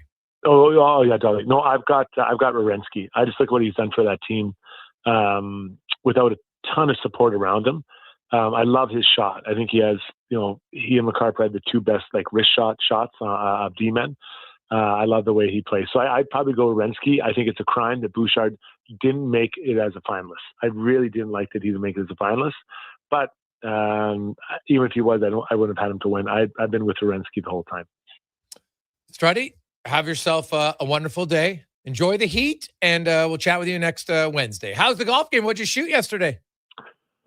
So I started with 3 pars, and we were supposed to do a podcast line at 8:30. I teed off at 4. So after the 3 pars, I texted the boys like, hey, can we push it back to 9? Didn't tell them why. I thought I was on a heater. I was. The next 3 holes, 3 doubles. So I should have texted them back and said, I'll be there on time. The kiss of death. I was dying. 3 holes in. Jeez, you'd think you'd learn. 3 holes in. Yeah, golf. No, I want to be respectful, give them time. Then they're like, we on the pod, they're like, why didn't you go on time? I'm like, to be fair, this is why. And they're like, oh my God, are you kidding me? We pushed this out so you could be whatever +6 after 6 holes. I'm like, yes, that's exactly what happened. So what did you finish with? 89. 89. Not bad. Oh no. Yeah, that was a bad day. But I started out great. Honestly, Grace, I'm like, this is the day. This is the day I break 80. And then the next hole, boom, boom, boom, 3 doubles in a row. Oh, buddy, you got in your head. I've been there many times. So, yeah. Thanks. Good night. Struddy, have a good one. We'll talk to you next Wednesday. Thanks, buddy. Talk soon. So, Struds On, brought to you by Action Electrical. We'll come back. Cam Tate and the 2-Minute Warning on the Jason Gregor Show, presented by PlayAlberta.ca. With Play Alberta, backing the home team goes beyond the bets. That's because your picks have provincial impact. Play Alberta is the only app in the province that puts all revenue directly back into supporting programs and services that Albertans rely on every day. By investing in the General Revenue Fund, every play, bet, and buy made on Play Alberta helps make a difference across the province. Visit playalberta.ca/Gregor to learn more. That's playalberta.ca/Gregor. Must be 18 plus to play. If you gamble, use your game sense. Say hello to your new favorite drinks. Introducing new McCafe Refreshers. Icy cool, undeniably refreshing, and available in 3 flavors. Strawberry watermelon, mango pineapple, and blackberry passion fruit. Only at McDonald's. The Brick is thrilled to introduce the new exclusive Shaquille O'Neal home lineup of furniture. Each piece features premium Shacopedic memory foam for exceptional comfort, made to be lived in and loved for years. Each piece is built on a strong hardwood frame, offering sturdy comfort day after day. Head to any Brick location and snap a photo with Shaquille O'Neal. A life-size Shaq is waiting in store. Scan the QR code and upload your pic for a chance to win one of 4 Shaquille O'Neal home pieces exclusively at The Brick, saving you more. The Ford It's a Big Deal event is on until June 1st. Get a big deal on a 2026 F-150 STX with Black Appearance Package. Visit your Alberta Ford store today. To the guy who said, I'll marinate the chicken, then forgot. Hi, your Safeway PA announcer here. We've got you covered with a variety of freshly prepared kebabs, ranging from chicken to beef and pork. They even come pre-marinated, so all that's left is pretending you made it yourself. And they're on sale this week. For more great summer deals, check our flyer at safeway.ca. Variety may vary by store. See flyer for details. Since the 1930s, the Dorchester name has been synonymous with chuckwagon racing in Alberta. And now, it's just as well known for golf. Dorchester Ranch Golf Course is open for the season. A challenging 18-hole course nestled in the rolling coulees of central Alberta. Stunning views, reasonably priced, and only 40 minutes from Edmonton on newly paved roads. Play the course built with pioneer spirit and family pride.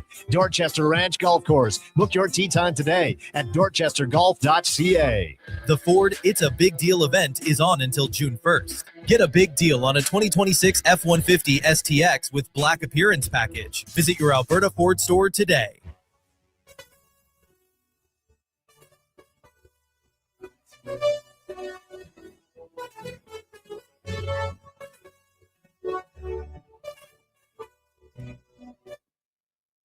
Portions of this hour brought to you by Mortgages to Go. Need cash and have equity in your home? Mortgages to Go has you covered. When the bank says no, they say yes, and they've been doing it in Alberta for over 23 years. Call 1-888-888-5998 or visit mortgagestogo.ca. The Jason Gregor Show, the best of Edmonton sports talk and beyond. This is Sports 1440. Presented by PlayAlberta.ca, Alberta's only regulated online gambling website.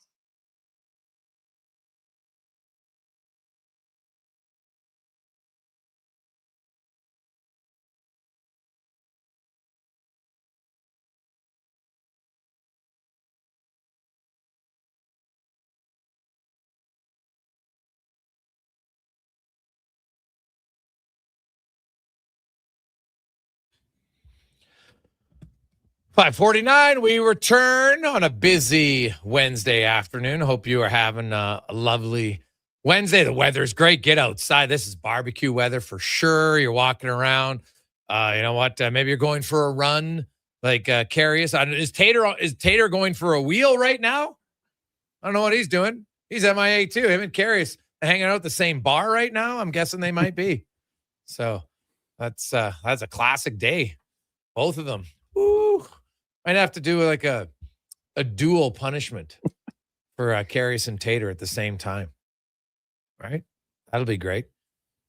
Carius has to clean up after Tater, and Tater has to listen to Carius's 10 favorite stories told over and over again. Sam, the record man, amongst others. Donovan's laughing because he's heard that. I don't think I've heard that one. Oh, you haven't heard Sam, the record man? Not yet. Is that a record? Oh, it's above average. Jeez. Yeah. Or did he ever tell you about the story on the white mud?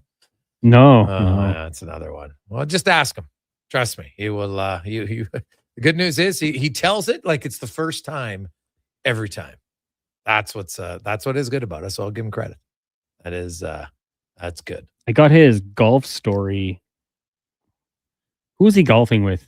And it's hole in one? It wasn't a hole in one. It was a previous one with a PGA player. Oh, when he was golfing at Blackhawk? Yeah, I think so. Was it Palmer?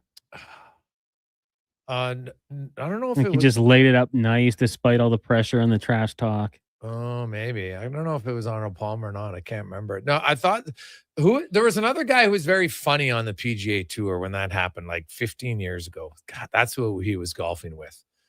He was a real. Was it Chi-Chi? No, I golf with Chi-Chi. Was he? Okay. He had. It was a younger guy who was who had a really quick wit about him, and when he'd seen interviews in golf, God, I gotta find his name. So I can't remember. It's driving me up the wall, but I'll remember it tomorrow when it's too damn late. But yeah. So Apparently it was Arnold Palmer. yeah, he in was 2007. but there was two guys because he golfed with two PGA because they had multiple guys out there at Blackhawk for that one. So there was Palmer and then a younger guy who was quite funny. All right. So I don't know. We'll have to. Well, I don't know who. Well, Carius would know for He'll sure. probably tell the story again. Yeah. Which is the good news. Yeah. No, it's true. God, what's the other guy's name? I can't remember. I want to say Kevin something, but that's not it either. So yeah, the worst. So, taller guy. Oh man, it's gonna drive me up the wall. But anyway, someone out there has probably heard the story, so they could text in and tell me because Karis is never afraid to tell you. Hey boys, you ever asked Freddie about his son getting drafted to the Dub? We did, yeah. We talked about it. It's pretty excited for Kane, right? And a few of his friends also got drafted. So yeah, for any of the kids, like Struddy said, he goes, you know what? If you got drafted, be excited. If you didn't get drafted, don't worry about it. Struddy himself. Well, there was no draft back then, but there's like the long list of guys who were never drafted to the WHL who went on to excellent careers. So I always like to remind that. I know there's lots of kids out there who didn't get drafted and they feel like, oh my goodness, that's disappointing. And sure, it could be disappointing for like a few days, and then you move on. Because guess what? There's a laundry list of players who weren't drafted there. It's just like NHLers, right? They talk about it. The number one picks, first round picks, second round picks, then undrafted players make up the third highest percentage of NHLers. So there you go. Enjoy Montreal, Carolina tonight. No NBA tomorrow. Could have a clincher for the Thunder. Could find out very quickly here in the next 2 days who's going to the NBA Finals and the Stanley Cup Championship. Tomorrow we'll have lots on the Elks as they get set for their one and only preseason home game. It's at Clark on Friday night. It's going to be an awesome atmosphere for that. Should be a lot of fun. Here's the Con Man and a Sports 1440 update brought to you by Hire Good. Locally owned and operated for professional services that you can feel good about. Get Hire Good. Site cleanup, debris removal, seasonal maintenance, and more. Stable jobs, create stable lives. HireGood.ca. Good night.